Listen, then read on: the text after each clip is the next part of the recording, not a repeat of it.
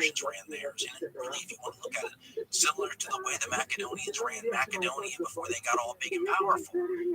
All these great successors, these generals, these marshals, these high administrators, these bodyguards of Alexander, would all be given territories. You know, think Al Capone, south side is his territory. Ptolemy gets Egypt. So all these people rule these areas, and they rule them kind of like kings. I keep calling them warlords because they fit the definition of the term. At the same time, one historian reminds us that these are, at this time period, people who are practically kings themselves, fabulously wealthy, immensely famous, lots of troops swear allegiance to them. I mean, these are kings in their own right. You start, if you're a king, after a while, wanting to be treated like a king and not really wanting to bow the knee to any boss of bosses. But this system has one. That's the deal. It is like a Persian system where all of the satraps are kings in their own territory, but there is someone called the king of kings, and that was the high commander. Well, that person's title in the system is regent, and they rule with the royal power in the name of the two kings who are not capable of ruling at the moment. Turkish prison? This person just happens to get this job because he was at Alexander's bedside as Alexander lay dying, and Alexander gives the signet ring to this guy. His name is Perdiccas, by the way, and he's one of the successors, and he's an impressive figure. And as we mentioned earlier in this dynamic, some of the impressive figures are the ones most of the other people agree we don't want them around. Now, this signet ring that Alexander gives to Perdiccas is not the equivalent of giving him the crown. It's not saying I leave the empire to you. It's more like, if we go back to our analogy of, Philip and Sons Asian Conquest Expedition LLC or whatever the family business, it's like giving him the keys to the office so he can open up in the morning for everyone else. So Perdiccas will basically use that, though, against the other successors and say, hey, he didn't give you the office keys, did he? So Perdiccas becomes the first regent, and then he starts acting, if you're looking at this from the point of view of his successor opponents, he starts acting like a king or wanting to look like a king or starting to want to act like he would be the next Alexander, and so, they had to take it down. Olympias plays a role in this, which is why some historians have always blamed her for being at the root cause of this entire world war. We don't get very many women in geopolitical history in the ancient world, and then they finally write about her and they accuse her of starting a multi-generational world war. Come on, and probably for reasons of jealousy and revenge and spite. Typical female qualities. Even good historians use words like scheming and meddling and things like that. Was she really meddling? Or were there geopolitical concerns going on here that explain it in a better way than meddling? Do we accuse Alexander of meddling in other kingdoms' affairs? Being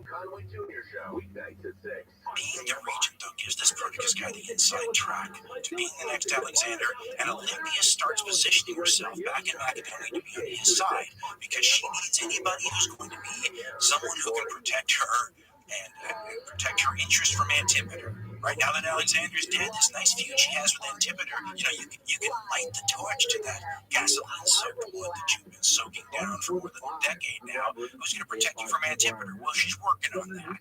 She actually, schemes or meddles in affairs in Greece right after Alexander dies to stir up trouble just to keep Antipater busy. Which is, of course, just going to make him more angry, right? And then Perdiccas, this first guy who gets the regency, he becomes the first crab dynamic victim in the bucket. One of the crazy things about the War of the Successors, and it will be hard to find anything quite like it, is that it combines this element of geopolitical, cutthroat, Machiavellian type world affairs at the highest level, in that geopolitical world, right? That Mediterranean, Western Asia, the Northern Africa world, with very close personal relationship dynamics. That's why the soap opera thing works so well. Americans love to point out and talk about the element of the American Civil War that's fascinating about how the generals on both sides knew each other and often served together in wars and had close relationships. It's a dynamic element that adds a humanness and a relationship between enemies that you normally don't have when the enemies are foreign. Right? I know those guys. Well, you get this to a degree you'll never see anywhere else in this upcoming series of wars, because all of the leaders of these countries know each other intimately. Families were probably close, may have been toddlers together, may have been in the Aristotle school together, certainly served together, many in the greatest event that they can find anywhere in their history books till they go back to mythical times with gods, right? They conquered the East together as comrades, they saved each other's lives, and now they're ordering hits on each other. What's more, these officer corps in all these versions of the Wehrmacht, the Macedonian army that's now spread out from Albania to Afghanistan, from Egypt to India, all these upper officer corps know each other, which causes huge issues. You'll get people making statements and saying things like, well, I'm not going to fight against traitors, I won't fight against him. Or troops that end up liking the general that they're about to fight against, that they know personally, who's very popular, more than the person they're fighting for, and switching sides. What this really is it's a world war that's going to encompass the entire former empire of Alexander, but that is really at its core a Macedonian civil war. And all these millions of people in these territories, most of whom have already suffered by being conquered by the Macedonians, are going to get swept up into it. The reason Olympia sometimes gets accused of starting the war is that this Perdiccas guy, the regent, the guy who was the inside track to succeeding Alexander, is already kind of riding high and scaring everybody. He's scaring everybody to the point where he has to make a marriage arrangement with his competitors to try to make them feel better. So he's going to marry Antipater's daughter, right? Olympias' enemy, Antipater. That's not good for Olympias, by the way. He's going to marry Antipater's daughter, and that will help, patch over their differences. So he's betrothed to this woman whose name is Nicaea. And Olympia sends Cleopatra, the bachelorette, to go in and block her and offer marriage to her instead. Margaret, I can't get a damn thing. That's because you fat. Waterfield describes the scheme. Punches fucking some Asian families don't. That's because they're just fucking. Olympias was still nervous about Antipater. Once he had finished settling affairs in southern Greece, he was bound to punish her for her support of the Greek rebellion. She came up with a bold ploy. Knowing that Nicaea, this is Antipater's daughter, was betrothed to Perdiccas and was even now on her way to Pisidia for the wedding, she simultaneously sent Cleopatra to Sardis, which is nearby, and wrote to Eumenes suggesting that Perdiccas might like to marry her daughter instead. She needed Perdiccas to be Antipater's enemy, not his son-in-law. She needed Antipater to be distracted by war in Asia and unable to turn his attention to Epirus, her homeland. The plan worked perfectly, he writes. He continues, Olympias' overall intention now and in the following years was to see her grandson, Alexander IV, gain the Macedonian throne, even though the chances of his attaining his majority must have appeared very bleak. Offering Cleopatra, Alexander's sister, to Perdiccas was a major plank in the scheme. She wanted to see Perdiccas arrive in Macedon, married to Alexander's sister, welcomed by Alexander's mother, with two kings and Alexander's corpse in his train, and at the head of the army with which Alexander had conquered the East. Under such circumstances, Antipater would have had no future. Barring unforeseeable accidents, Perdiccas would have been the sole ruler of the empire until Alexander IV came of age, with Olympias by his side. End quote. Apparently, Perdiccas is tempted by this whole thing, but he goes ahead with the wedding, marries Antipater's when are you going to learn? then starts sending messages to Cleopatra. Phone. I should have listened to my old man. You won't be forever. Didn't turn out for you. Not a present for your friends to open. Those that go to the same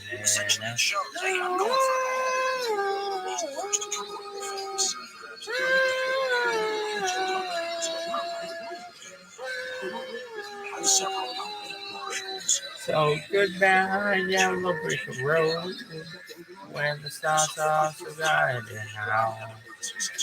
Some territories in Egypt. Ptolemy was one of my favorite ones. He was the body of small closet boys who from Aristotle.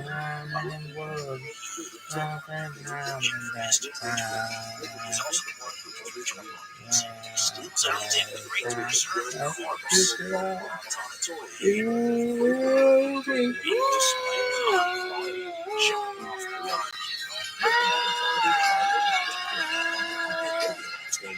his name was steals it, brings it back to Egypt, become a tourist. What are you going to do now? Just down the plane.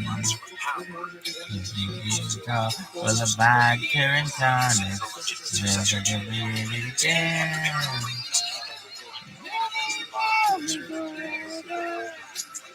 Let me be found.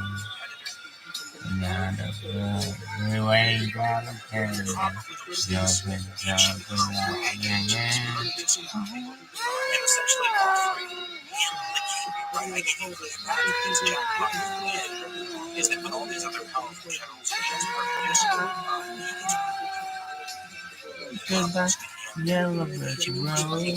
Apparently, officers come into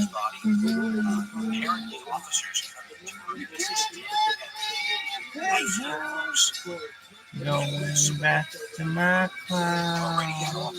Nothing would happen.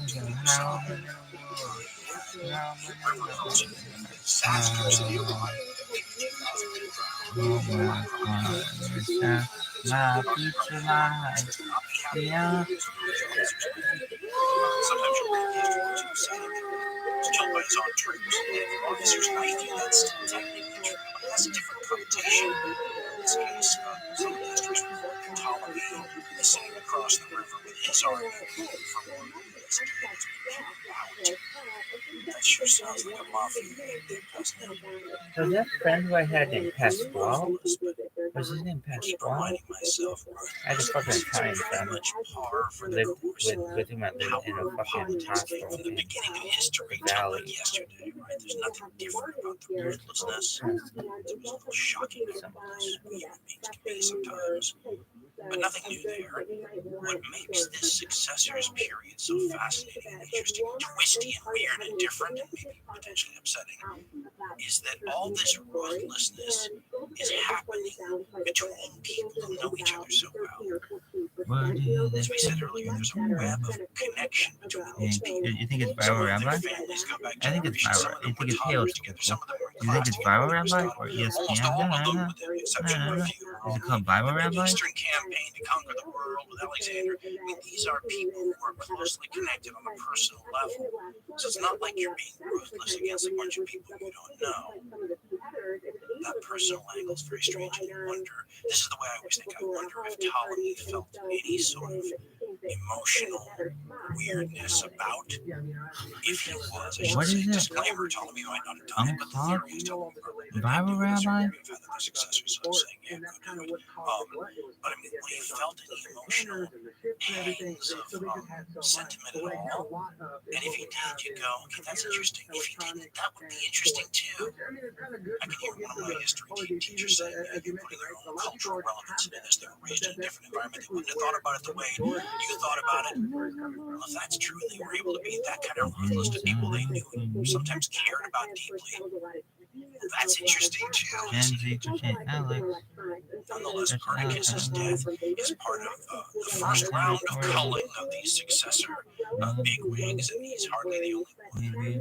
There will be a number of major figures taken out in this conflict. So in 320 BCE, they have to have a conference where they all get together again because they got vacancies in some of the key jobs, right? Because the people are dead now. So they have this conference in 320 in Syria, where they're going to reapportion the jobs, fill these positions, confirm other people in their positions, whatever. Now, it's at this point that we see another entrance onto the history books, and you get the sense that she way on that. This is not something the historians were dying to find out. It's unavoidable, and it may explain things. But the Eurydice is here. She's apparently at this conference. She comes with her husband, and they're going to be deciding, the power situation. Apparently, she's either going to be there or they're the, figment of legitimacy that everyone's hiding behind. But she goes out. Yeah, what is this? She's 17 now. She is certain. I don't know why they don't matter more often. The throne demands more rights over the regions, that kind of thing. Once again, then something happens with her. We talk about powerful women. And remember, things like this long ago, you have to read between the lines. So you're going to get separated data points, and you have to say to yourself, if she could do this, what might we deduce about her, right? She apparently does something that's unclear again. What did you know about? Promotes all kinds Only of addiction? and reactions. A lot of money. So if you're gonna have an addiction, have it be sports gear. Because the only one. If you're gonna have an addiction, there is apparently some sort of cash flow. Right? Yep. Or some money. They're angry about it. We've already pointed out occasions where the Macedonian infantry, the rank and file, can get kind of fiery. It's not just the ladies in this story from the region that can get that way. The Macedonian infantry can get a little fiery, and she's playing that up. She's inciting them. One historian I read said it got to the point where the troops were almost ready to start lynching their officers or the marshals or whatnot. There were two temporary people who took Perdiccas' job just until they decided something at the conference, and both of them were unable to handle it. If you believe the sources, sort of threw up their hands and didn't know what to do. So when I say connect the data points and you realize what's going on in between, who the hell can't handle a 17? I mean, you say to yourself, how is she already such an issue? Enter onto the scene Antipater, Olympias' old enemy, the head of the Vendetta clan, the whole thing, right? He shows up. Once again, we imagine in his late 70s here, probably. And he sort of quells the situation. It's not easy. The historian said it was a plan of firmness and conciliation that helped get the troops in line again. And Antipater sort of puts a muzzle or a straitjacket on it. Are you ready to keep for the moment? Throws her off a Twitter or whatever it is, or a page, whatever it is. But it doesn't sound like it was easy. And the fact that he's got to do this, once again, shows you that she is a very interesting character, right? I sort of get the feeling like, he'd love to have her killed in a different world. It would just solve everything, but his hands are tied, right? She's got the clue right now. She apparently knows that she's going to use it. Is it done? Antipater is going to be given the top job, basically, at this conference. He's going to be the guy that succeeds Perdiccas, which is exactly the opposite of what Olympias was hoping for. Right? So much of the machinations that she's been involved with since her son's death have been designed to prevent this guy from becoming powerful, and here he is, basically now at the top of his game. In his late 70s, approaching his early 80s. He will come back to Macedonia in 320 BC, 319 BC, bringing both kings with him, Philip as the mascot king, and Alexander's probably, would you say, toddler now, Alexander IV, with his mother, Alexander's Persian Bactrian wife. Essentially, Antipater also now will hold this office of regent. He basically has all of the trappings of legitimacy that you could possibly have to be the one who gives orders in Alexander's stead, except for Alexander's body. Ptolemy's, of course, covered that at home, talking to him. With Antipater coming back to Macedonia, this sort of power authority, it's hard not to see this as well as his life. And maybe she's in great physical danger here too. Remember, not only did she already have a lot of water under the bridge, probably in the relationship with this guy, but she can plausibly be accused of setting in motion the wave of destruction, wars, and everything that's been going on since Alexander died. So, I mean, he's got a lot of reasons to want to see her gone. It's a time when a person will devote their entire life to a particular deity. I expect divine intervention. And perhaps if you look at things from a magical point of view, it's possible that that's exactly what she gets here. In 319 BC, a relatively short time after he arrives back in Macedonia after being given the trappings of Perdiccas' position and legitimacy, Antipater dies. Obviously, there's no talk of conspiracy. No worries about poison, whatnot here. When you're 78, 79, 80, 81 years old, whatever he was, people aren't surprised.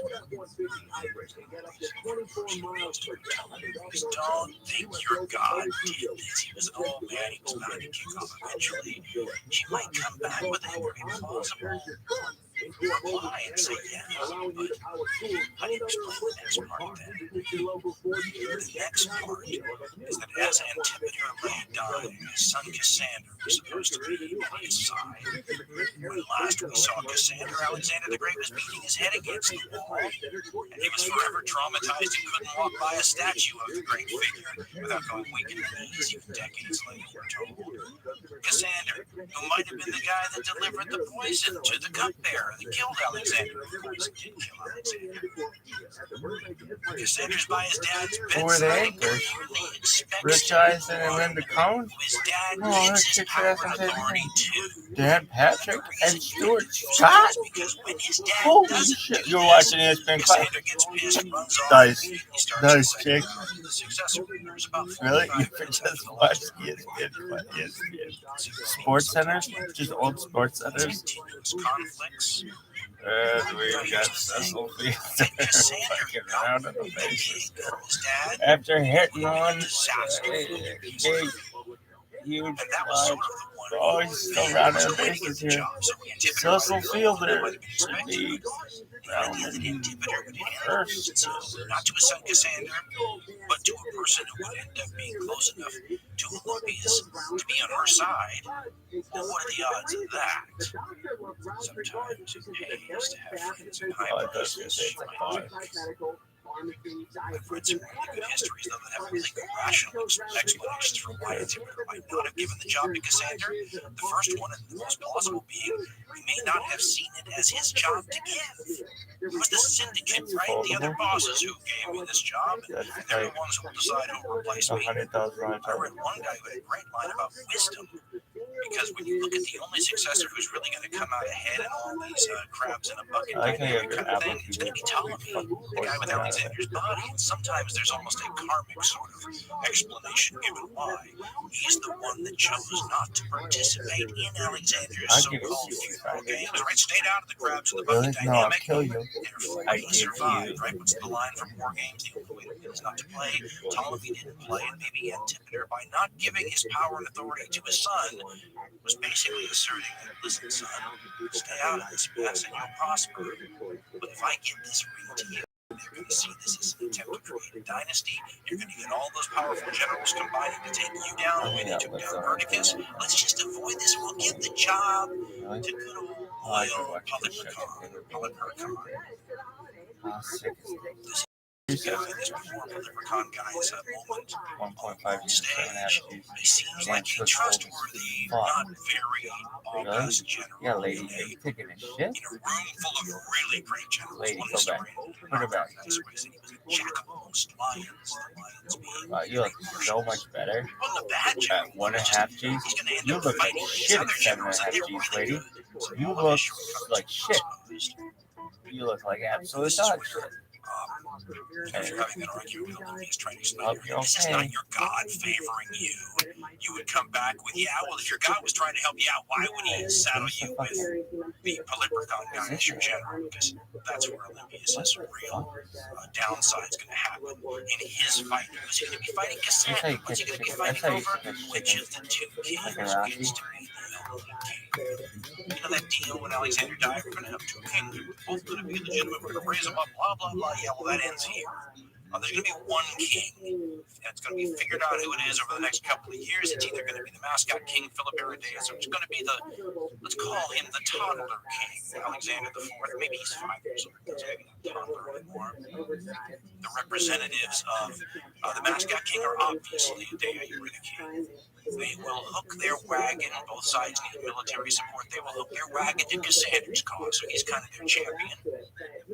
We don't know yet whether Dea Eurydice figures that Cassandra is her puppet, or whether Cassandra figures she's his. On the other side, you have the little kid Alexander IV. You have his mother, Alexander's Persian Bactrian wife. You have Olympias. And you have this leprechaun guy.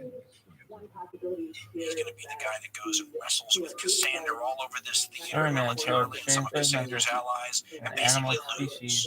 That's what happens. They lose everywhere else, but there's going to be a battle that actually physically involves both of our female champions here on opposite sides. I can tell you with only a little bit of shame the entire reason I've told you this entire story, the entire reason I would justify the 57-part series on the cable network that I'd like to do is for this battle and this scene. And unfortunately, the ancient sources tell you it happened, give you like a sentence or two, but they leave out all of the juicy drama and color that could be in there. So I'll try to fill it in what little we know is already fascinating. There's an ancient historian, Durus, he called this battle the first war between women. Certainly he is mistaken. In all of human history, there's just too much out there. You can say reasonably, with the odds That's how it was in fucking Santa Barbara. It's a safe bet. But in 317 BCE, at one point, again, there's a lot we don't know, dating may be suspect, but a day he might have come back to Macedonia and attempted to sort of just dismiss the guy that Antipater left everything to. Sorry, Leprechaun, we don't need you anymore. Your services are no longer required. We're giving it to Cassander, and Philip Aridaeus is going to be the new king, or whatever she said. And so pissed off Olympias that Olympias gets an army together. Most of them, the local levies from her homeland, and she may have been ruling her homeland directly at this point, by the way. She'll get her levies together. She has some Macedonian troops. Both sides, I should point out, have Macedonian staffs of command officers, so they're not operating. I don't want to promote A group of people deciding on strategy for that, but there will be an encounter at the pirate Macedonian border between these two women at the heads of their armies, basically. Sort of, let's call them the faces of both sides. On one side is a Dea Eurydice with an army with quite a few Macedonians on paper. This should be the victorious force because they have the deciding factor, right? These, what do we call them? Ancient Wehrmacht units. Really? Yeah. These people who conquered Really? the And world, it's or stuck at in least it. the Yeah. military system that produced Really? them, Yeah. led by officers, lots of veterans. It's a fearsome force. This little metal Dea thing. Eurydice is Yeah. dressed like one of them.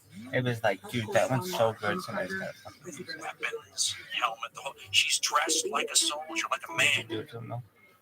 Her Illyrian heritage is always He would remarked say that, upon her honestly, mother. he would say I bullied him a lot, but it was like, dude, when I got there, you were already a loser. Everybody already bullied you. I just jumped on. But wait, I never, we, I never, but me and us was what we called some Indian, and I beat you.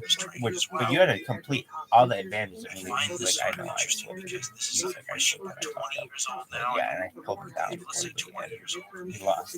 So I was wondering all that. And then what? Say to the men, Is that the end of your story? every bit as able to No. compete in But I mean, their like, I didn't area shoot of him. power as they are, No, right? who did? Same attitude we have today, right? No job should be unavailable. I'm just as good as you are. I can do just as good of a job as you can, right? I think I did. Olympias is on the other side. And she's I going just to have that take thing. totally sort of a Just different in step. case, it's like my I'll fucking interpret weapon. it Like, this way. I hope you give me a grain of salt here. But I'll explain my thinking. She doesn't come out dressed as a warrior. She don't fuck She's around. not going I like to her style. compete and try to be an equal to the It's men very in their methodical. area of power. She has Oh my her God, own area of power. She already has an advantage. Damn, In but I fact, love this part of it. she's Very got well. power that nobody can touch Really? out there. Yeah. And I love it because Damn, it's girl. something where That was I can wonderful. talk about these people being magic, this or that, beat her? all I want, and make it sound Do you think you like could beat that's that? silly. But Olympias is going to do something with this battle that is magical. That is not silly. fact, the consequences of it are fearsome. If it's just like a Crunchwrap Supreme kind of deal, And if you don't think it's magic, really, or you don't think that that's a well, word you gotta that meets the swallow. definition of what we're about to see here, maybe you have another. But here's my thinking. When these two armies meet, there's going to be Yeah, she takes quite two a bit of arms time where they apart. face off against each other. This is pretty common in a field battle, a set-piece battle from these eras. Now, they're not all set-piece battles. You have encounter battles, you have battles that happen between cavalry forces, but when you have these kind of battles between sides that have troops that stand shoulder to shoulder in ranks, it often takes a long time to set up. I'm fucking hungry. Think about a parade, Stuff's right? watching. Tens of thousands or more people trying to get into the right positions, and then maybe last but you gotta want these guys to move up 100 yards down that way. Move the guys. I mean, there's finagling rules sometimes. Light troops and skirmishers all around, sort of conducting activities and securing views and whatnot. But generally, these two lines of people will have sometimes hours to stare at each other across a sort of no man's land. Farther than the distance an arrow can be shot, that's sort of the point, right? Just on range. But you can watch each other. This is something modern soldiery really doesn't ever get to do. In fact, in combat, you're lucky to ever see an enemy sometimes in modern. Any 20th century and afterwards in combat, because the ranges are so far. Here, you get to watch and have a look at and monitor your enemy for quite a long time. It's why you see so many displays intended to intimidate the other side, because you have time to do that. Commander is often dressed quite conspicuously. It's a trade-off. You become a target for the enemy when they can easily identify you, but you want your own troops to be able to easily identify you, because one of the worst things that can happen is for a rumor to spread that you're dead or something, and then everything collapses and nobody's sorry. Just happened to William the Conqueror at the Battle of Hastings in 1066, famously. So oftentimes, both sides, even from across the no man's land, can pick out and identify figures on the other side. And this is key, because the reason that Eurydice is so conspicuously dressed is so that they will know who they're up against, right? This is the queen. I have Philip Irenaeus with me, the king, Philip's son, right? We're the legitimate side. On the other side is Olympias, dressed like a follower of Dionysus, maybe like a priestess of Dionysus, and she plays that side up. She's not wearing armor.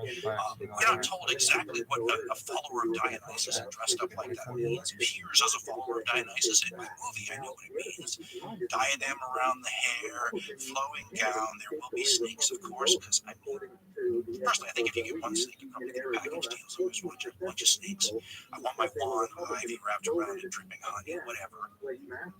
But she is showing up to these people as a channel. She's a necromancer of sorts, right? She conjures the dead. And she hasn't had an occasion where she's had to do that. She's like one of those, fast draw gun quests where, because of their reputation, you know how fast they are. They've killed all these men or whatever. You know who they are. You don't ask. You don't give them any trouble. You just let their reputation get the way. But every now and then, some young kid comes into town and demands that this guy show him that he's really as fast as everyone says. This is the time where Grace has to conjure ghosts because she needs them now. And she needs them in physical sense in this battle. If you don't believe in magic, what do you think this is? Before the battle starts, or just as the battle starts, and the two sides are about to face off, a day of Eurydice's Macedonian Remember when you thought this was there? This is what lay they down their weapons. There you go. Like, and everybody's wearing that. Send officers out to say, will not fight. Oh my god, this is crazy. And the son of What if it was like a deer?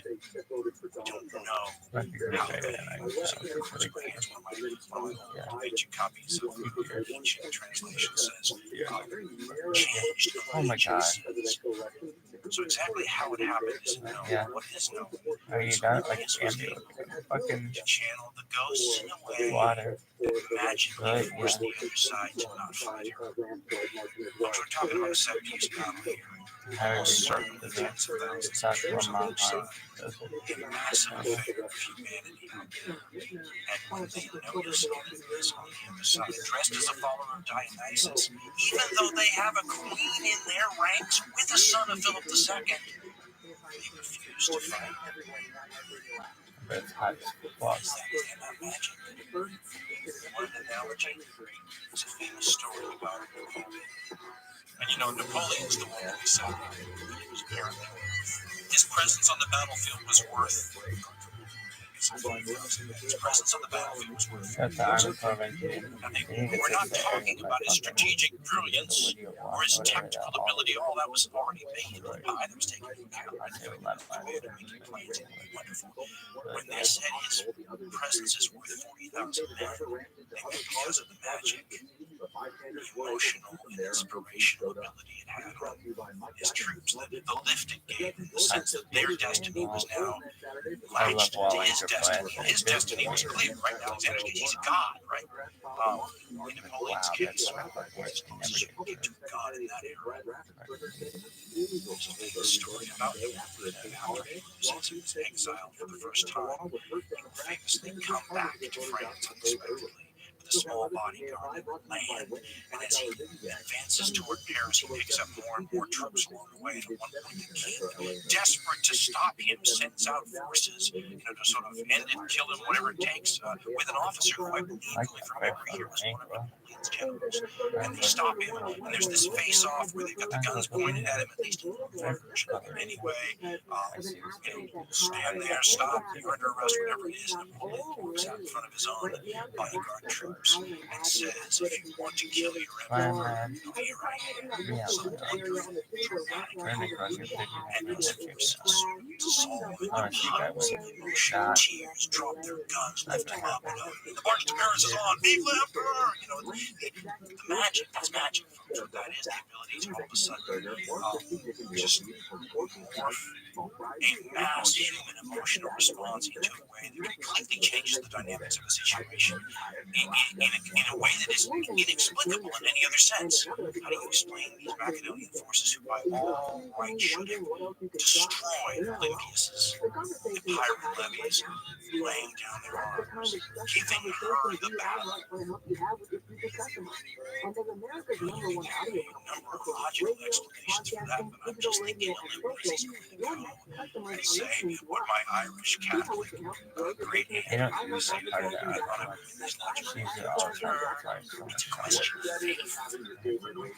Dionysus saves her ass again. Of course, into her hands, her enemies. Philiparides is captured almost immediately. They fall into Olympias' hands, which, as you already probably know, is the worst place they could be. In fairness to her, if she had been on the other foot, she probably would have been doomed as well. She was not on the other foot because of that Philiparides. You are doomed. She mistreats them for a couple of days. For a certain period of time, the ancient sources say, before sending different sources on this. Thracians, they're always, poor Thracians are always implicated as like the executioners ones who you get into dirty work, especially if it involves killing a king that you might not think a Macedonian would handle too well. You might think they might balk at it, so instead you send the Thracians in there. Maybe supposedly sends Thracians in the stab. Philiparides, the mascot king to death. Death by plane. These kind of kings were supposed to die. And then famously sending 3 items to a day. Pedro Siculus says it was a noose, a sword, and some hemlock. Hemlock's basically, this may have been what she did years ago to one of Philip's wives too. It's basically saying, choose the way you want to do this, but you know what you have to do. And instead, that she, after denouncing Olympias, and supposedly Olympias was going to be nation to her, although but she kept saying, the kingdom's supposed to be mine, not yours, and so she got mad at her. But instead of giving Olympias the satisfaction of killing her with one of the things Olympias gave her, she lands herself.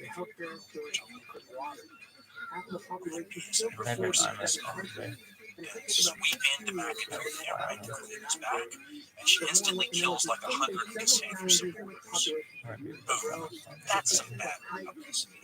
Points out that will kind of get her in trouble with the backlash. It's going to come back to haunt her pretty much right away. That's not all that Aurelius did, by the way. She also gets her hands on one of Cassandra's brothers and kills him. Damn. She may have. She's accused certainly of going to another of Cassandra's brothers, the guy who was Alexander's cupbearer, and desecrating his grave and maybe scattering the bones out in the open, which would have been really sacrilegious for real religious ones to command that because of sensibilities. She did it. It's kind of a public statement, though, about what she thinks of that family. The vendetta continues, right? Bones were rest in peace. This was very interesting. She pointed out that this is exactly the sort of activity that you would think was designed to bring Cassandra back to Macedonia, right? Drop everything in Greece and come back and deal with this right before she gets more scores. But then she points out that when he does just that, Watch how the fucking card is the guy who looks a little like a puppet Joe at this point, a leprechaun. Neither one of them seems ready for it. Cassandra conducted all these campaigns relative does so here. There's a point where the forces of Olympias try to block him. Like leprechauns out there with troops, and they all try to block him, and he blocks both of them, and he goes right for Olympias' forces, almost as if he knows Napoleon is worth 40,000 men of Croatia, and realizes to heck with these little forces of troops I can do get Olympia else. She is the dangerous one. We said in the story, the most impressive, most dangerous people eliminated from this 45-year conflict. First, Olympias is seen by Cassandra for what she is. She's the only woman who can think of that's in a position where she's running Macedonia. She's got to go. Drive her forces into attack on the coast. She's not ready for any kind of siege. Sources differ. Some saying she has almost no troops with her. Others saying she's got a substantial force. So who the heck knows? The chronology is disputed here amongst the experts. Some who think everything kind of collapses very quickly. Others who think there's like a year and a half long prolonged siege where people are starving. Okay, to me that kind of starvation. Chronology is messed up. All this goes down the garage talking about now. But between 317 and 315, how about we can say that Olympias is all up kind of under siege in the city. She has to surrender. She either gets caught while trying to escape by sea and has to surrender, or she has to take when she turns over the city. Surrender. Either one of those cases, the deal seems to be the same. Her life is supposed to be spared. The same was supposed to spare her life, and some other probably as well as too. Sweat all over it. You simply can't trust him. And here's the thing, before you judge him too harshly, you have to go, sure, Cigarettes. Oh, he hasn't done this. She very well might have. So all these people who have worthless, Olympia's gets carried her worthlessness because it's a hatred of female lens where she's just a pretty set. She got this sometimes. Might be a little bit different. This case, the magic is protected. Is married. Now, though, because Cassandra's got to figure out who killed her. Can't really do it back the way she killed Philip Herodias. Most people she had them in custody. She's that. So he does something that's another typical Macedonian thing, tries to make it so public, so that everybody's in on this decision of the Macedonian army. Under very interesting to these sorts of perhaps tactics too. Put a death sentence on her. He has people testify about what she did during these purges and all these kinds of things. And then there's a bunch of stories. I'm sorry, I don't know one from another in terms of what's better. Talking about what happened after this and condemns Olympias to death. There's McCartney going over a bunch of the ancient writers' versions of this as well. At this point, the accounts diverge. They differ about the context of her death its perpetrators, and its members. Pausanias simply says that Cassander turned Olympias over to those Macedonians who were irritated with her, so that she could be stoned to death. Justin, complaining that the Macedonians had forgotten the wealth, power, and security that her husband and son had brought them, reports that when Olympia saw armed men approaching her, she went out to meet them, dressed in royal attire and supported by 2 maids. This action surprised her would-be assassins and reminded them of her former majesty and the names of all the kings she called to mind, and they did not kill her. Instead, Cassander had to send other men to stab her. Rather than trying to avoid the sword and its wounds, or crying out, like a woman, Justin claims that Olympias faced death in the manner of brave men, in keeping with the glory of her ancient lineage, so that, quote, you could see Alexander even in his dying mother, end quote. This is how he continues, quote. By going out to meet her killers, Justin's Olympias defined her death and rendered it as a kind of forced suicide, since she, in effect, chose it and chose to make it a public Oh my death. god, that thing is amazing. He's throwing down some really popular. This is a wonderful she says maybe closer to the mark, and it's interesting.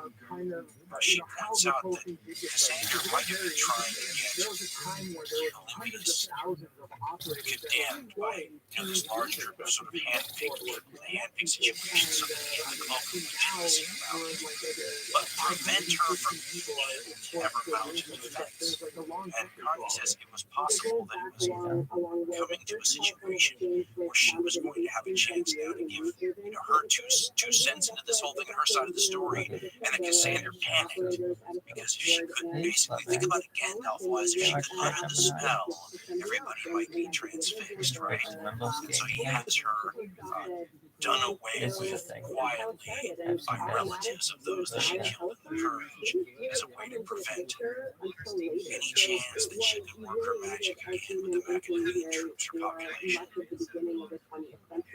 Conway then points out that if it seems a little storytelling, like if it seems like it's already been written by this storyteller and it's just it's too good to be true, you'll send the script back to the screen. He points out there may have been a reason for this. Yeah, In the same way that Christianity in Europe in the Middle Ages provides a framework giving people an idea of how to act, these Homeric stories and legends and traditions gave these people an idea of how to act. So it seems like it's right out of the Iliad, that maybe because that's how they saw the circumstances in terms of how you should act.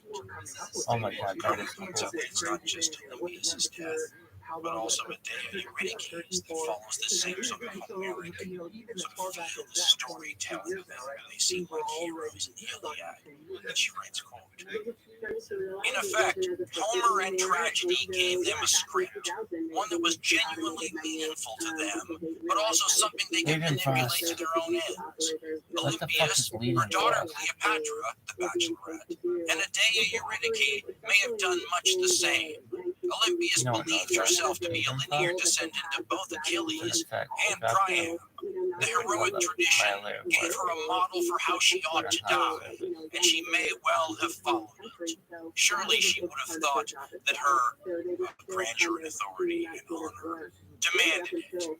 The irony is that Olympias did not die the private, appropriately gendered death that she had granted her female enemies. Men killed her with swords, perhaps even in public.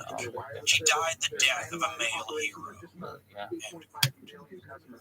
When Olympias is taken out, her grandson Alexander IV loses his greatest and most powerful defender, Yoshi. and officially falls under the protection of Cassander. So you can see how that's going to go. He's just licking his lips, trying to decide how long he has to wait before he can get away with, maybe just being king himself. Oh yeah, the next one, As a kid, I never your dick sucked. get bashed my head against the wall. He laughs the loudest. Cassander will be responsible for killing Alexander the Great's son. Now Alexander the Great's wife, Alexander the Great's mother. And of course, if you want to get that one branch of the conspiracy theory, may have been involved in killing Alexander the Great himself. The only close relative of Alexander the Great he didn't seem to want to kill all the time was Alexander the Great's sister Cleopatra, the Bachelorette. He may have gone after her hand in marriage at one point because she's so damn eligible, right? So much legitimacy. She's just, wouldn't she be a prize? Can you imagine that marriage? Talk about the bad blood at that wedding. Those two sides, those two families end up in the same place at the same time, and then have one of their Fucking bugs, kamikaze butterfly. no trouble at all. If I see a fucking thing, this kind of hair. She's almost too dangerous to kill, but she's also too dangerous to leave out there. She defined herself for at least the last decade of her life under sort of, on account of honorable house arrest. The successor general just locks her up like Rapunzel. You can't let her out. She's like a typhoon. Matrimony, she can get out, marry some successor. All of a sudden, destabilize the entire strategic world, and hundreds of thousands of people pay the price for that, right? It's history. Trying to do just that at some point at the end of her life, right? Get out and marry somebody. Your worst fears confirmed. Problem. I like a haircut. Probably quietly assassinated around 3 I like your hair. Thank you. The price for doing something It's like that had diminished somewhat. I like your hair. The potential value of all of Alexander the Great's close relatives was so high, none of them would be allowed to live.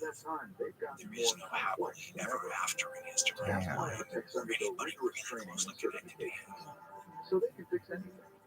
We should be able to do Plus, that just now. to be silly for a minute, I don't doubt that there was enough residual magic left that if Cassandra and these other successors missed one, that if some provable direct descendant of Alexander the Great's family were to show up today, I think they could win the top job in Greek or modern Federation of Macedonia politics. I want to have to wait. If I have to wait for it.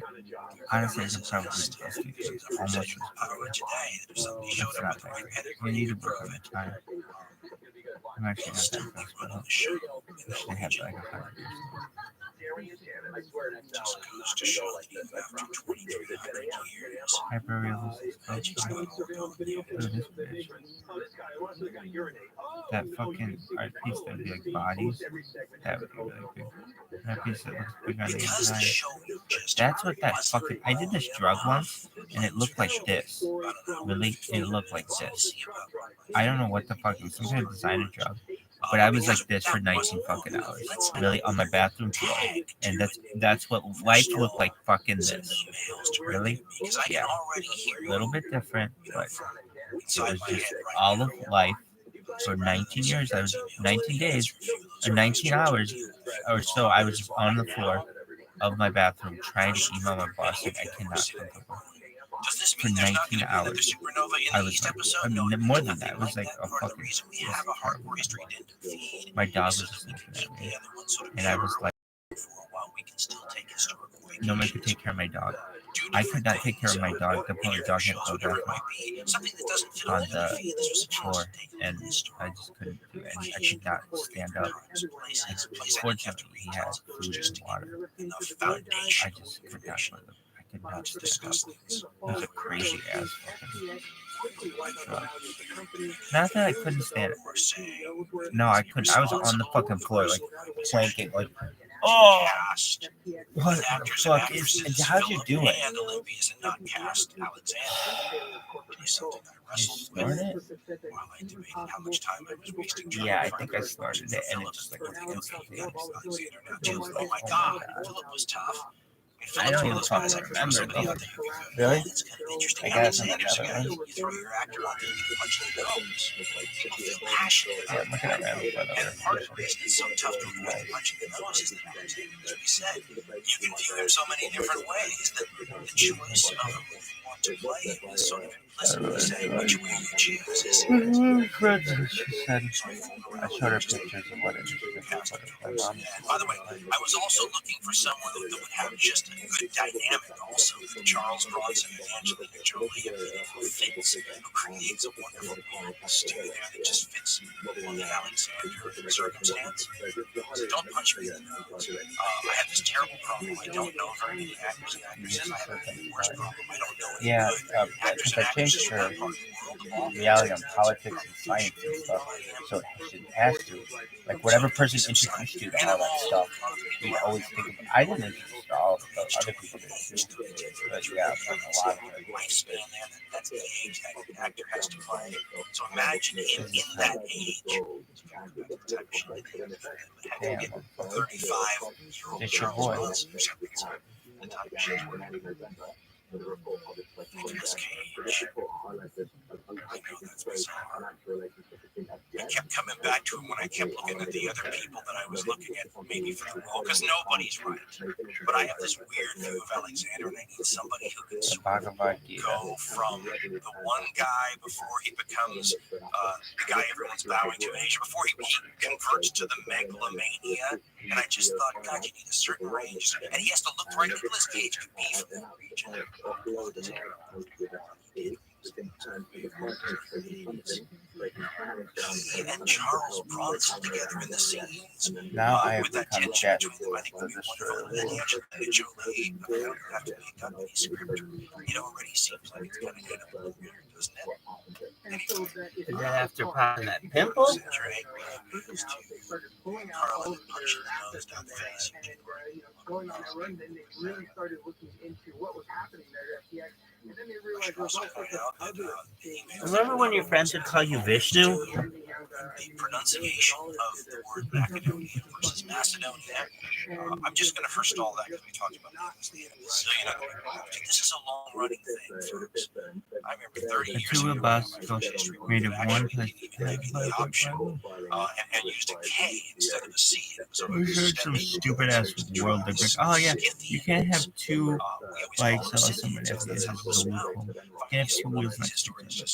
That put a K there because that's the way. I mean, they wouldn't know what the word city like it? meant. I mean, even increase today. I mean, it's not. That's not how they pronounce it. It's part of a change in the Latin Like that thing language that that makes was things done hard, right? in the late 19th century mostly. This is not some conspiracy. It's not hidden. But it created a divide between people that learned it one way and don't want to change it. That's fine. And people who want to get back to a pronunciation more like the original, or more like it is in most of the world today. Let's be honest. Most people say Macedonia. I mean, most people don't say Macedonia. And most people didn't say Macedonia back then either. Nobody did. Of course, the problem is that we're all hypocrites on this because while I want to be, as close to the faith as possible, you're not going to see me substituting for Julius Caesar. Julius Caesar. Although, when you think about it, that is a pretty badass name for some space alien. That's oh no, Julius Caesar is coming. I'm not going to say Cicero instead of Cicero, but Macedonia seems. Fuck y'all, good job, neighbor. So it's a judgment call. Fuck your job, neighbor. I'm gonna wear a job. Yay! And they're like, no, you gotta take it off. Like, oh, fuck. Was listening to the playback and I did not think that I did a good enough job. No, yeah. Somebody's gotta give me a fucking new job. I'll take it off. Yeah. We said which author it often was and which historian. We didn't tell you which books were specific. Yeah, bitch. We were pretty good about the Elizabeth Carney book. Oh, let's take a bill on it. Talks about Olympia's tangent references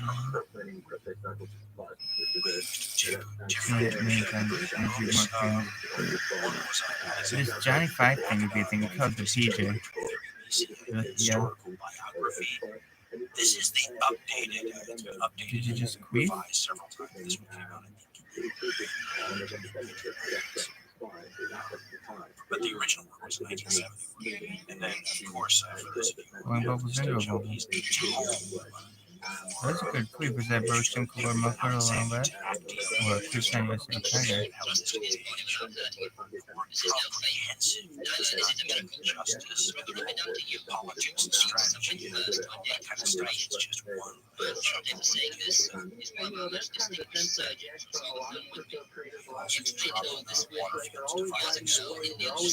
Impale himself with sword. A great book. I mean, he does as good of a job as I think he can do. Simplifies the stuff, bringing out a bunch of interesting aspects as he can dive in and show the relationships that can make things that really makes interesting things. Oh, okay. Oh, okay. Huh? I just couldn't. Well, I was sample for an actual business. Not very fucking. And perhaps the You right did it one. on your shoe, And they sometimes I read burn? this stuff and I go, wow, that's Not very fucking. Finally, we used Richard A. Gabriel's book, Philip II of Macedonia, Great Yeah. and Alexander, for some of the stuff as well. That's not the word for it. We always put this stuff in the show notes, which are Well website, said. We link these books directly to a place, like nature, online books. Buy them right away, one book, whatever it is. I encourage you to do so. We like also let these people use themselves. Let's get you a If you're bed. thinking about buying them, we'll go to the website, check them out, and You did a whole bed? just the Christmas yourself. Next year's Christmas. Why not? I could do that. Does he have a TV this Wrath year? of the Khans, Punic Nightmares, Apache Tears, and of course, Ghosts of the Jesus Ostfront. Christ. that's Just a great. few of the classic hardcore history I have a titles brother. available from We call him dancarlin.com. Every true fan has heard these favorites. Hey, they make great gifts too. That's a Bruno Clanahan. Today's show is sponsored by the multi-Academy Award-winning First World War That's a themed Bruno film Clanahan. 1917, which is available to own starting March 10th on digital streaming and on March 24th on 4K Ultra HD and Blu-ray. More on what's available then at the end of our upcoming interview with Frank Kaplan. Yeah, this would be pretty easy if you can just fucking. I'm sure it's not. It's hardcore history. Fuck, I have to jump down. You may not be interested in war. War is interested in you. Dude, you're gonna have to land. Call him founding father of modern Soviet communism, maybe Leon Trotsky. Guy Stalin had an assassin Yeah, who just had living. around the Fucking world. Grand Theft To Auto. assassinate with an axe pick, so dangerous was he? It's a great line, though, isn't it? You may not be interested in war is interested in you. It says a lot, doesn't it? It says basically that it doesn't matter. Think about happy things or focus on other pursuits, things maybe that you have more control over. After all, what do I have to do with a giant war to be start with government somewhere? I'll just go about my life and do my own thing and let those people worry about their own things, instead of their own things will turn into your own What's your landing, John? at some point, right? I thought about that Thank you for watching. when I thought about what would happen Look if at we could Anodine. rationally These both good. divide our thinking Look at these things can based Anodine. on threat level and triage, and try to come up with an idea of how much time we should spend on this or that given issue, right? How much time, how much mental energy, in a realistic sense, should an educated individual in a modern society devote to thinking about That's what I call it. X? In this case, I'm going to talk about nuclear war, something that I think a rational person would have to admit, if you thought about it for 5 seconds, belongs somewhere up near the top of your triage list. It used to be Christmas, there. I think. People used to think a lot about this when they thought it could happen at any minute. Jesus. The funny part is, it could still kind of happen at any minute. You'd be surprised how quickly the tensions could ramp up, and we could be in a situation where everybody forgets about that virus that mutated that might be coming over here.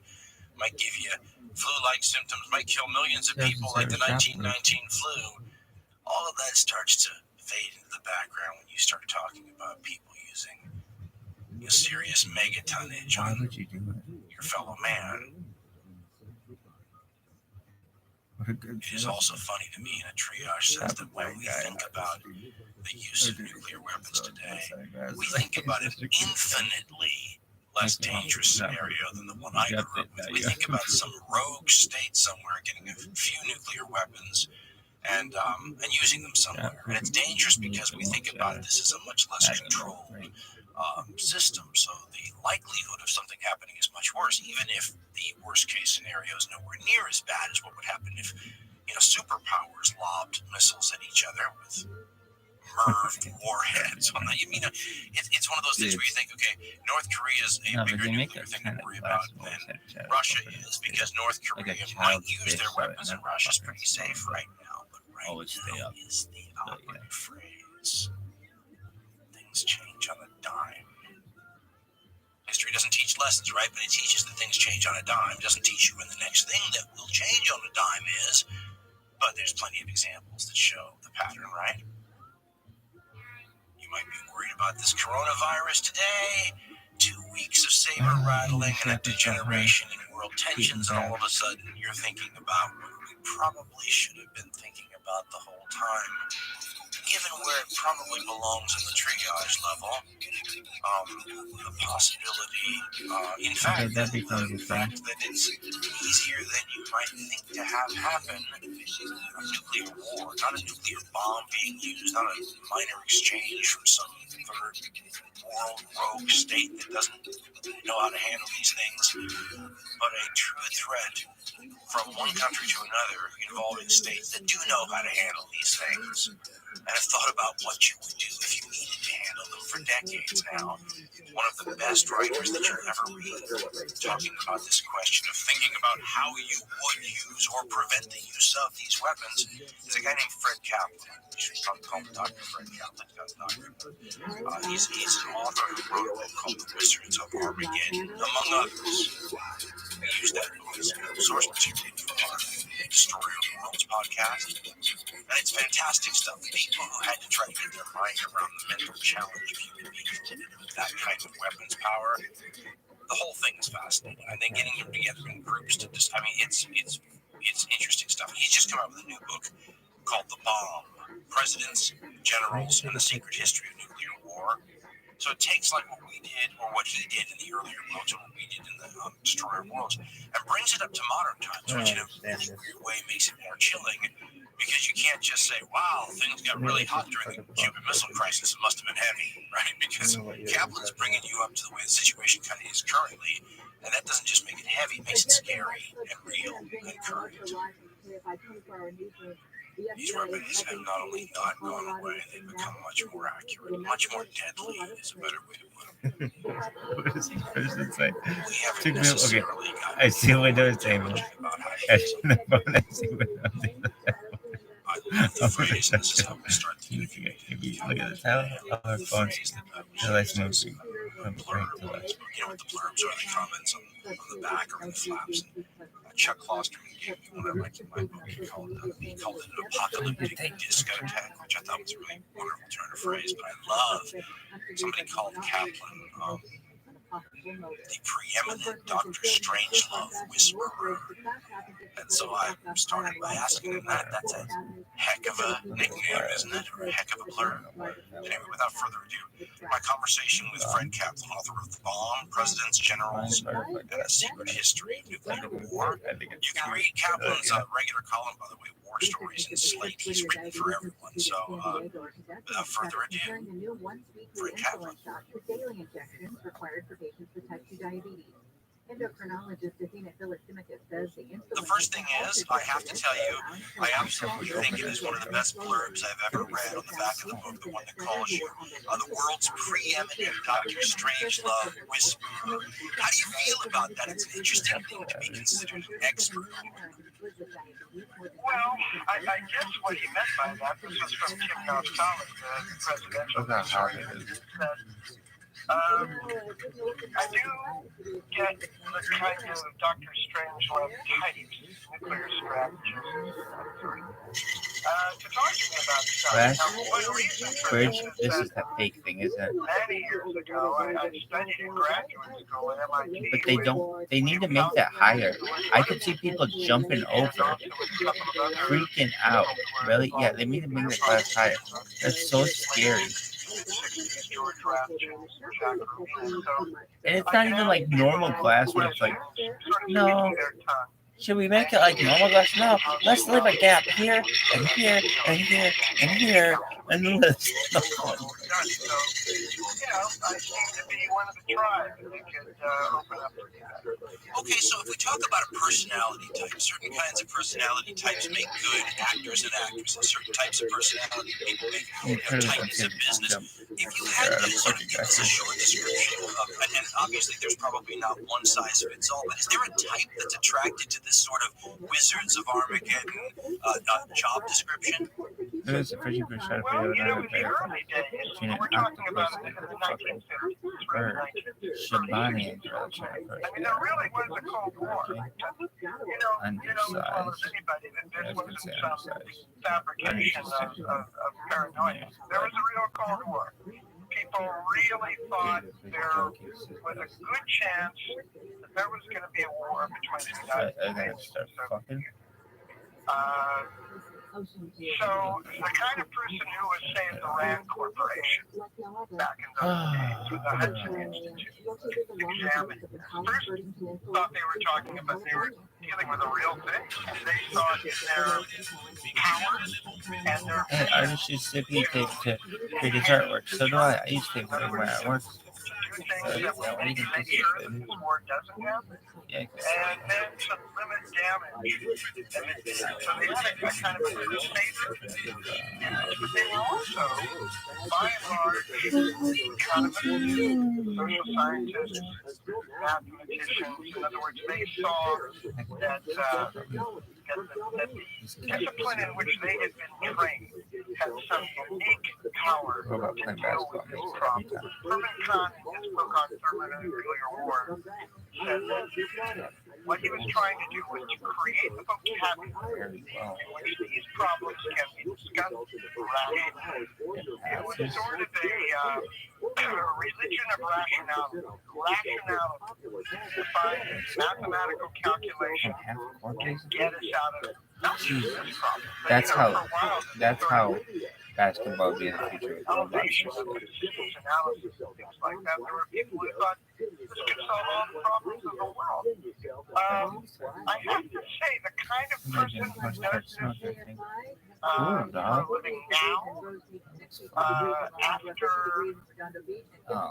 the kind of elevation, mystification of rationality has been, has crumbled in the face of all kinds of things, from Vietnam War to the breakdown of all kinds of social processes. I have a little list. I don't know if you could put it down to a type of what kind of person gets in a very deep way now. Less than a military officer. And it may be that there aren't people like them before. And as a result, maybe these problems aren't dealt with rationally, but maybe they could never be dealt with rationally. It's fascinating if you look at how much ink and time and effort went in the 1950s, 1960s, and the 1970s towards exactly what you're talking about, the almost Spock-like analysis of the game itself, and the various options and the rational, counter moves and all that sort of stuff. And to talk about, I was struck by what you said, that maybe there aren't those people today, and then all of a sudden it popped into my head that I don't hear those kinds of conversations today. Has this all been so internalized that we don't have to have, maybe that the first few decades when the discovery period and this stuff's all been absorbed, or is this something that went out of fashion when the seeming inevitability or at least extreme likelihood of a general nuclear exchange went away? Well, I think for a while it was internalized to the point where, I conclude my first book was The Wizards of Armageddon. Which was awesome, by the way. We used it as a source. It was fantastic. Oh, thanks. But I mean, it was about these people. That's mainly what it was about, and how they had influence on the public. And I ended the book by noting that this book came out in 1983, sort of second generation of these people. You know, the Cold War was still going. They had so absorbed the analytical framework of the founding fathers and Rand and so forth that they had come to think that it was real, that a reality, that these ideas had been hammered home so often in books and treatises. It was almost like the stone of dogma. Whereas, you know, I talked to the first generation people.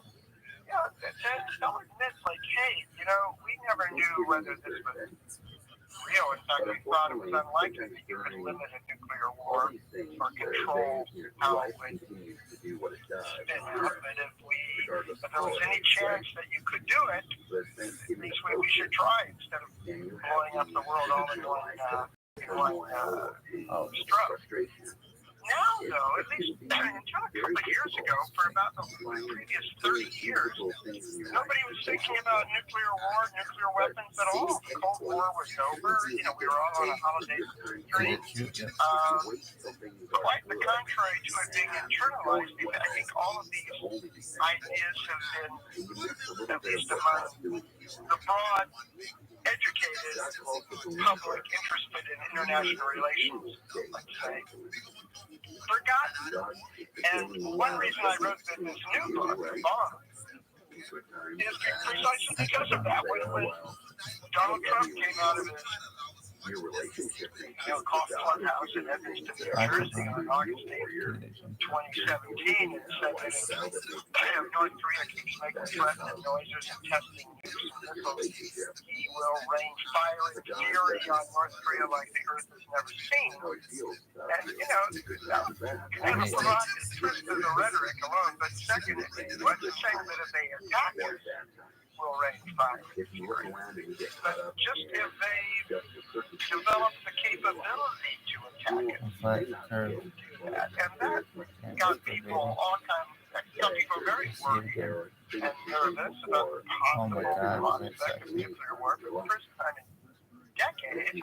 But this nervousness took form in the shape of a kind of vague anxiety because people had forgotten all of the discussion about nuclear strategy and so forth, if they ever do it.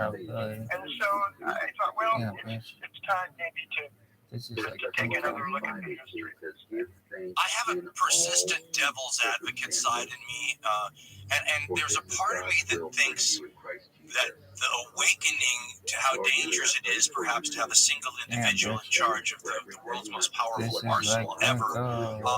I think people maybe were a little complacent because they felt like the person in power would never violate whatever. We can trust this individual to act responsibly. It's almost like you had to get somebody that shattered that sense of trust to maybe give the right amount of attention to a command and control problem. That if you look at the Constitution, seems ridiculous, right? You put the power to launch a war into one person's hands alone, and we can talk about the actual restrictions that might be on the person in a second. But I mean, it seems like that, and I always look at it as a technological question, right? That you don't have time for Congress to deliberate and everything when the missiles are in the air. But I mean, it seems like maybe if there was an upside to this whole thing, it's that people are examining this obvious hole in our whole defense strategy and constitutional design now in a way that they weren't when we had the Obama presidency or the Bush presidency or the Reagan presidency. Does that ring true in any sense? You could take this all the way back. Yeah, I think it is true. I think one thing that Trump has done is to sort of slap this away to the reality that, hey, maybe we'd forgotten that these thousands of nuclear weapons are still here and always have been here. And there's a whole machinery, a whole apparatus planning how to use them in various contingencies and keeping them maintained. The new defense budget that Trump just put out has $29 billion devoted to weapons and the things that carry them. That was about a 17% increase over the previous year. So, yeah, these things are still here. Now, what people people will do about it, I don't know. There was a hearing in 2017, around the same time as Fire and Fury. Senate Foreign Relations Committee, the Republican chairman at the time, Bob Corker, suddenly realized, I mean, I think that someone in that position would have known this already, but kind of suddenly realized that the president has the civil power to blow up the world if he wants to. There's nothing anybody can do about it. And so he held a hearing, and it was the first hearing that Congress had held on this subject since the mid-70s. That tells you something right there. It was an open hearing. It wasn't reported on much. I watched it on C-SPAN 3.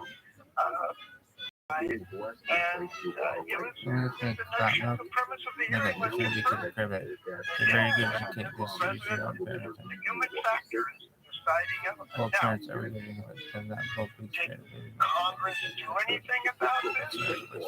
No. And the issue is brought up. You're right. It's one thing if the missiles are coming and you've got 20 minutes warning. You don't have time to, call hearings or assemble a group of 8 in Congress. They were talking about, well, what if the president is contemplating a first strike? But not even so much a preemptive strike, but a preventive strike, say against North Korea, if they're starting to test nuclear weapons. That's a legitimate question, I think. You do have time. Do you want it all to rest in the power of one person? But nothing was done. There was a moment in the hearing where a Democratic senator said, look, let's cut the politeness out of this. We're holding this hearing because the president is erratic, he has poor judgment, and he might get us into a war. I'm looking at 5 fucking times. I don't know. There's no Republican senator on the panel disagreed with him. Didn't say that's outrageous or anything like that. And I think this guy's a nice person. People testifying with the retired general named Bob Taylor. He had recently been the commander of strategic command. And he came away from the hearing very distressed because, to his mind, hey, if Congress wants to change the rules about launch authority, that's fine. That's their right to do. But what he was really upset about was that they shouldn't publicly raise doubts about the reliability or legitimacy of the chain of command and then do nothing about it. And that's what they had done in this hearing. I want to talk a little bit about something you just mentioned, the human factor. Get into that in a second because as you explained it, and I've heard this elsewhere too, this is, if you say to the military higher-ups, the people involved in the decision-making here, does the president have the power to start a nuclear war all by themselves? They will often say no, as you point out, because they're not supposed to follow illegal orders or irrational orders or all that. But at the same time, when in the hearings you just mentioned, they dialed down and got granular on that question, that's what they answered, kind of, sort of the human question. In other words, somebody in some chain of command has to say no, and the likelihood maybe of that happening in certain situations. I mean, you mentioned in your book people that were transferred and fired simply for asking questions about how they would know if the launch orders they received were legitimate, right? That was enough to get somebody. So do we have a system that is encouraging the human factor? No,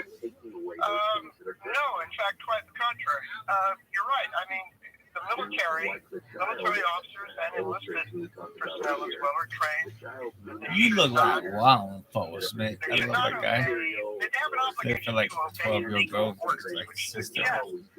they should not We're just gonna hang out. But Oh, he's having like a 6-year-old girl. illegal order. There's a book, the football, the thing that the guy carries around in the case next to the president all the time. It's not a button, and it's not a palm print that the president lays his fingerprints in. It's a book, and it has codes in it, and the codes refer to options, to attack options. And if an attack option is in that book, that means that the military lawyers have already deemed that it is legal. Now, there's all kinds of other circumstances. Well, under what circumstances? But, who is to determine that? Who is a one-star general the person to determine whether something is legal or not? That's generally not what he's trained for. And then here's how the chain of command works. President Oh my god. gets warning of You better have one of these or fucking just things gets it in his fly head he wants to her attack.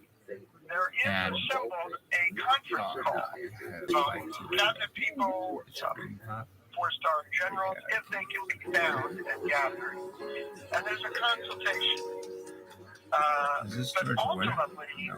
it's up to the president. You're In fact, the disappointed chief of George command Wood does down not with go his accent. through the people that he's consulted.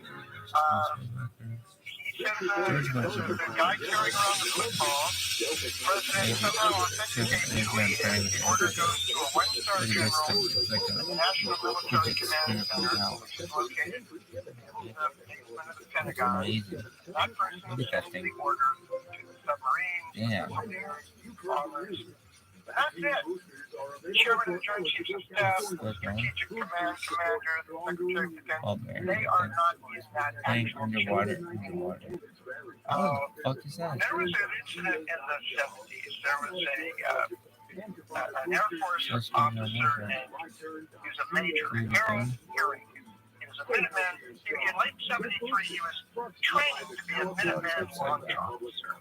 He had been a helicopter pilot in Vietnam and so forth. And in the training center, he asked his instructors, how can I know that an order I received to launch my missiles came from the same president?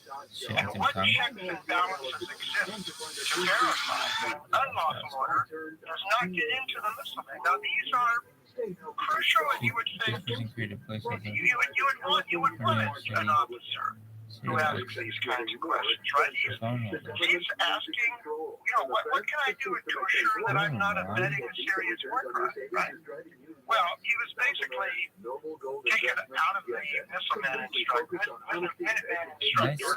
class and put before a panel, and they drove him out of the Air Force.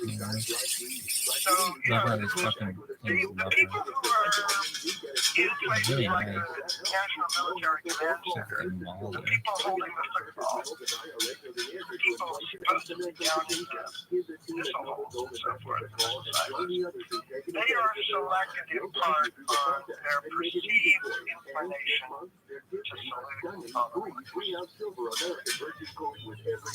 So, okay, let's talk. I'm going to shift gears a little bit because that is so disturbing. But there's a word that's and this is What is this so text but let's say you're an 18-year-old kid and listening to this interview. That's the first you've heard of this, right? It reminds me of, and you used the description several times, the reaction to new presidents when they get that first big briefing on what the nuclear war plan is. I wrote it down several times. You used the word, the president came out appalled over and over and over again. These are intelligent people who ran for office, who were briefed all through their debates and all through the process. Some of them had political experience at the very high levels before they were elected. How can almost all these people be so changed when they come out of these meetings? How could they know so little going in theoretically versus the reality after they get the behind-the-scenes briefing? Well, because it isn't something that's generally discussed, or at least not on this level. I mean, the president gets a briefing on what's called the PSYOP. The new president coming in. Yeah, new president coming in. Single integrated operational plan. It's one of the first things. Like, okay, you're the guy who might have to decide whether to go to nuclear war. Let's take you through what's involved. And Once you get hot. they just have no idea how. Well, I mean, it's changed over time. But let me tell you what the first PSYOP was at, the one that Kennedy briefs are. And the first PSYOP where they actually integrated all of the nuclear weapons into one plan in 1960.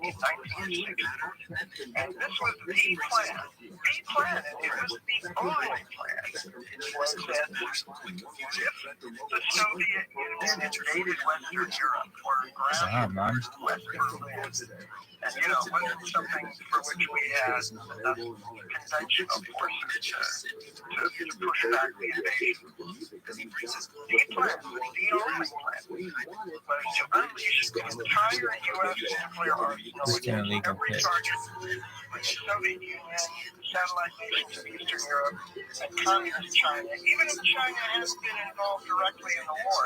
And it was estimated that this would kill about 285 million people. In 1960, Kennedy and Eisenhower as well also received every year a briefing. There was something called the Net Evaluation Subcommittee. It was a very secretive office inside the National Security Council. It's very classified. They would take the data on how many weapons we had, how many weapons it was believed the Soviet Union had, and they would run our computer-generated war game and then look at the consequences. And there was a briefing of just, maybe a dozen people, and it was just appalling. It was, tens of millions of people killed, tens of millions more injured, in need of hospital care for which there were no hospitals. The government completely breaking down, the economy wrecked. And when Kennedy received this briefing, he turned to Dean Rusk, the Secretary of State, who was sitting next to him, and said, and we call ourselves TRILLIONAIRE. Now, when Eisenhower first heard this briefing, he was a five-star general, Sakir, World War II hero. He wrote in his diary how disturbed he was. He said, I guess maybe the only launch a preemptive first strike before this happens, but that would go against our values, and Congress would never stand for it, which is kind of an interesting take. And then he said, this only makes me more determined to keep the threshold, to keep deterrence firm. Eisenhower, his view was, okay, we don't have conventional forces, so I'm going to put out a policy called massive retaliation, which said, you make one move on into our vital interests, we will blow you to smithereens. That's what he thought. And this wasn't just, Curtis LeMay and Strategic Air Command. This was General Eisenhower. The Joint Chiefs of Staff signed a document saying that armed conflict between the United States and the Soviet Union will go nuclear at the first opportunity, regardless of how the war was issued.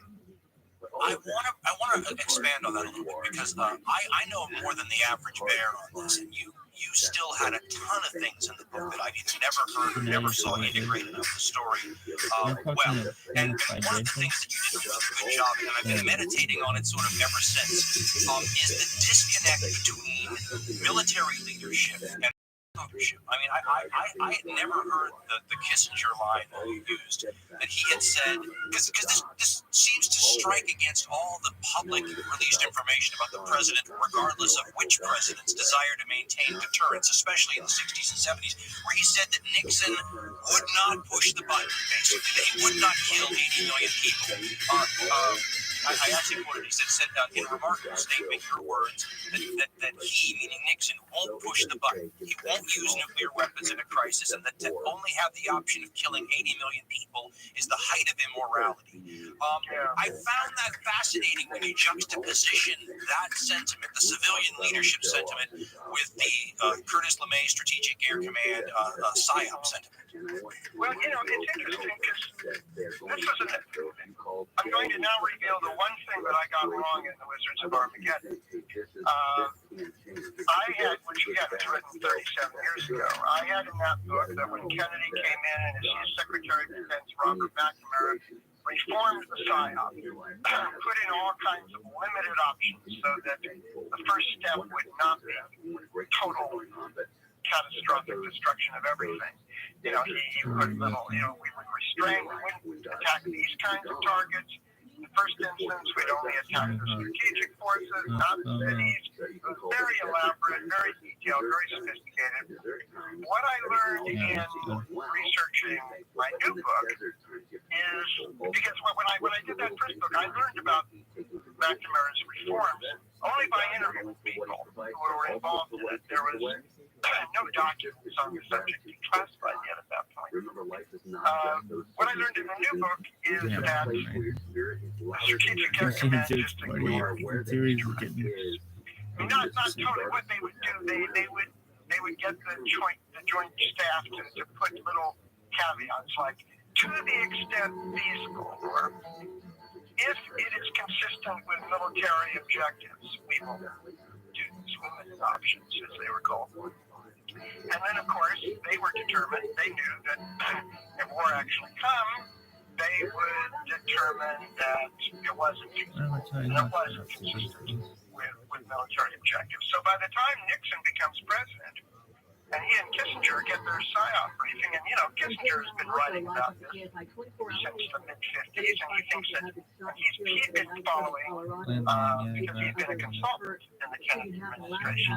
He knew about these options that McNamara was putting forth as directives and SEC. He was stunned that none of it had the slightest impact.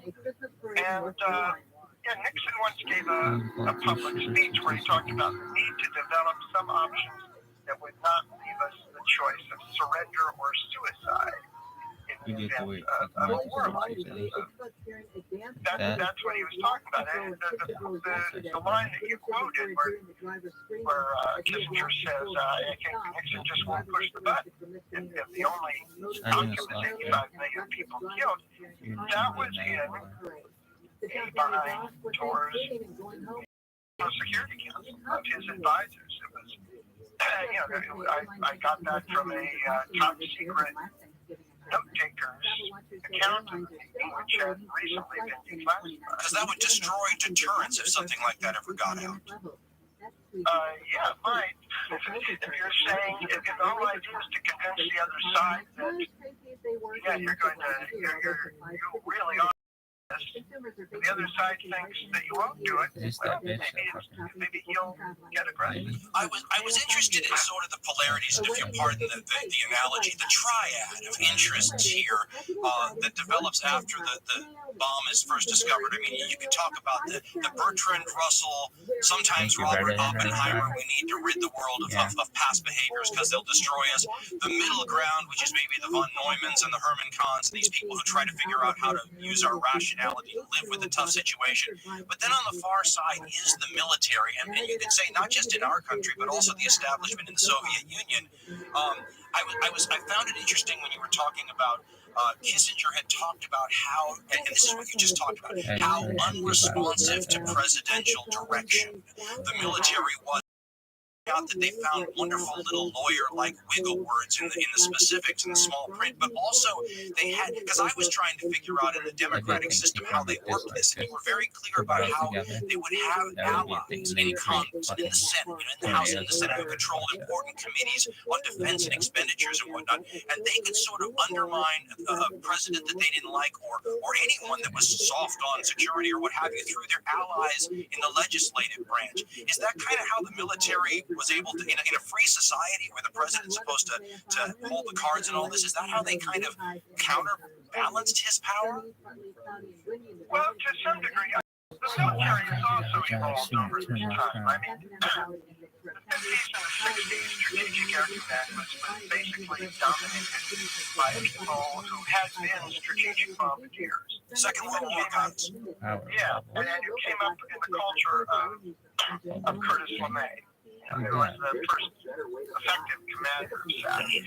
Curtis LeMay had fired, he had been the head of the 21st Bomber Command in World War II. He had been in charge of firebombing Japan. And in the spring of 1945, General Hap Arnold, who was the commander of the Army Air Forces, came to him and said, when will the war be over? The Nazis had already surrendered, the Japanese were still fighting.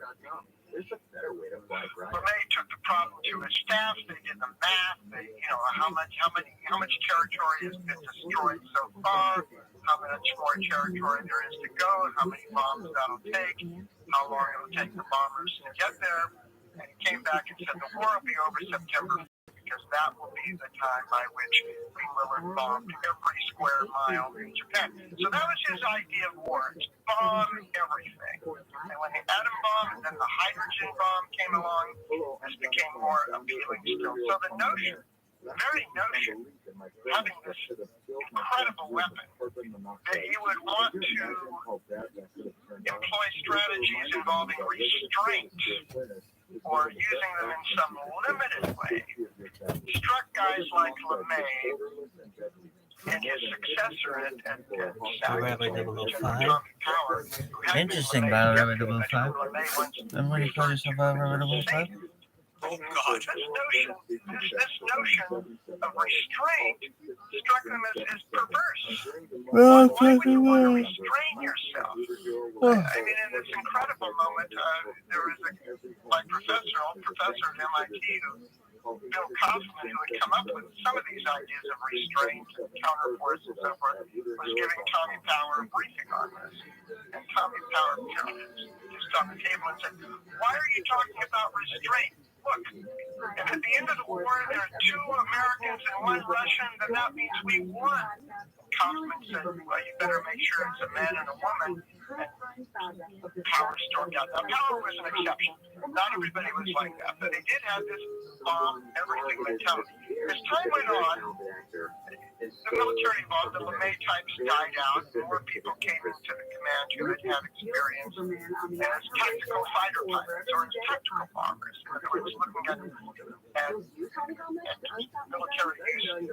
Military function is to go after discrete targets, as you would in a military campaign, in a conventional military campaign. So things did loosen up a little bit, but still there was this, SAC is out in Omaha, and LeMay and his successors exploited that fact. Yeah, they were isolated from Washington, but that also allowed them to do their own thing away from the peering eyes of Washington. And much of what they did was incredibly technical and based on very, very highly classified stuff. And so Skippy. they were allowed to get away with an incredible amount of excess and really almost perverse thinking about strategy. Are you done? I was shocked, and again, I know quite a lot about this, but it is interesting how much of the way the whole nuclear apparatus developed could be, you might be able to make a case that one of the key reasons for it is inter-service rivalry and jealousy over military budgets. I've never heard a better argument in my life for that age-old question about whether or not there's too much duplication and redundancy by having multiple service branches. I want to use your knowledge of this for a second. So we've been talking about the way things were, but I always think that when somebody spent as much time on a subject as you have on this, I'd like to get your own fertile insights, if you don't mind for a second. But for example, we talked earlier about the command and control problem, this dicey issue of what if the situation we have now is insane, what makes more sense and is something that would work, as opposed to, we can't say let's deliberate for 2 weeks, but in your mind, have you heard, talking to all these people, any reforms that would make sense in this area and that were workable? Well, you mean about sole presidential? Yeah, a way to diversify the decision making on something as big as that. Well, I would say there have a few times been amendments. William Crossfire and many senators, Edward Markey did at the most recent hearing, which basically said that for first strikes, that a response to an imminent threat, that either Congress gets a vote where the cabinet has to be consulted, or the sort of 8 people in Congress that you consult about covert operations have to be consulted. I think that's imminently feasible. The president is not facing, he's only got an hour to make this decision. Why? To get that kind of power. I think also, believe it or not, there is a system where, again, eight members of Congress are led in on really every covert operation. And the people they call it the Select Committee on House Intelligence and the Select Committee on Senate Intelligence. They are informed about all covert operations that the intelligence agencies do, and there's never been a leak out of these committees. You have to agree to certain things even beyond this committee. There is no such committee dealing with nuclear war planning. The Armed Services Committees of the House and Senate, they get into it in a very cursory way. They don't get, nobody is shown that, not even the Secretary of Defense gets a briefing, the vague outlines. Nobody is shown the targeting. I have this one chapter in my book, and maybe this is what you're getting to. There's one for the temptation. There was no civilian interference in this, and no real limited option. It was the nuclear war plan remained, blow up everything. Really, all the way until almost the end of the Cold War in the late 1980s, there was a civilian, a civil servant, in fact, in the Pentagon, named Frank Miller. And this was when first Carlucci and then Dick Cheney, of all people, were Secretary of Defense. And before he got this job, Frank, who had been working in the State Department, immersed himself in all of these documents that McNamara's successors had written over the decades, calling for restraint, limited options, the guidance that they sent to SAC and so forth. And then he sits in on the PSYOP briefing to the Secretary of Defense, and he doesn't hear anything about this, doesn't hear anything about limited options, restraint, or anything, and he says, what's going on here? And Cheney basically gave him authority to go make a deep investigation of the war plan, and ordered people in SAC to let him and his staff see everything in the book. And they discovered some amazing things. So the level of overkill was just staggering. Now, we're talking about 1989 here. There were 700 nuclear weapons aimed at a 50-mile radius around Moscow. There was an air base in the Arctic Circle. It was a secondary air base. It was an air base that Russian bombers would land on their way back from having nuked the United States. And it was so cold it couldn't be used for most of the year. There were 17 nuclear weapons aimed at the space. There was an anti-ballistic missile site in Moscow that we learned later really didn't work at all.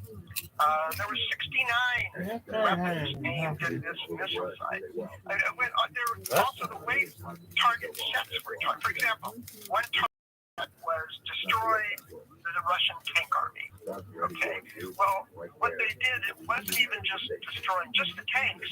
They also destroyed the factories that made the tanks, the factory that made spare parts for the tanks, the factory that rolled the steel to make the tanks, the mines. Went on and on like that. It was just incredibly redundant. And then here came the kicker. Here came the thing that blew the whole system apart. At this point, George H.W. Bush was negotiating a strategic arms treaty with the Russians. And one of Frank's staffers, a guy named Gil Klinger, asked his contact at the Joint Strategic Target Planning Staff, which was the division of SAC that actually did the mechanical targeting of the war plan. He said, they're thinking of lowering the number of nuclear weapons to such and such. Would you still be able to perform your mission with so few weapons? And the guy said, well, no, that's not how we think about this. He goes, well, what I mean is, no, I understand what you mean. Well, the interesting story about this song is I believe it begins, it's each day through my window, I watch her as she passes by. Now, when I was a little kid, this is what's called a Kisses guy. Like when you mishear the lyrics. So I would always think they were saying, each April, my window, I watch her as she passes by. Like, she only comes around once a year in April. Really? Each April, my window, I watch her as she passes by. 10,000 weapons because I have 10,000 targets. And people thought it was joking or that's exactly how it worked. It was a completely out of control process with That was with no truly a reference to dream come policy true. or aims or proportionality. Oh, And this is what happens when you let a very powerful, highly specialized bureaucracy go completely rogue, completely independent, with no oversight, even from the people who are actually setting the policies that this bureaucracy was set up to implement. Now, we've been talking about high-minded stuff and policy and all these kinds of things, which is fascinating, but I think we should not lose track of what you point out in the book over and over, what is the key issue here, and it's bodies on the ground, right? Bertrand Russell's I Dream of London in ruins with corpses everywhere.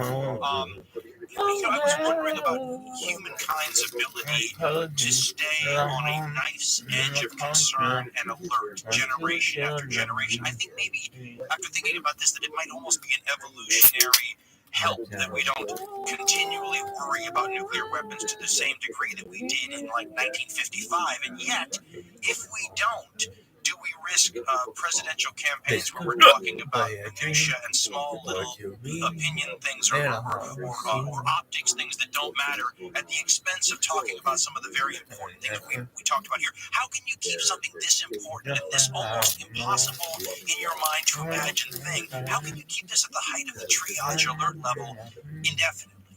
Yeah, I think you're right. I don't think like you and I are sitting here. I'm 65 years old. I'm 50. Okay, well maybe I've got another 15 years. I don't think about this every day. Maybe I should. There's a whole bunch of things that we don't think about. I mean, much of what we do in life is kind of an evasion. I mean, this, of course, what we're talking about, nuclear war, is a super evasion. But this does lead to one thing that you mentioned a little earlier about presidents versus the generals. The subtitle of this book is Presidents, Generals, and the Secret History of Nuclear War. And one thing that I found consistent leading up to the current president, who hasn't yet been tested on this, but about whom one can make some inferences, is that a lot of these presidents, more than we realize, faced crises in which the use of nuclear weapons was seriously contemplated. And the records show that they immersed themselves very deeply in the logic, strategy, scenarios, and in the consequences. And they were led through this by briefers who spoke of it in very calm and rational terms, in some cases advocating certain kinds of uses of nuclear weapons. And in every case, the president got to the bottom of this rabbit hole. He realized, no, I'm not going to go there. The consequences are just too catastrophic, and they figured out some way to scramble out of the rabbit hole and to settle this crisis through some diplomatic solution. You can ask me, why is it? I think if you had gone back to 1947 and asked somebody there, what do you think the chances are that we'll get to the year 2020 never I don't think you'd find very many people who would think that was a possibility. I think you'd be seen as a naive or an excessive optimist if you said, yeah, I think that's possible. And yet, we've done it. So why is that? I think it's three things. One thing, I think, nuclear deterrence, it's a powerful thing. It's not a lifetime guarantee, but the idea that if you start messing around, that the other person will strike back and destroy you, that's a restraining influence. The second part is that, as I've discovered in this book, we've been blessed with leaders who, in a pinch, turn out to be fairly shrewd and rational, at least when it comes to this sort of thing. And 3, we've had good luck. I mean, there have been lots of accounts of, incidents in which, a flock of geese, just somebody looks out of the radar screen that looks like missiles coming their way, or the software error, and then makes it look like the missiles are coming our way, and there's somebody in the middle level of the command who decides that's probably real and doesn't nothing about it. So it's a combination of deterrence, shrewd leaders, and good luck. But what happens if we have a situation where we have slow-witted leaders and a spate of bad luck? And that's a combination that, the dice are going to come up that way at some point, even if they haven't just yet. And then what happens? That's sort of funny. And not to change the subject, but to leave it on a note that I found another fascinating thing. And like I said, I know quite a bit about this. You threw things out there where I was like, wow, I didn't know that, or I didn't realize that, or I didn't internalize that. I was fascinated by how the different presidents sort of dealt with this issue in a way that sort of matched their personality. So watching an Eisenhower try to figure out how to deal with this versus a Kennedy. And then when you got to Reagan, I found that so interesting because instead of doing it at like an Eisenhower level or a Kennedy level where he was looking at the giant Dr. Strange love and von Neumann side of this, he took it down to a human level. I love that story where and I'm going to let you tell it because you'll tell it better, but where Reagan and Gorbachev, right when they're at this, they had been at a knife's edge with Andropov and Brezhnev and the various leadership that was dying left and right, then you get this transformative first person Gorbachev in an environment where everybody distrusts one another, and Reagan, the ultimate Cold Warrior, we start bombing in 5 minutes, that guy sends everybody else away with just the translators, gets Gorbachev on a couch and brings it down to a level far below the RAND Institute level and just gets it to a real human thing. Can you tell the aliens?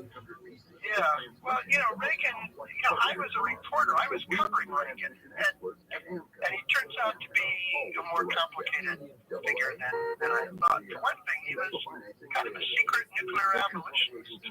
His staff tried to keep this from everybody. But this was why he was in favor of Star Wars, Strategic Defense Initiative. He might have been one of 2 or 3 people who really thought that's what that program was about, to kind of erect a shield that would keep all nuclear weapons out, rendering them infinite interrupts. First term comes in, boosts the budget, that makes all kinds of provocative things about the Soviet Union.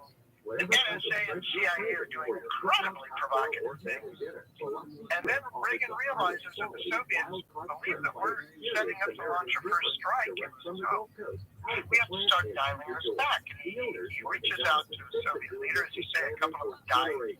Then he goes to meet with Gorbachev in 1985 in Geneva. And their first round of talks kind of tense. So they go for a walk along a lake, and they duck into a cabin where a fire's roaring, and it's just them and their translators and bookmakers. Reagan leans in and says, if the United States were attacked by aliens from outer space, would Russia come to our defense? Gorbachev says, absolutely. Reagan says, we feel the same way about you. So when they came back to the conference room, Secretary of State George Shultz, who had no inkling of this conversation until much later, wrote in his account of this that all of a sudden the atmosphere had changed completely. These 2 guys were laughing and joking like they were old friends. And that's what led to the sort of pivot away from Cold War to the end of the Cold War. And this was something real to Reagan. A couple of years later, Reagan wrote a speech to the UN General Assembly, and Colin Powell tried to excise this line that I'm about to recite a couple of times. And Reagan kept adding to that. And at the end, he said, if we were attacked by aliens from outer space, quarrels and disputes between us here on Earth would seem trivial by comparison. Now, on the one hand, this is kind of nutty, right? But on the other hand, hey, you know, he has a point. And maybe when you're dealing with a subject matter, Did you know ROTHSCHILD boasts the highest heart rate of any maybe a view from a billion miles up is not a bad way to go. record company in history? Holy cow, is that the best ending I could ever think of for an interview? Why do we call it quits here unless there was something that I left out that you really want to include? Please bring that up. You know, I mean, there was, if you want to talk about insert Really? things about the Cuban Missile Crisis and the So basically, like, fucking, I was thinking about this when I was taking a shit. If I ever was released on a fucking album, or a fucking label, probably would be Apple. But Motown be damn close. My thanks to Fred Kaplan for coming on the program. The book is called The Bomb, Presidents, Generals, and the Secret History of Nuclear War. Available right now. You can also check out his columns, regular column War Stories in Slate Magazine. And my goodness, if you're into this stuff, and it's a fascinating book about trying to figure out the most logical ways for human beings to live with the ever-increasing power of their weapon systems, check out Fred Kaplan's earlier work, The Wizards of Armageddon. Fascinating stuff. We appreciate you coming on the show. Hope you enjoyed it. Then there's Roberta's, a pizzeria that just is older than anybody. It literally created. Have you seen 1917 yet in the theater? The reason I ask is because it's one of those films that if you're a fan of filmmaking is, well, you can't take your eyes off the way they did it from a cinematographer standpoint. There's a reason people were awed about it when they saw it, and it wasn't necessarily the sort of things that speak to yours truly. I'm going to go to a First World War film that's done like this because there haven't been many of them. We've talked about that in the past, so I'm already hooked. Show me how you shot it, but then when you show me how you shot it, I couldn't take my eyes off it. I don't talk about this very much, but I come from a family. And the world now And is knowing going how down. stuff is done, watching how scenes are shot, and the way they're framed, and all this kind of stuff, kind of was a second nature discussion. As a kid, and watching this, all I could think about was, oh, I really miss my dad. I have your dad back when I show it to him. Just say, Dad, what do you think of that? Just get his feedback, because if you don't know, if you haven't read anything about this, you're not like the fly on the wall with the spider up in the corner. You're there. The way they shot it, you're like on the mission. You're in the mission. And so you feel like you are in real time here, like almost. I felt like sometimes like I was looking through my own eyes, but then they'd spin the camera around. I found myself thinking of all the other subjects besides the First World War that you can give this kind of treatment to, and how interesting and wild it would be in all those circumstances. It didn't change the feeling of the film. It made it a very unique sort of film because it didn't feel like there are certain kinds of reactions you get out of the theater. You go, oh, I have this. I mean, Platoon, it was like a face with a sledgehammer. There was a moon. And a lot of these films were always a part of it, giving this a different feel, not necessarily Platoon, but a different feel. This was much more the way they shot it, turning into the edge of your thriller suspense thing. That reminded me more of some of the really well-done horror. Now you're alone now. Oh, you're afraid. Holy cow, there's some kind of dopamine or something that's pumped through my brain because I felt like I was on the edge of it. Anything could happen to me at any time. I felt the same way in 1917. I didn't feel like I was watching one of these war films where there are tens of thousands of people in a panoramic, fields of glory or paths of glory type of movie. It was much more of a holy cow, my heart rate is up, and I feel like I've actually gone on this mission with these guys. I loved it. I thought they did a great job, and so did the Academy Pictures on this too. This is the kind of film you're going to want to splurge for the extra clarity and all that because they did a fantastic job. If you want to hear how they did it, by the way, I'm told there's going to be some fabulous bonus content along with all this. You'll get the whole story on the behind-the-scenes ideas. The music was fantastic. The soundtrack was fantastic. Exclusive interviews with the cast and production, commentary by director and co-writer Sam Mendes and the director of photography. Well worth your time. Enjoy it. It's available March 10th, 2020 on digital streaming, and of course March 24th for those of you who want to see it 4K, Ultra HD, Blu-ray, and I just have to tell you, this is the kind of film you're going to want to splurge for the extra clarity and all that because they did a fantastic job. It's hardcore history. So last October 2019, right around Halloween, I was in Toronto doing a promotion I went to the theater and I met the guy who was going to be the around this kind of environments. And I sat down and just had the best time for the actual event, getting to know Canadian broadcaster Jeff. If you don't know Jeff, he's probably because you're in the United States or somewhere else. He's not. Well, he's a hockey savant, so knowing about hockey, being in a country where hockey's important right now. Jeff is a host of Rogers Sports Thoughts podcast. He knew right away. And we went on stage, and I do these things from time to time. And most of the events, you hear the same questions over and over. Jeff had just great questions, different questions. He knew my stuff, he'd done his homework. We just said afterwards, let's not. Yeah, I haven't got a brand new tag. Free show too, just crank out.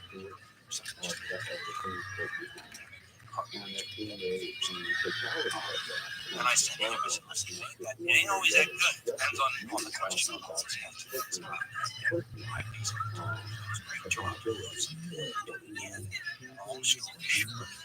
Jeff was working the second time, and long story short, again, you don't like this program. Remember, Jeff was Rogers Sports.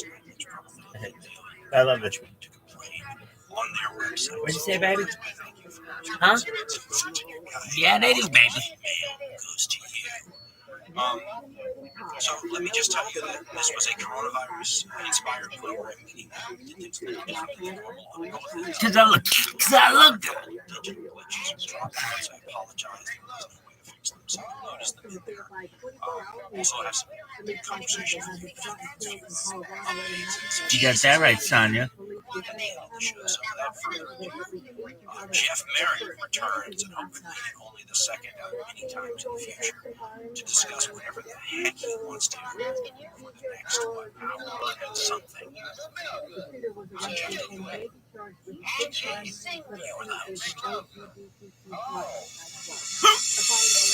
You wouldn't mind talking about the kickoff day? No. I would like to talk about the title of your book, which I love because it was a huge Doors fan. Now, true or false, the end is always near is a tribute to Jim Morrison and the Doors. Well, I think the broad answer is true. I wanted to have, I always like those books that have talent or a famous phrase or something to lead off each chapter. So at one point in my book design, I was going to have one of those leading off each chapter. I had the Jim Morrison line, the future's uncertain and the end is always near, before finding out how expensively copywritten that little phrase was. But so somehow, as these things tend to go, somewhere down the line, these things find their way back in a transmitted form or another. In fact, it became a partial title of the book is a little bit surprising, but that's how it was originally going to be. And so, in a roundabout way, the answer is yes. Because I was a huge Doors fan. Well, they make it cream your fucking self. For a period of time there, that was pretty much all that I listened to. I was fascinated with Jim You're like Morrison. Was an on-ramp now. poetry, If you a feel lot it, of it does literature, feel like a lot of reptile skin. kind of stuff. Really? And the music was fantastic as well. And it made me it does. appreciate something about myself with music. Perhaps you're similar, I'm not sure. Things that have a brooding undercurrent, I find that I really enjoy that type of music. I've always believed you can I write look in good, two 'cause I separate look moods. good. You can write in Somebody either says, I mood look or you good. can write in brood. And for me, the Doors, as far as American bands go, whether it's Riders on the Storm or even The End Is Always Near, which is just a great bar tune at the end of it as well, had that element of brooding. And that's why when I first saw the book, I said, okay, this is going to hit me where Because I I look live good. Carlin gets. This is why I'm flashing back to our conversation in Toronto, because you asked the most interesting, different questions. Because normally when you talk to people, you ask questions, you get the same ones all the time. And nobody ever asks me about things like music and stuff. But boy, I feel exactly like you do. And I want to add something. It's not even the. I'm going to add a different emotion to the brooding versus the blooming. A friend of mine used to say when we were growing up that he was a Pink Floyd fan. He said that there was something about the rhythm of Pink Floyd's music that synced up with his internal heartbeat or his rhythm or something, right? And I remember thinking, if you had to listen to one person the rest of your life, look under your head, James Brown or Chuck Berry, who would it be? And so I always gravitated towards something that was Iggy Pop said he had a heart full of napalm instead of a heart full of soul. And so yes, I like the darker stuff, but I like the Stones. Give Me Shelter, right? If you go look at the Rolling Stones, I always tell people, go online, look at it in like 1971, 72, live in that era. 1970. To me, that sounds like a punk band, right? It's very stripped down. It's very, it sounds like what it really is, what punk really is too. The Doors really were too. It's a stripped down kind of rock and roll, where would you take the John over brooding slash edge comes through, and there's, and I should say this isn't as much I don't know punk though. stuff as When I said the thing about Chuck Berry, I don't know. I really love Women in America. I think really ties it together. And so in answer to your question, yes. He's in fucking Rocky 4. Chuck Berry wasn't in fucking Rocky. And Foreigner just, it didn't speak to me at all. And so I went back and listened to the stuff that you're talking about. And then when the stuff that was similar in sort of tone, feel, vibe came again with 77, 78, 79 punk new wave stuff, that spoke to me too, the same way that Nirvana and all that grunge stuff spoke to the people who liked the early punk stuff. See, but I think what we're talking about too is sort of music, and you've written about this. Oh, you didn't know? Oh no, Chuck Berry's Clever Lang's manager. Oh my god, I didn't know You're that. at the extremes when you stretch the elastic to the point at which it can no longer stretch. Okay, okay, define. Chuck Berry was not I've always been in fascinated Rocky with that 4. as well, and I see that this comes out, and I think we have a mutual admiration for the sport of boxing, for example. Very still up. Maybe he was in the crowd. These types of events, where really, I've always wondered, why am I attracted More to fear things of like so boxing? this dark Why am area, I and always big red attracted circle to around it. It's like Shakespearean Chuck slasher Berry, movies, right? Titus Andronicus, heads rolling all over the stage, blood all over the stage, and I am King Curtain. That's exactly So why am I attracted to that? Like, I'm a pretty left. Was Elton John in Rocky 4? I think Elton John was sitting with I'm a the Rocky. Typical Canadian, like, looking to apologize. just in the far farmer. They're together. From? They were friends. No one knows I that. myself in a situation That Elton John and Chuck where I Berry, think I'm they were attracted very, very to good friends. Up until the events last day, I think and Elton John was there in his last and moments. situations that Really? exist without metaphor. He, Where everything you say you want to do is what you want to do. Everything you intend to do. Like there's no if I sports they'll say, oh yeah, I really want to kill this guy. Well, no, you really he don't. put But then there are Johnny sports where you Depp really to kind rest. of I do. could be wrong. Like there are sports where that metaphor doesn't exist. It is a metaphorless environment. And I think maybe that's why I'm attracted to music that speaks there. Really? And sports that speaks there as well. There is, I pulled it off of my I hope it's true. It's one of those things I've learned in life, not to just like He rocks in the treetop. Rocking in the bop and then sing a dance song. All the little girls on Jailbird Street love to hear the Bible go to rock and robin. Rock and robin. Oh, rock and robin, we're gonna keep tonight. Every little solo, every chickadee, every little bird in the old tree. Every night, the big room grows, up in the building in the go bird, go rock and robin. Rock and robin. Oh, rock and robin, cause we're really gonna rock it tonight. I had a professor, the late great Robert Boyd, person probably who's famous to plenty of trees. He said almost the same thing. He said, why? He called himself a lily-hearted, bleeding-heart liberal. He said, why would a lily-hearted, bleeding-heart liberal like myself be so fascinated by these And the birds and stand up in the bell, dropping in the eye, ramp, and the best of my soul. Yeah, pop the buzzer in the Oreo. Yeah, in the beat up song the day long. Dropping in the bop the man singing a song. And the birds on the tree. Dropping in off the low tree. Dropping on we could have at the time where I wrote my book talking about how strange it would be to live in a pandemic and how strange it would be. Like, that might be, oh wow, can you even imagine? And then to have the that, bird and the where bird you I kind of go, said, oh yeah, dropping in the I bird, don't know dropping in the about mud this train. back in the day. Yeah, baby, in the bus of my soul. Yeah, pop the buzzer and the Oreo. Yeah, and the beat up all the day long. Dropping in the bop the man singing a song. All the birds on the bird tree. Dropping in the bop the low tree. Dropping on the tree. Dropping on the tree. From my job, by my hours a week. I love it. I'm not so much sure that they do. But, I look at this and I say, is this bizarre? Is this weird? Is this freakish? Or have the last, 150 years been the freak? And is this just sort of what reality always has been, and now it's caught up to us? We don't know the answer. I think that's exactly what I couldn't have phrased it better myself. I think to paraphrase, I think it was Samuel Huntington who said, at the end of history, we've been living in a break from a rhythm that our forebears knew so well. And this is the part that is hard to get your mind around, as crazy as everything's been.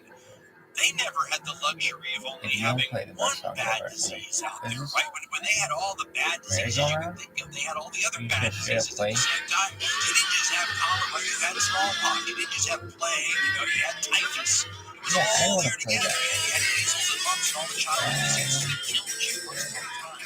So I think about it as the taste of what it used to be like. It's either shudder, like a little leprosy, just the time it's you say, we've done this much that we haven't been accustomed to eating on this problem for a while.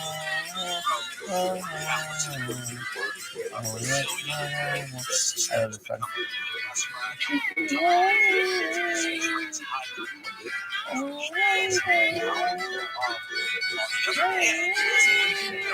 I said in the book, what's that one time? I had this really is this helping kids notice? I'm happy making mine. Expert Beechwood 4, 5, 7, 8, 9. You can do it. Now, why would they do it there? You can call me up and have a day. situations to show sort of how humans have behaved. Like, I'll tell you if they're missing the right, if they've got the right spots, remarkably instructive for sort of how we or behave today. I'm sure this is an easy The part fucking that's thing kind to of get. interesting, where you go, time has changed, medicine evolved, My God, That's the thing about that comment, how it's just helping books oh my God, I am just to believe in I won't be deceiving my God. As a matter of opinion, I think he's hot. My opinion is he's the cream of the crop. As a matter of fact, there'll be a judge.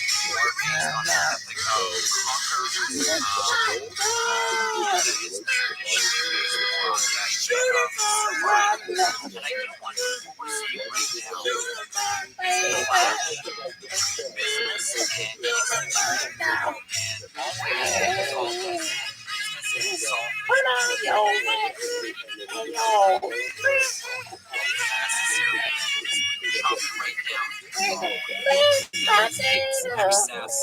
It's all about bottom line. It has no time for What something was it? like institution. We were just singing a thing. Institution is slow. Institution is bloated. Institution is a waste of money. But right now, we find ourselves in a situation, Dan, where it's the institutions that are probably going to get us out of this thing, not business. Really? Yeah. And we're starting to see that clash each and every day.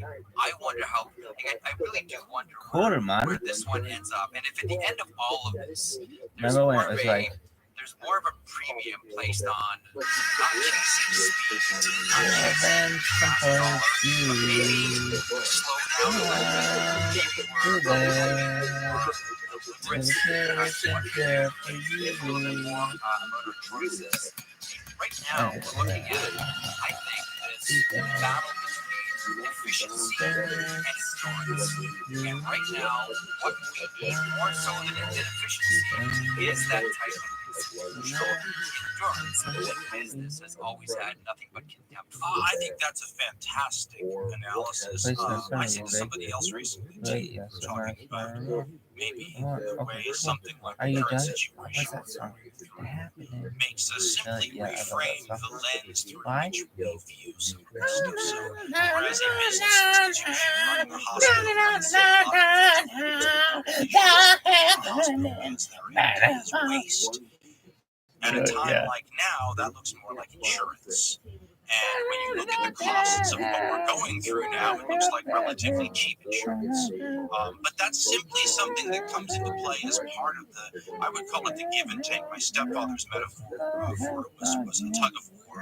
And there's a tug of war, you call it the institutional side, that's a good way to put it, and the business side. Is And it they're called the pulling, happening right? They're both pulling in opposite directions. And sometimes I would argue we've lived through, and I don't think I have to make much of a There's point of something about an this amazing song. growth stage in terms of the information revolution, the Hey, 1990s, look the at me. 2000s, the I phones, can the see texting, the it. social media, the whole thing, right? That's a giant, One day you're huge then you boon look on the around and business find a side of little things somewhere, with institutions and they can playing happen to catch you. up. So I was sort of over. imagine I don't know, that something's gonna tug of happen. war Happen? heavily toward the business side of things for a while. Something's gotta And happen. then the realities of existence, like plagues, coming into play to force some correction of the institutional side.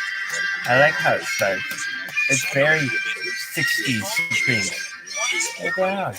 Look at me. I can be the reality.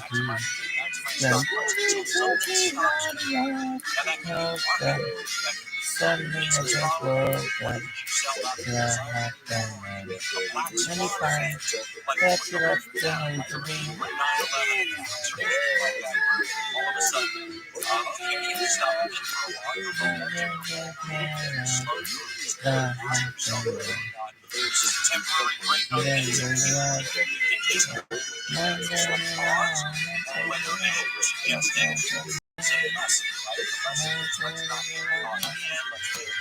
It happened to me, and it can happen to you. I can, that's true. I should love you to it.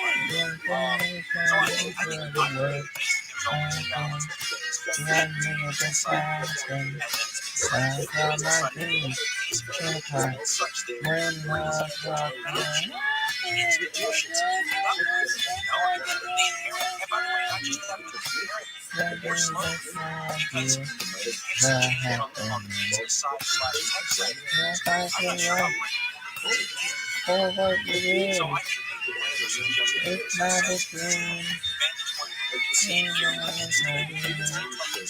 It happened to me, and it can happen to you.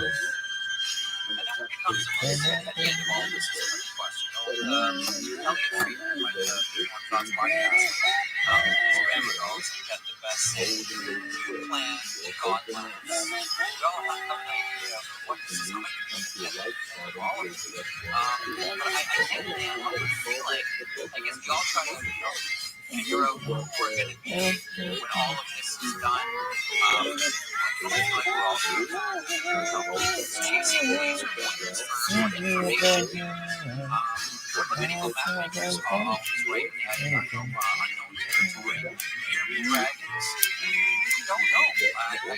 just can't help but think that there's this area that we're all headed to where we're going to be dragged. It's a great question. And what are we when we go through this? You know, calm waters being more sailors. How is we know we're going to be different people at the end of all of it.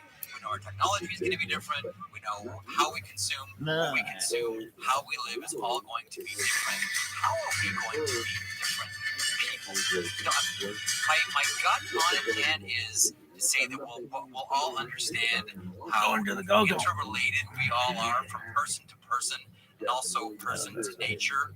You know, you look at the tree outside your window and you realize, oh, hang on a second here. Now that I really had to think about my health for the last 12 months, maybe now I do understand that half my lungs are hanging in that tree.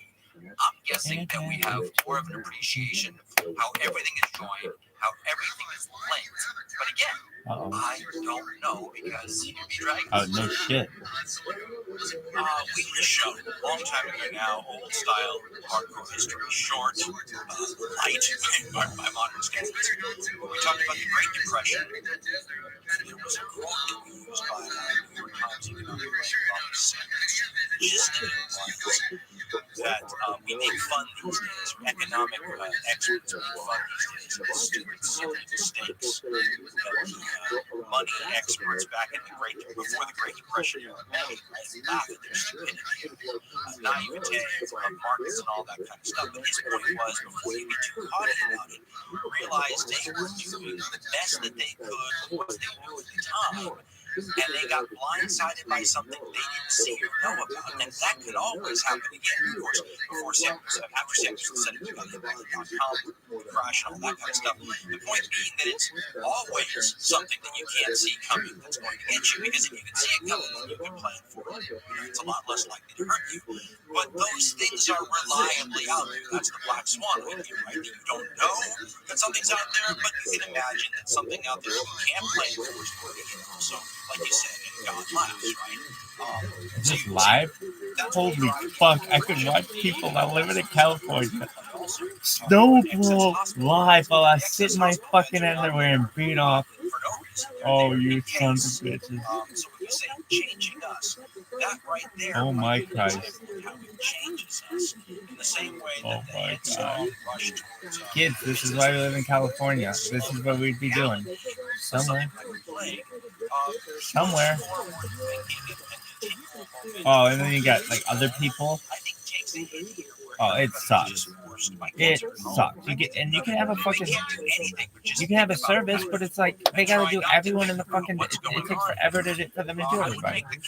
Does it? No, they usually do it pretty well. But I mean, if you don't like it, then you give it to somebody else. But who's your best friend?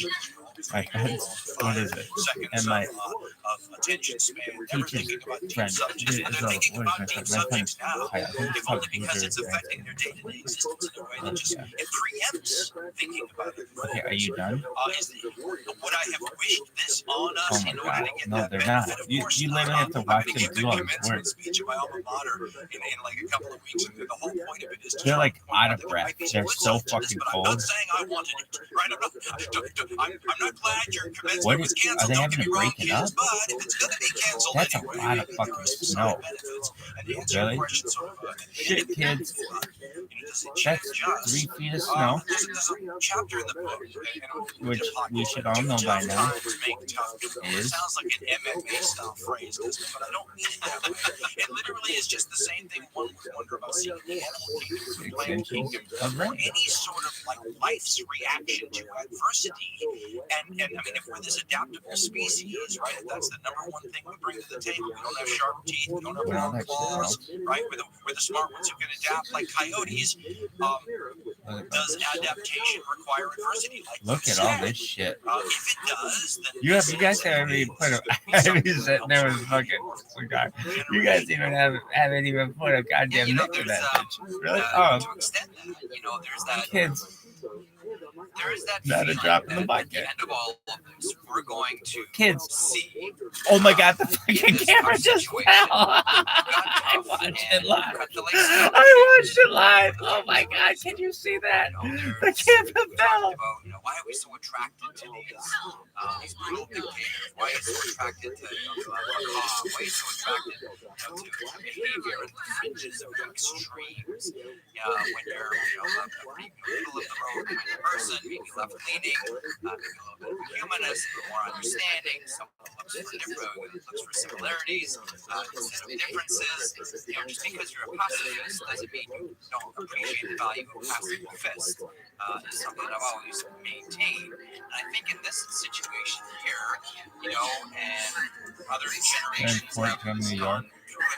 Oh my god, New Yorkers, what the fuck are you doing? Move to California. All the time. Really? Yeah, this sucks there. A fist fight is a nasty Is the phone broken now? that they said to someone in anonymity as an eggshell Twitter feed. But I think at the end of this, we're gonna find Look out, at the camera. who's But I'm like an spying asshole who's like always doing through all of this. And, No, they're good now. You're gonna find out, I think, through all of this. No. Who can, at least for this, because I know I keep coming back to Dude, this. your camera is fucked up. Your camera is fucked up. Survivalist here. But we're going through something that is not just physical, but is Dude, I'll follow you all day long, girl. already. Oh, you're good, girl. Oh, you look great now. Completely abandoned themselves. You are in wonderful. They believed in or perhaps prepared for because they want to get back to You have a normal nice house. quickly. And there is attractiveness to getting back to normal quickly, and I understand that all too well. Walking to the front door of my house, there's a Chikanji, it's a Japanese saying, it's a Taoist saying that says, unlearn something daily. And I really feel that one saying, and more than anything else, has helped me. I watched in this my life fucking game. unlearn something daily. And I think if we're going to survive through all of this, if anyone's going to survive through all this, I think we need to unlearn things from the past because this is all going to be. I want to help them. As we mentioned, Really, it's no, gonna be you different. get so sick of Go doing that shopping shit. is going to be different. The way It's we just a greet fight. each other, It's is a that for never-ending handshakes, fight. everything is going to be different. And I really think that one of the keys to survival with all of this, if we're going to get tough and not cut the laces, is to start unlearning things as quickly as possible. Being the cynic that I am, I want to know what you say. You just hit People them. that are going to survive this. The people, I mean, let's define the term. What is a person who This doesn't is what it's like in New York. survive this, or a society Oh my that doesn't Christ. survive this? In your mind, what does that mean? That's a great Dude, question. you guys suck. People that One can goes on one come side, out one goes on the at other. You're like, end of one's this like, let's go and walk over into you. still have No, get that big chunk. surviving Fuck it up your both footing. literally.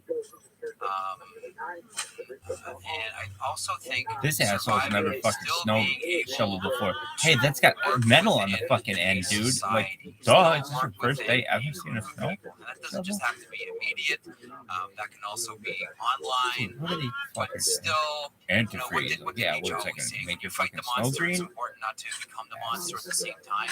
They need to make not become the antifreeze not monster. taste good to What's a animals great so they Twilight didn't Zone kill episode? them. Monsters Would You on But, Maple yeah. Street. Are you done? Where it's never about the monsters, it's about how we treat each other. I love that's always been a big lesson for me. And it's my favorite Twilight episode. And when I say we survive all of this, We used to call it antifreeze. We used to drink antifreeze. It's Mountain Dew, vodka Mountain Dew. But it's kind of chocolate. Kind of chocolate. Our 3-year-old goes to bed, we stay up with my 10-year-old, my 8-year-old, and we watch Walking Dead. You have a nice I've never clothes. seen the Walking Dead series before, so we Oh. started at episode 1, and we're now plowing through the 5th season. I don't know if I should be showing my 10 and 8-year-olds The Walking Dead. I'm not sure I'm going to be on the cover of next month's edition of Today's Parent Magazine, Dan, but it's a nice tradition that we have. And the one thing that I've learned through all of it is the lesson from that Twilight Zone episode, which is it's not about the zombies, it's about us. And the greatest threat comes from us. If we can come out and survive this, by that I mean if we can still not turn on one another. On the last Common Sense podcast, we talked a lot partisanship is doing towards it. I couldn't agree more with the points that you were making, because at the end of this, if we can't get along, if we can't all survive with one another or come up with some, it doesn't have to be like this Matthew Arnold idea of, Elizabethan England is the absolute model of how things have to be. We have to come up with this idea of, we have to come up with a way that we can all get along with one another and not let this tear us apart. Not let that monster separate us from one another. I hope that makes sense. It does, and I think tough times are points of fracture. In other words, one of two things happen. Both are together, and some of those things have unites, a common cause and forgets their partisan differences, for example, or crisis can make the fault lines larger and fracture them more. You see that too. So this could go things like now. Of different fashions. When I have conversations with people, people get angry. After the last conversation was a perfect example. And for those in the history audience who don't know, I've done a current events podcast for longer than the podcast. I was doing a radio show. It didn't used to be as hard as it is now because everybody is so angry that trying to find this ground that Jeff's talking about. Actually, try to talk to people who disagree strongly about things with each other and speak to both of them tends to get the same treatment that a police officer showing up at a domestic violence quarrel with a drunk couple runs into, where they might have been trying to kill each other 5 seconds ago. The cop tries to come in and bring peace to the situation. They both turn on him. So I kind of feel like the cop in the domestic violence situation sometimes. But moments like now are tests. And so when you say we have to get along, because I keep asking myself, what's the alternative? Yeah. I tell everybody, That's the biggest one they ever had. You're not going to win. Yeah. Now what? And that's where we are. You can't think of the now what that you're planning for some. I don't even know if you're planning for a perpetual political war that will continue long after you're gone. And what did it get you? Maybe that's short-sighted, but at the same time, I'm looking at it now going, I'd like to save reality a little bit, because when you jump off the edge in terms of going off the deep end and say political realities, I mean, it's funny, we have a plague now in a sense that we haven't seen in a very long time. What if we started to see political outcomes of the sort that seem to be the things that are consigned to your history books, right? What if all of a sudden those didn't seem so strange and abnormal and out of the blue? Let's try to avoid that, shall we? At least that's kind of how I try to think about it. And that sounds like you, and I think a lot of people form what I would consider to be sort of the ballast of society. These people that might want reform, might want change, might disagree with each other over specifics, but sure as hell want to keep the vote in. What do you think happens Why? with technology and all of this? Now, last time we were together in Toronto, we talked a lot about Marshall McLuhan and the idea that Kids, technologies have New York's got snow, Florida has hurricanes and fucking gators and shit. California, none of that shit. Never would have imagined. We see major events dictating what What's up, yo? how it gets consumed. Dude, we watched something Not for that the I want to longest count time. wins and losses, I like but I it. do wonder what type of media wins here. We think of the Dude, Vietnam just do War, it. and we think Just do it. of television. Could they do We it think quicker? of the first Iraq War, and we think of cable news. In this situation, Wow. Dan, what wins? Well, What comes out of it? why did they stop with the snowblower? I obviously think a lot about this. I consider myself to have a tiny bit of responsibility for worse. Because in the 1990s, late 1990s, I was holding a company I started with some friends, and one of the things we were pushing was amateur content. And one of the ideas behind this was something about the idea of how it's going to change news. And I thought it was going to be something for the better. It was really opening up news to all sorts of news, opinions, and journalists and reporters on the ground. And you didn't have to be, I was a reporter. I was saying you didn't have to be a reporter to report on a news story. All you have to do is, at the time I was saying, have a tape recorder or a camcorder and take it out there and record what's going on around you. And I thought this is going to democratize news. Is this like, you have robots? Like, how am I gonna beat that? including something that's uncommon What in the fuck is this? but it's such a multifaceted issue. This is I was side wondering about the value of a shared reality. Dude, I'm just gonna follow you and like you Right? Is it just because I don't want to like get killed. I don't want to get killed by your fucking. Shoot me at the fucking snow Los people. Angeles, I understand discussing them. what you read I understand in the news everything that in their day. life right now. About 85 They to and 90% I of people are in water one going to world. accept the same facts from the New York Times, the Washington Post, and the nightly newscasts of Walter Cronkite or whatever, and all those people, not 75, but you know what I'm saying. Maybe it's 75. But now a person today might say, well, you know, it's a bunch of BS and they didn't know what was really going on here and there, and they might be right. But there was a shared idea that about 85 to 90% of the people had on reality, which allowed them everything from the ability to debate things, to have, I mean, it was something that passed for truth. It's like the fiat money people always tell me, you know, the money you hold in your hands is just paper. The only thing that matters is how much stock people actually put into Oh it. my Because you God. believe it. Well, the same Did you thing get was hurt? true of reality. It always is true of reality. You believe it, but if 85 or 90% of the people believe on the same reality, you can try to work it. It's Oh, a is that fiat fucking currency string? of its own, right? It's information fiat currency. What we have now, though, is nobody believes the same reality. We're into these camps. We're all reading different stuff, and the first thing you say in a discussion with anyone is you question their sources. This is a democratized news environment, but it's also a democratized truth environment. And I'm finding that this is a situation that I'm not finding good historical analogies to use as guideposts on how something like this might go. It's a fascinating human experiment. I don't know how to navigate through it myself. Yeah, I remember Jello Biafra once said, "Don't fear the media, be the media," and that's always stuck with me. I think that hits where you live when you're talking about creating Yeah, content and democratizing media.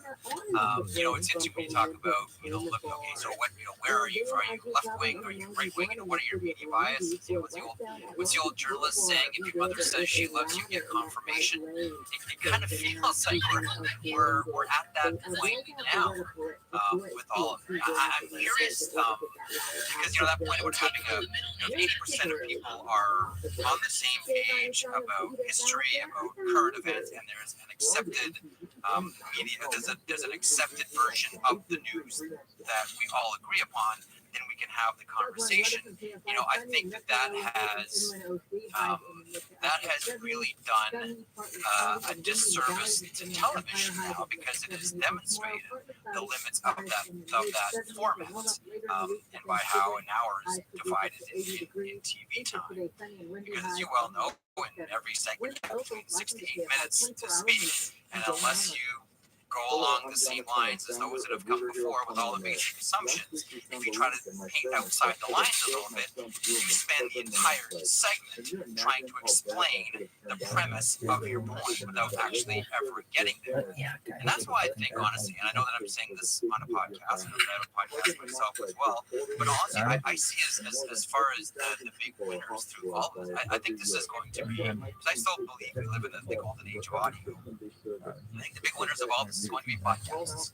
I really do. I think at the end of this is where ideas can get, you know, like a symphony. You know, the melody can rise, it can fall, it can come back again, and turn into something else, and you aren't limited by the authority of time, or you aren't limited by a certain programming formats. I think, you know, really at the to be self-serving here, considering that you have a pod, I think that this is going to be yet another moment where podcast demonstrates that this is the ultimate media to consume.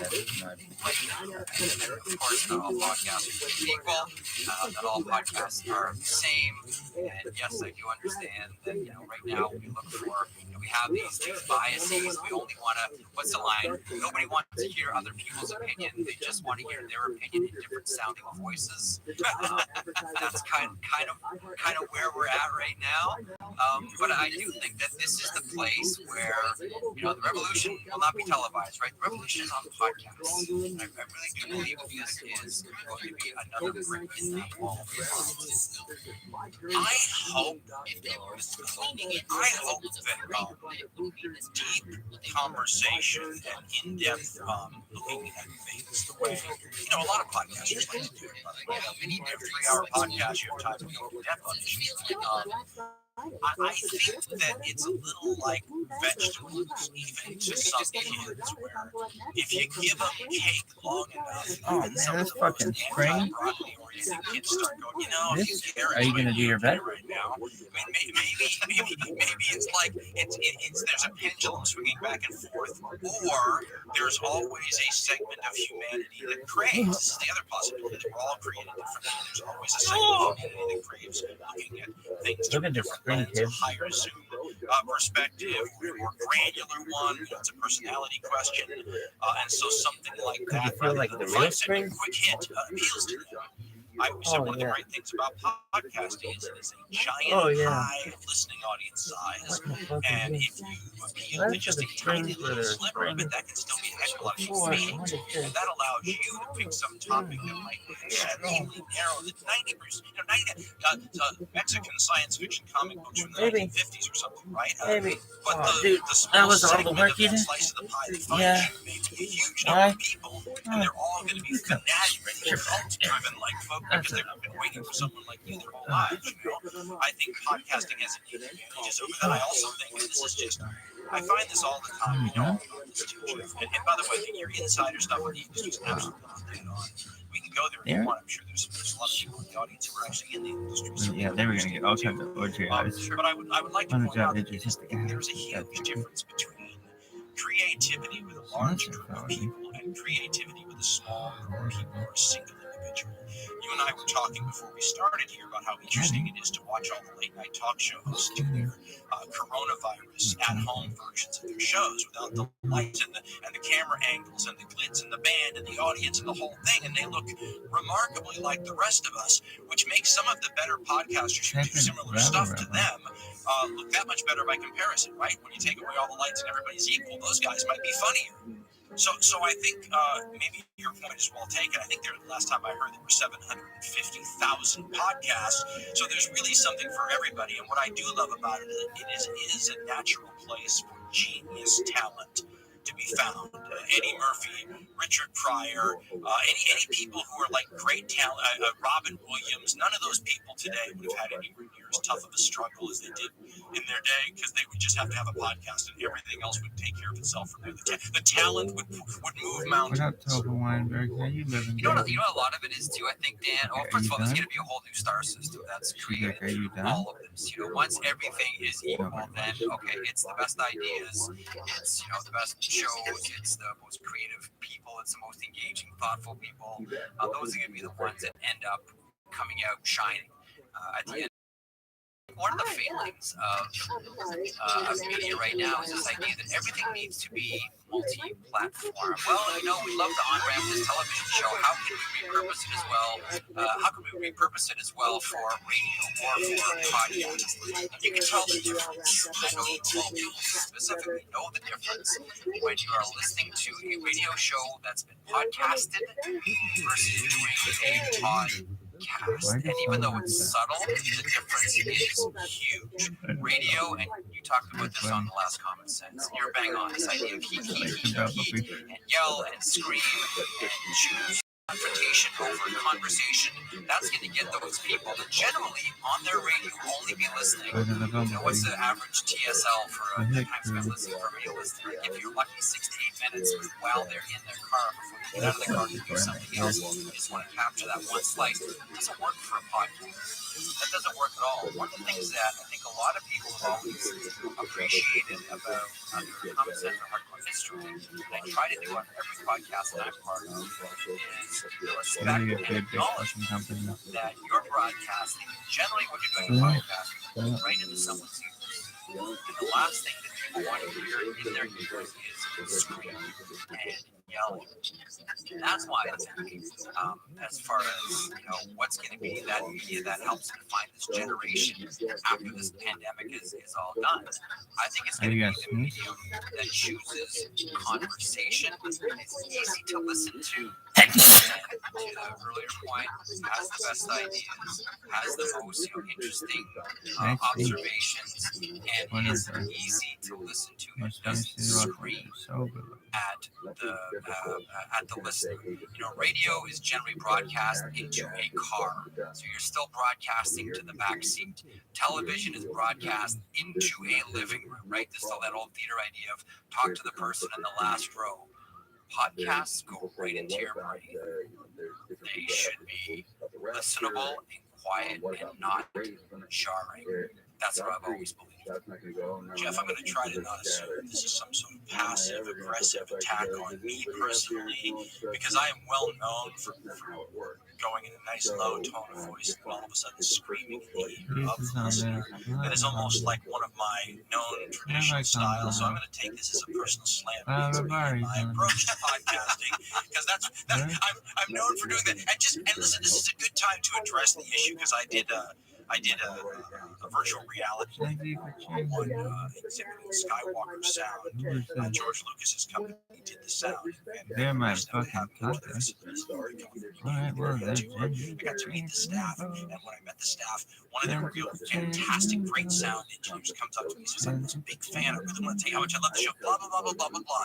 Have you ever thought about using any compression on your voice, though? Because it just gets, and I came back, and if there's a band, I told him, I said, well, everybody's still talking about the compression issue. And just so everyone knows, in radio, when you're on the air at a traditional station, they have compression, which is, it squashes your voice between the highs and the lows. They have it for all sorts of reasons built right into the soundboard, so it's nothing to think about. When we got off radio and we got the freedom of podcasting, it became like new, and Jeff, you'll understand this, it became like new audio colors to paint with. All of a sudden, yes, and I was always in the VU meter red anyway, right? So I was never a good boy anyway. But all of a sudden I had these, with the compression giving me sort of a light pink or a pale blue, all of a sudden I had dark, angry blues and bright reds.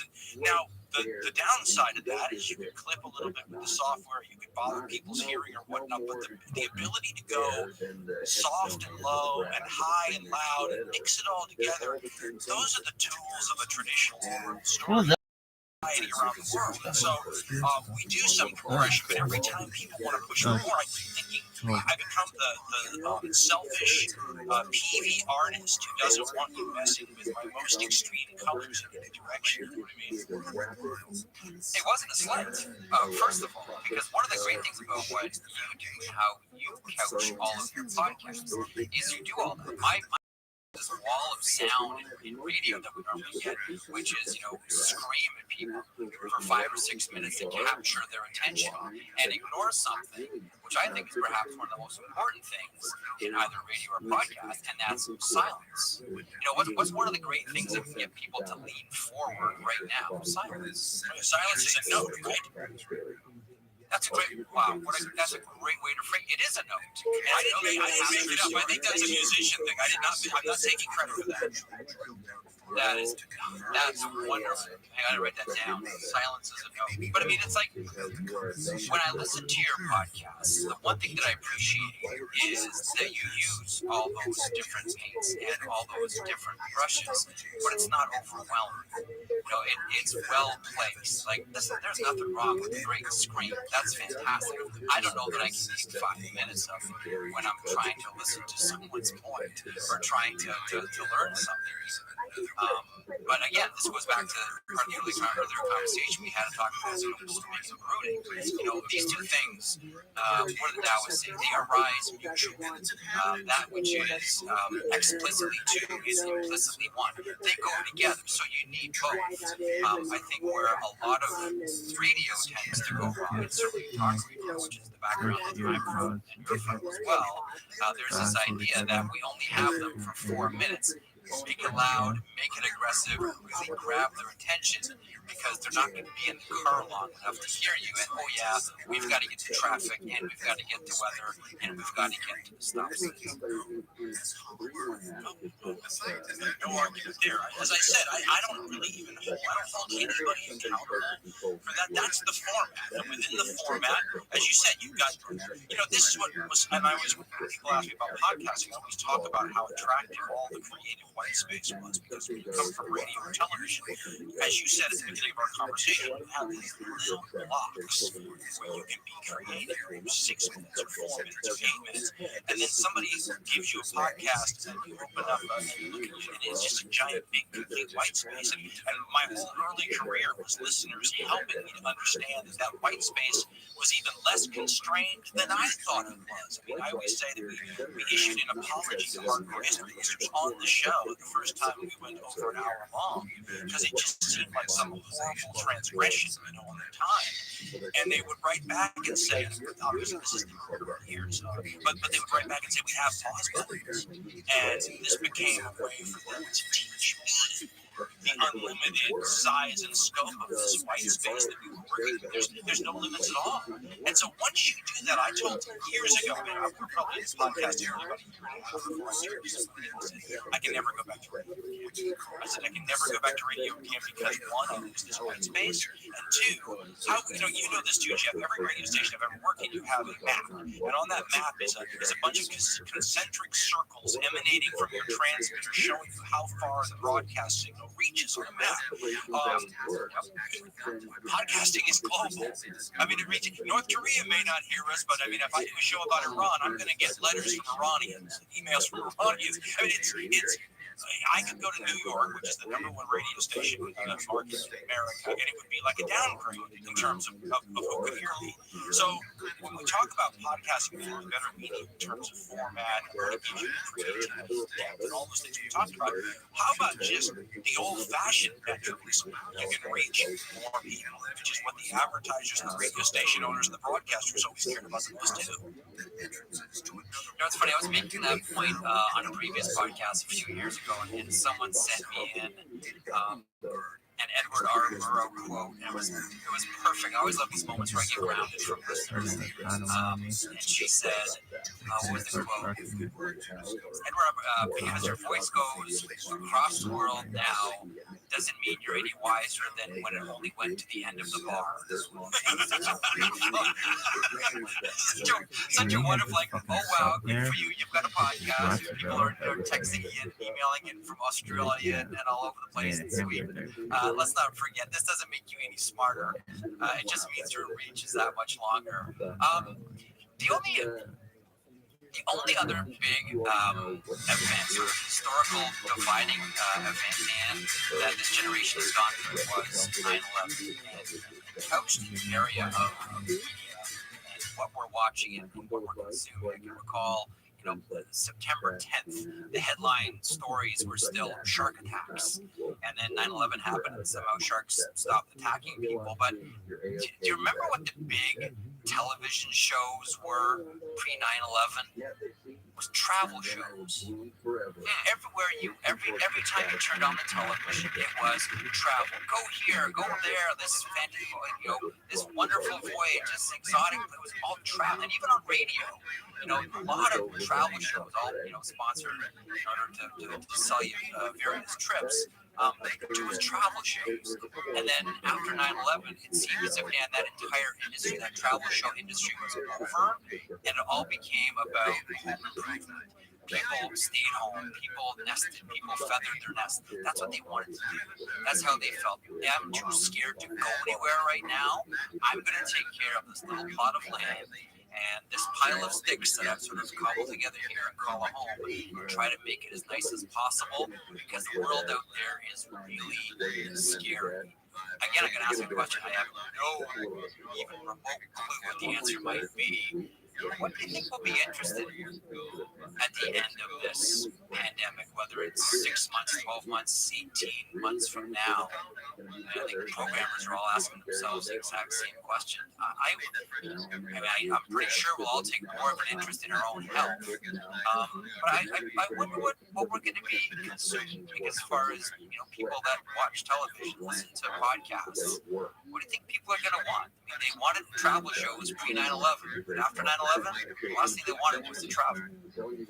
Well, I might not be a historian, but I can sure hedge that. Let me give you some examples of how it might go. So it kind of depends. The first big variable is how quickly does this thing go away, right? So if this coronavirus is significantly better in 2.5 months, then this chance of simply trying to bounce back and return to some level of normalcy seems more likely to me. I think that's the natural human desire, just to get back to the way things were. Forget this ever happened. But, well, one, obviously, that's going to be hard to do for people who've lost their jobs and businesses that have gone under, all that kind of stuff, right? But if it doesn't go away like that, if it goes away more slowly, or if there are several reoccurrences of spikes, Yoshi. well, then this is going to be more of a scattered thing, more of a, no, you're not going to be allowed to just pretend this never happened. You're going to really have to make this part of your long term. You're going to have to build this into your thinking long term. My family is so beset. The news, it's funny with the bad, not to change the subject, but the bad news itself begins to get to people after a while. And the way that the is always weighted towards whatever's going to get the most eyeballs, extra read all about it. The bad news right now is what people are interested in. So you're seeing a predominance of disaster. It doesn't mean it's not out there, but it's what people are getting. And so I think there's this desire for bounce back. I don't know if the nature of this virus is going to allow for that. And I think if it doesn't, that's when you're going to see the changes that you were talking about more, because we're living in a new world and that you just have to, right? So like the media that we were talking before, we turned on the recorder about your new reality, which is like my old reality. You're all just podcasters to me now, Jimmy. All you professional guys, you don't know what you were missing, being able to work from home in your sweats, and now you'll never go back. They'll never have you back. You don't have to pay for those free croissants and donuts anymore. No insurance, no liability. You just work from home, Jeff, and I'm going to make you work twice as hard. But I think that this is going to be heavily dependent on the way we come out of this. I do think, and I always feel this way, but this is sort of, I'm a devil's advocate person. So when things are good, I'm always a doomcaster. When they're bad, I'm always a silver-minded guy. But this has always been the idea behind there's a capitalistic idea that when times get crappy like this, because you remember Ray Arcel, the great boxing trainer, and he had a line. He said, "Hard times make monkeys eat red peppers," and it was basically because monkeys won't eat red peppers unless they have to because they're starving. So the idea here being that there are going to be a bunch of people that will find, and I don't mean to sound unicorns and rainbows about it, but this is true. There's going to be a bunch of people that find their path to success in life right now because they have to, because something that might have been comfortable and easy is no longer comfortable and easy. They have mouths to feed at home, or whatever it might be. This does not legitimize or make okay or ameliorate the suffering of all the other people that don't do it. But I'm suggesting that this is all part of how people individually are going to respond to their own circumstances, and how we respond as a society is going to depend in large part about how all of us as individuals do. And that's going to depend in large part about how this damn virus leaves us or doesn't leave us. Does that make sense? It does, and I wonder if too, if we start to see, and not this, Shakespeare, for example, wrote King Lear during a pandemic. A pox on both your houses, Romeo and Juliet. I mean, all this type of speak is all something that William Shakespeare was going through. And a lot of this great, a lot of Shakespearean tragedy was written in the time of the plague. But I wonder if at the end of this too, or through this, to your point about people finding out what they should do and charting a new path and discovering more about themselves and figuring out where they should be going, solving that finally. Considering that there are, there are ways that we live, and then there are reasons why we live. And now that we're all in quarantine, it's a lot more about music and art and books and paintings and poems. Like, we're learning a lot about the arts, and perhaps we're realizing too that as much as we chase the dollar every day, you can't live without the arts. And I think people are realizing that this is one of the reasons why you stay alive, more so than ever. So I do wonder if at the end of all of this there will be some type of creative renaissance, because isn't that normally when we're all asked to look inside as opposed to just chasing something externally? We look inside of ourselves and realize what's in our hearts and what's in our minds and how do we want to express ourselves, and now we have the time to do it. Doesn't that generally lead to some type of artistic renaissance? Oh, my answer on this is going to be multi-pronged, because the first thing is yes, I absolutely think that. I think it's a great thing. Art is one of those things that some people are born appreciating, and some people really learn to appreciate as they grow older. And I fall into that category more and more, and really understanding. Well, first of all, the timeless nature of it. Cicero, I think it was, who said, writing is the only true form of immortality. Art is a form of chasing immortality, of having the piece of you, the artist, live on in some way beyond your mortal existence, right? But let me. This is why it's a complicated answer, because I don't want us to smudge or besmirch the purity of creative art with money and finances and personal gain and all that. But I'd like to point out, and this is something that I tell college students. I have two children who lean toward the creative rather than the engineering side of the temperament also. And what I try to point out is, when I was a kid, everybody would try to talk you out of the creative pursuits because they thought you were going to be waiting tables at some restaurant that was going to be the end of your life. And you were going to, you'd be on welfare because you spent all your time with a theater degree from some school. But I try to explain to my kids now, look at the enormous amounts of money that people who create in the entertainment world. I mean, I was J.K. Rowling. Look at, how's that for a good idea? How many people have made the living of their entire lives off her idea, right? So that's the power. I mean, Tolkien. Look at all the. Now I'm picking individual, but this is what I say. If you are creative, that is ground zero for everything everybody else in the entertainment world does all the attorneys, all the agents, all the cameramen, and it's funny. I had there was a South Park episode once. I'm going from memory, or so. I hope you forgive me. It's not a South Park episode. It was the making of South Park, and they showed you how they made it, and they showed the facilities, and they have this place where all the artists who do it and everything are playing ping pong, and they have a green room, and they're all. But there's only one guy.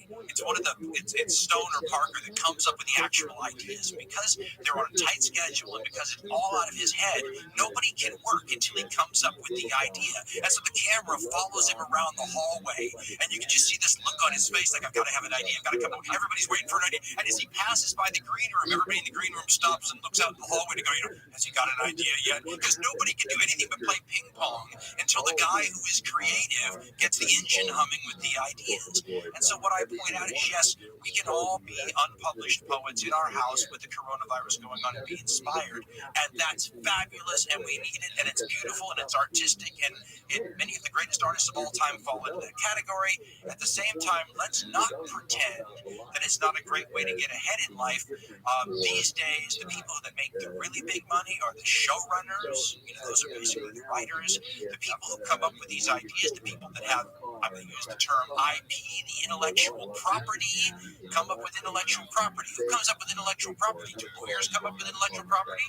Do agents come up with intellectual property? I mean, you need all those people, and they're all creative, and they're all wonderful at their jobs, but nobody works until the South Park guy comes up with the idea. And so what I always say is the creative people are the genesis of the entire entertainment industry. And so to think about it as some job where you're going to be waiting tables and wasting your college degree to me seems ridiculous. You're going to be out there, J.K. Rowling, J.R.R. Tolkiening up the place, right? And so in my mind, this is a great opportunity for a bunch of people who, because of their jobs, never had time to sit at home and work on their poetry or their music or their play that they're writing or their YouTube video plan. I mean, do it now, right? It's a great opportunity. What are you doing? Take advantage. It might change your life. No, I can recall very specifically. Do you remember a guy by the name of Jim Rose? And yeah, vaguely. Who was he again? Was he like okay, a so table guy or something? Jim Rose Circus. The Jim Rose Circus was that I'm not thinking the same guy. No, so Jim Rose was the architect of something called the Jim Rose Circus. Toured with Lollapalooza, grunge circus, crazy things. Guys getting darts thrown into their backs. Various piercings, lifting weights from different body parts. It was like a chaotic circus that you would imagine traveling around with, Trent Reznor and 9 Inch Nails. And so when I first started my career in 1994, it was me and my buddies Bob Makowitz and George Strombolopoulos. We were doing a late night show on Friday nights in sports radio, which had nothing to do with sports. And we got to spend an entire afternoon with Jim Rose and interview with him 1.5 hour. And Jim and I went out for lunch. I was a big fan of Jim Rose still. And he said something to me that always stuck with me. And there's no right answer to it, but it's a place that everybody sort of comes into conflict. There's that choice moment. There's two paths. Which way are you going to go? We're having lunch. We're having a cup of coffee, and he said, "So you're just starting your career, right?" I'm like, yeah, but I'm not sure about that. It's going to work out. You also have these, dreams of going back to university, chasing a PhD. Who knows? And he said, "Well, if you decide to chase this, if you decide to go this media route or whatever route you take for that matter, realize one thing as you begin. There's going to be a place in your career where you're going to get to a crossroads. We all get there. But just be aware that it's coming. And here's the crossroads. You're going to have to make a decision whether you need to quit or work hard. And there's no right answer. And there's no obvious answer. And you won't know if it's the right answer until many years later. Should you quit or should you work harder?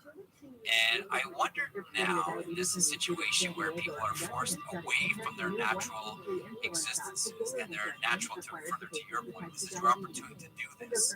This is a chance where you don't have to face this dilemma, right? There's two types of freedoms in the world. There's a freedom, there's a freedom to do anything, and there's a freedom from having to choose to do anything. And right now we have more of freedom from having to choose to go out and do work. I wonder if through all of this right now, to your last point, Dan, this is the opportunity where you don't have to face this dilemma of quitting or working harder. It is wide open for you, to your point. Go for it now. This might be your best opportunity. Well, and I can say from a personal side, the hardest thing for me, as a younger guy, was when somebody would say, okay, after you worked hard all day at your job, right? I was at KABC in LA, for example, working on the assignment desk. After you work hard all day at your job, you come home exhausted, then put time into your side gig, right? And I always thought, oh my God, that's so hard. I have nothing left. I especially don't have the best of me left, right? And so I always found that to be so hard. This is the opportunity, though, to do that. I always said boredom is a wonderful motivator to go do something. And I always thought that's kind of the problem with the kids that I have. I mean, they think they're bored, but they're not bored. Like we were like little rascals bored. Like, I was throwing anvils off of my garage door roof onto a board that I'd set up on a fulcrum to imitate something from a cartoon I saw. I left a dent and a chip that's still in the Toluca Lake sidewalk in front of that house I haven't lived in 40 years because we were so bored. We were just trying to. But my point is, from that boredom stems a bunch of stuff, and I can think of a bunch of things I did throughout all those bored times. That I have a buddy I've known since I was 4 years old. He said all that crap you were doing when we were kids somehow wove into your modern life today. So it's weird how all that I have nothing to do. I guess I'll do this, and your mind coming up with something from nothing to make this so you can be entertained plays into something down the road. There's a lot of bored people right now who are binge watching and doing all these things. Eventually they're going to get tired of doing those. Well, then do something you would do on your side gig time if you weren't so tired when you got home from work, right? What would you do if you had the energy? Maybe without your job now you have the energy. That sounds awful. I don't mean it that way. But you know what I'm saying? That from these terrible kinds of limitations we're under now, there are potential opportunities that some people in lucky situations, right, who aren't caring for a sick loved one, for example. I mean, if you're sitting around bored wondering what to do, this might be something you can take advantage of. Now, that's a better way to put it. Truth, and I'm with you on that one. And folks, to Dan's point, do it now because the plants are farming us. They give us oxygen until we decompose, and then they consume us. So you got one shot. What's the old saying, Dan? Everybody is born with two lives, and your second life begins when you realize you only have one. I think this is that moment where we're all starting to get that. Do you mind if we do a couple of questions from the Toronto show? No, we can do anything. I just don't want you to ever feel compelled to do a Q&A type of format. Please jump in and add or subtract anything you want to after we start talking. Sure. Use it as a jumping off point. Okay, well, so when we did the Toronto show, I had a handful of these cue cards, and I think we only were able to get to 5 or 6 questions for you. But some of you were awesome there, by the way. I had to just tell the audience they didn't hear it. You were awesome there, by the way. The best questioner I've ever run into ever with these things. Oh, I have you fooled. Dan, I thought you were so much smarter than that, but I'll take it. Prove me wrong, Jeff. Prove me wrong. That was a lot of fun. Like, when I'm going to look back on this year in my career, that was the highlight going away. Remember all the audience thinking I was drinking beer throughout the whole thing? Well, they gave us beer bottles full of water. They handed me what I thought was beer, and I said, "Oh, no, thanks, I don't drink." And they're like, "Oh, no, this is what?" They look like Heineken bottles. And of course, like Heineken bottles. Heineken bottles full of water. And I was like, "Okay, these two guys are getting pickled up there." There's a few questions that I wanted I drive home and I get back to my office and I pull these out. I'm like, you know what? I wish I would have looked through these. I wish I would have looked through these a little more closely because there's some really good ones here. So if you don't mind, Mr. Carl, I would like to interview you on your podcast. How's that? It was your idea. Let the audience know. You're the one who came up with this plan. I just sent Dan a text saying, "Hey, you know what would be really cool if you just grabbed a bunch of questions from Twitter and did a Q&A on your own podcast." So here we go. This one, going back to the Toronto event from Sean. You tell it in a dramatic, captivating, and succinct way. Whom and what experiences do you credit as influencers of your style? I got lucky because the times changed on me. I have a vivid memory of a radio station I worked at and meeting my boss at the urinal, when I'm like on a break. The show's in a commercial, run to go to the bathroom. The boss walks right next to me. There's that awkward silence for a minute. Never see the boss, and here I am. And I've got to get back upstairs before the break's over. And all of a sudden, out of the silence, we're both standing there looking up. He says, "Ever thought about getting your adenoids out?" Because those were the days when you wanted to have the big Gary Owens voice, the whole, and everybody sounded the same, and I didn't sound like that. So, in the time that I was doing radio, the desirable sound of a male broadcaster's voice changed. And all of a sudden, it wasn't about all sounding the same. It was about all sounding distinctively individual. And I was already there, right? I was the guy who needed his adenoids out. Well, fast forward, getting older, whiskey, everything else that comes with age, and my brain's slowing down. And I just sound like a less speedy, probably less smart, certainly less quick a lower voiced version of myself. So it wasn't a style that developed. This is just how I talk, and luckily the industry came around and made it okay for me to talk this way without surgery. There was mentioning, having a squirt beside a program director. We used to do this segment on this whole show that I just referenced with Strabo and Mako, called Celebrities I've Urinated Next to. And the most famous person for me, it was late at night at a bar downtown Toronto called Bistro 990 during the film festival. It was like 3:30 or 4 o'clock in the morning, and a very inebriated Sean Connery pulled up next to me. So that was my big celebrity. Do you have one, Dan Carlin, the most famous person you've urinated next to? It wasn't, I don't think it was most famous, but it was certainly most cringe-worthy response on my part. So I'm one of these people, I was born in a family where, you ran into famous people pretty often. So normally I'm pretty good about not losing my mind or anything like that. But there's always a few people, right? Everybody's got, it doesn't matter who you are, everybody's got a few people where you just lose it. And when I was a kid, I was a baseball fan. And for some reason that is absolutely, I have no connection to the city. I don't know how it ever happened. I was a Baltimore Orioles fan in the 1970s when it was those great teams and everybody else. And the pitcher I liked so much was Jim Palmer. Great pitcher. He does a great job broadcasting everything today. When I was a kid, my stepdad, who was in radio also, got me on the field to meet all these guys. I was totally mute. I mean, I was stunned. And he said, I've never heard you not talk for like 2 hours. I couldn't even speak around these people. So I got all their autographs. I was about 10 or 11 years old or something. So fast forward, I'm working at ABC, and they have those morning, the cheesy, I guess I shouldn't even say they're cheesy, but they had those local LA morning shows with, Tawny Little and Steve, whatever his name was. They'd have those guys, and they'd always have, Evander Holyfield is on, or all the morning stars, or whatever. So one day they had Jim Palmer on, but I didn't know him. But I walked into the bathroom down there, got myself a croissant or something off their set, walked into the bathroom down there, and Jim Palmer walks up right next to me at the urinal. And I don't know what I was thinking, because there can't be a more inappropriate time. Maybe like when they're going into surgery is worse.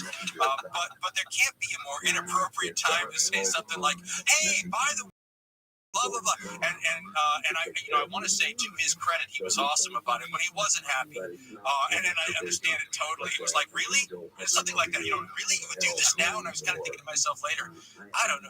But now, even I always say I'm not famous, Jeff, unless I'm at an event that's there specifically for me, right? So I have no ability to know how to behave in those situations. So I did a speaking engagement once at Stanford, and I was there like 15 minutes early. And I said, is there a place I can get some coffee? And they said, oh yeah, the Stanford place where coffee is right around the corner. So I go there, not thinking at all. I walk in, and the entire place freezes. And it took me a minute to realize that every single person that was going to see me 15 minutes from now was in that coffee place waiting for the thing to start. And I walked into one of the few places in the entire world where I was famous, and it got weird right away. It's bizarre right away, and it's not that people aren't cool; it's that I don't know how to behave. Do you know what I'm saying? I'm uncomfortable with them being so glad to be around me. You got to treat me more like my wife and kids treat me, a certain level of disdain and impatience and rolling of your eyes for me to be comfortable. People being nice, and but it's funny because it's that same sort of thing where you go, God, if somebody had come up to me in the urinal next to me, would I have even been as nice as Jim Palmer? But you know what, though? At that event that we did at the hot dog theater, the Ted Rogers Theater, I mean, you were like Beatles Come to America when they got off the plane. Like, the place is sold out. I mean, there's a huge lineup for books afterwards. And, a couple of people on the way out, just sort of turned to me and said, I can't believe how, gracious and nice and genuine, like, to every single person. Like, a lot of these events, you just grab the stamp and Dan Carlin, thanks for coming. Dan Carlin, thanks for coming. But I mean, yeah, you stayed and talked to everybody. And the next event was coming on. You took everybody out in the lobby to talk with them some more and sign more books. Like, was that I don't want to say overwhelming, but was that a unique experience for you, that packed house in Toronto? Were you ready for something like that? They may be an honorary Canadian citizen. And they said it was because of all the apologies I made on stage. They said that obviously I have Canadian blood.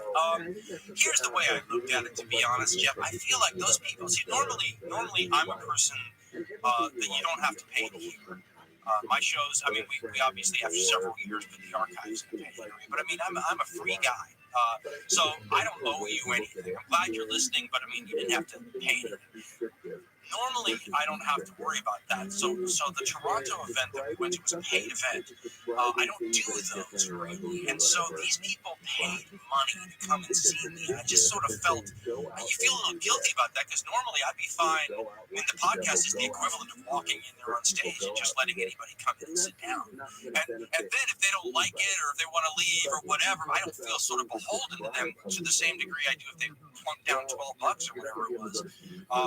So I feel like I felt a real sense of both camaraderie because it's weird to as a podcaster, and you know this too, when you speak into a microphone, you don't see the people on the other end, and it is always. I'm not sure what the word. I'm not sure the adjective quickly springs to mind. It is an interesting and unique experience to all of a sudden have all these people that you have a relationship with, but you've never met together. Does that make sense? But you do understand. I mean, you get this as much as anybody else who does. But I mean, those are one-on-one relationships that you are creating. You know, as we talked about earlier, radio, you're broadcasting into a car. Television, you're broadcasting into a living room full of people. But podcasts, times that you have ever said, because I know the number for me is 0, you've ever said, hey, come on, let's all listen to a podcast together. Like, it is a real intimate bond that you form with people. You know, especially when you have something as compelling as you present in either hardcore or common sense. Like, that is a real, like, none of that surprised me. Like, when Harper Collins called me today, which, like, we understand you're a big Dan Carlin fan, which, like, host this event, I was like, I hope it's a big theater because I know how popular this guy is and I know how much people love him. Like, that's a real relationship you make in this meeting. You know what? Can I circle back to something we talked about earlier? When we're talking about people maybe at home, maybe working on some creative idea, not sure what they want to do and all these kinds of things. I don't mean to sound like something out of some pep talk. Tony Robbins, you can do it, video. But to hear you say that, Jeff, and to have come from a place where, like you said earlier, when you're talking about the TripAdvisor advice or whatever it was, where it was like, where there's a time where you go, am I doing the right thing? Should I continue to do this? And now looking back on it, saying, having Jeff say that, wow, what if I hadn't stayed and done what I did? I think when you get to the end of your life, whether you're happy with your life or not happy with your life, or have mixed feelings about it, I think it's normal for a lot of people to look back on it and go, what if? Right? And a lot of times it's, what if I made a better decision somewhere? But I mean, what if I made a worse decision somewhere? What if I didn't do this? Or what if I had all these same qualities but lived in a time period that wasn't conducive to podcasting? Right? What if it's 30 years ago or 40 years ago? So to hear you say that, it's a unique feeling. I always say that when you get to my age of 54 now, you see a lot of people whose dreams have not panned out, whose lives have not gone the way that they were hoping. There's a lot of regret that creeps into some people at your age. And if you don't have that, you just feel so fortunate. You look around and you say, well, why do I not have that? And a huge part of the reason why are those people that showed up to the show in Toronto. The people that listen to the podcast. I mean, I tell them all the time, and it must sound like some sort of just thing you say at the end of the show. But if not for the collective audience, and much more than, say, a big broadcast network or something like that, if not for the audience, my whole life is different, and not in a good way. So I think about it a lot, actually, and so the relationship between the audiences, I may be speaking in their ear, and I might have a personal relationship with them. But the reason I stay afterwards, and I would have stayed afterwards at that show, whether or not they plunked out the $12, is because I'm aware every day that this life I have is because of them. It sounds cliche, but it's literally true. I mean, we exist on donations and people who buy the old shows. It doesn't get any more personal and connected than that. There is a real freedom to that too. I know it tends to be harder work. Like, I work for Rogers, a major communications company. And you're one of the great independents, and there's a lot of different and harder work that comes along with it. Could you ever see yourself not as an independent? Well, the first thing I'd like to point out is that I'm not good at a lot of the other stuff that comes with being an independent. And there's a couple of ways you can go. A lot of people always want to know what the business that I operate. And I could have gone the route where you hire a lot of people. There's a lot of work to be done. But if you do that, you become a people manager, and I'm not good at that. What I'm doing here now, so this is the great thing of working for, say, a radio station or a broadcasting outlet. They do all that stuff for you, right? They sell the airtime, they promote the show, they're the infrastructure, and you get to be the tip of the spear that just focuses on what you do. If the infrastructure is not there, you have to provide it. You have to provide it by hiring people to do it, in which case you're the boss of a bunch of people, or doing it yourself. A financial advisor told me a while back that we're leaving a lot of money on the table. Well, there's no doubt we're leaving a lot, but I mean, in order to get that money, the things we would have to do would destroy the creative side of what we do here, which is what's both what we enjoy and what makes it good on the listener's end of it, right? So you say to yourself, I'm not going to make as much. I mean, listen, we get to a lot of ads, but I think it spoils, some of the quality of the experience, So I mean, I feel like, what's the question again? Bring it back to the point for me here, Jeff. We talked about this in Toronto, remember? We talked about, could you see yourself existing as anything as an independent? Of an independent? Yeah. Well, listen, the one thing that I've gotten out of practice of is, and I started to talk about this earlier, and I got off on a tangent where we were talking about collective creative work versus individual creative work. We were starting to talk about the South Park guys and stuff. If you're Jimmy Kimmel or whatnot, you've got a whole huge staff of people. You've got writers, and everybody's part of the creative contributing staff, right? So you get sort of a creativity by committee, and when it works, you have a Seinfeld, right, or something really magical. But I find that when I do creativity by committee, me being the persnickety, very specifically weird person I am, I like it less than when it's my own baby, sort of. And so being an independent allows me to not have to do anything I don't want to do, and I don't. We make no allowances at all for anything. At this point, this is the wonderful, we talked about regrets earlier. The wonderful part of my life now is to be able to sit here and go, I don't care about any of that. I'm going to do the show the way I want to do it.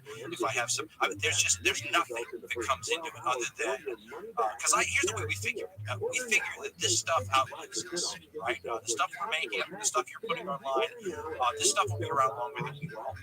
And so we have to live with it. What's more, it's going to be the best representation of who the hell you were when you were alive that you can find. Can you imagine having a podcast of the kind that we do, Hard Race for Common Sense, from any of the great figures in history centuries and centuries ago? Think about how much of their soul would be transmitted. Cicero, who said earlier, said that writings do the truth of immortality. Well, think about if it was on YouTube instead. Think about the other nuances of that guy's personality you get if you could see him, hear him. You know what I'm saying? It's a three-dimensional transmission of one's soul, personality, and sort of character. And so, I mean, I've often said I feel like my great-grandchildren will give a chance to have a sense of who I was if they simply listen to this podcast. Now, that boomerangs back, though, when you're doing it, you think about, okay, how much should we tweet this, or exactly how right does it need to be before we release it and all this? Because you have two audiences. It's like when you're writing a book, you have an audience if you're serializing it in the magazine, right? Chapter 1 in June, Chapter 2 in July, Chapter 3 in August, right? You've got an audience waiting for each of those. That's one audience. But then you have an audience who's not going to find your book for 5 years, right? Who's not going to have to wait for any of it. That's a different audience. So we've got people waiting on the next show from us that are, when's it coming out? When's it coming out? So we're trying to make a good show for them. But we know that there are going to be people that don't find this for years and years and years. and we have to make a show for them, right? That's they don't care how long it took 5 years from now. They just care how good it is. So these are the kind of things we think about to dovetail it with your point about independent versus corporate. Can you imagine going to a giant corporation and investing in this and has a publicity staff that's working in line with their promotional side, and you have to get this out of you can't do it. They can't function that way, and it's not a slam on them. They have to coordinate the activities of all kinds of people. I have to coordinate the activities of me. And it changes how I approach this creatively and how I can make something that hopefully my grandchildren are happy with, You know, there is a feeling, and I believe this, that things like music, for example, where they're most vibrant, when the people that ran the shows didn't know what they were serving up. When there were the program directors that got a new album across their desk and said, I don't know, maybe the kids will like it, put it on there, let's see what happens. And some of it's crap, as we've heard before, but a lot of it is good. When you just admit that, well, I don't know, let's just try something here. You can go back and listen to, you can sound like an old guy here, oh, everything was better in the old days, but you go back and listen to music in the late 60s and the early 70s, and every song, you know, on any top 30 list, every song was distinct from the very next song. There was a vibration, so many vibrant sounds and different types of music that made its way onto radio. It was fantastic. And then things like, you know, formats got tighter, and program directors who thought they knew what the kids wanted became more of a things, and focus testing, which is still the bane of a lot of radio people's existence. Do you find that you're the kind of person that is more willing to just try things because you don't know, or Dan, do you already have this idea of a focus test in your mind before you put it out? You know, William Butler Yeats, one of my favorite poets, used to talk about killing skepticism because in his mind it was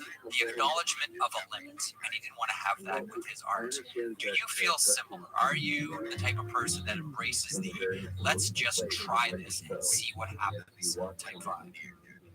Absolutely. It's one of the reasons the shows take so long. One of the things I don't ever want to do is have a template for this. Once you say you've got this giant creative white space we talked about earlier, once you acknowledge this is something we really like about the medium, well, why do anything that then creates your own boxes that you're then constrained by, right? Radio used to give you those boxes, so you got to put your own boxes in there. So when I try to figure out how to weave the narrative together, one of the things I ask is this something we do all the time, or is there a way we can switch? Can we tell the end of the story first and then switch it around? So not only does that keep that fresh from a listener standpoint, it keeps it fresh from a storyteller standpoint, and helps you help. I mean, I guess there was a friend of mine, and he's probably going to listen to this, who described what I do, because we used to just do this entirely, like all my shows, I would walk in and record it, and we'd be done.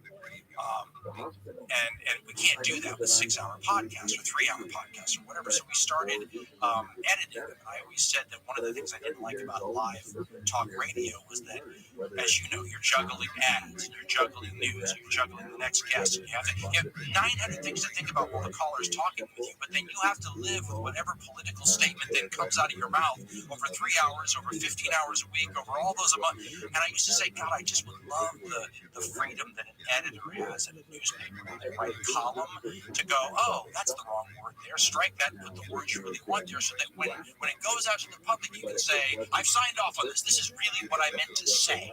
And I feel like the way our podcast developed has given me that freedom. Now, what that does, though, is, you know, and you know this, but the audience maybe doesn't, this is not a scripted program. So my friend, who I was just mentioning, had described what I do as edited performance art. And that kind of is a good way to put it. It's because I get up here and I just sort of riff. I know what I want to say. Usually, if I go to the history show, I have a couple of quotes usually marked that I want to include. And then as soon as I run out of steam or it starts falling apart, or we tried some experiment and it didn't work, or it did work, we cut off for the day and then stitch it to whatever last worked. And then by the end of it, you have a bunch of improvisational sessions that hopefully, you know, tell a story in a way that keeps it fresh and moving. And hopefully, if you've heard a bunch of my shows, doesn't sound like all the other shows. It has all the things you like alike from all the other shows, but keeps you guessing in terms of show design, narrative, the way the story is approached, and all that kind of stuff. So in answer to your question, we experiment all the time, and it is one of the things I like most about the gig. So let me follow that up then with this question, and this audience member didn't put his or her name on it, but it dovetails your idea about learning. What's the old saying? When one teaches to learn. Dan, what podcast did you learn the most from? It's a tough one for me for two reasons. One, when we started podcasting, there weren't all that many podcasts. 2005, June or July 2005. The second reason why is I don't listen to much in the way of podcasting because I'm a reader. I mean, that's what that's my medium, and in part because of the speed at which I.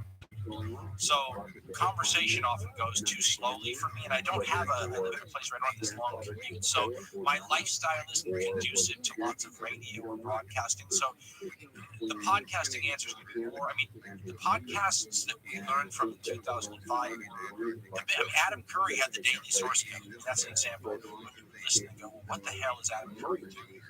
And so, but at this stage we were at, you weren't sitting there trying to pick up little tricks. You were sitting there going, now does he have an email linked to this on a web page? I mean, it was really, really basic stuff you were trying to learn.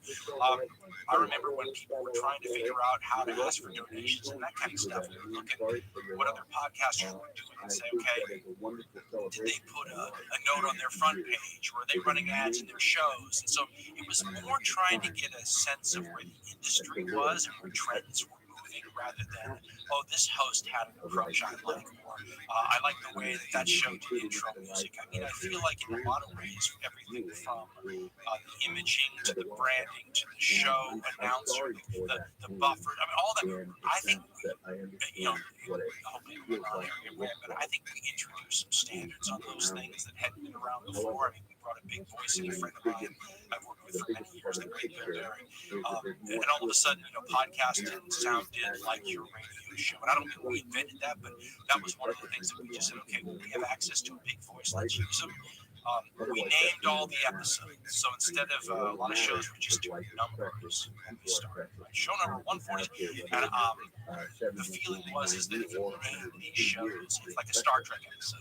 Right? It gives it a personality, and it's not show 127. It's Trouble for Tribbles, and you go, oh yeah, I know. So we thought the same thing, and then the history show was the same sort of deal too. Where you turn around and go, that's the idea behind the artwork with the history shows too. Our wonderful artist who's Canadian, Nicolay, said, I think all the shows should have individual artwork for the same rationale that having an individual name was thought of, right? It gives them even more of a personality, even more of a standalone sense of this is a book, right? It's not a podcast where all the shows are the same. This is a piece of art that is a standalone piece of art, and I don't mean the art of the cover or the album art. I mean the entire package wrapped in the art, right? The art in the art.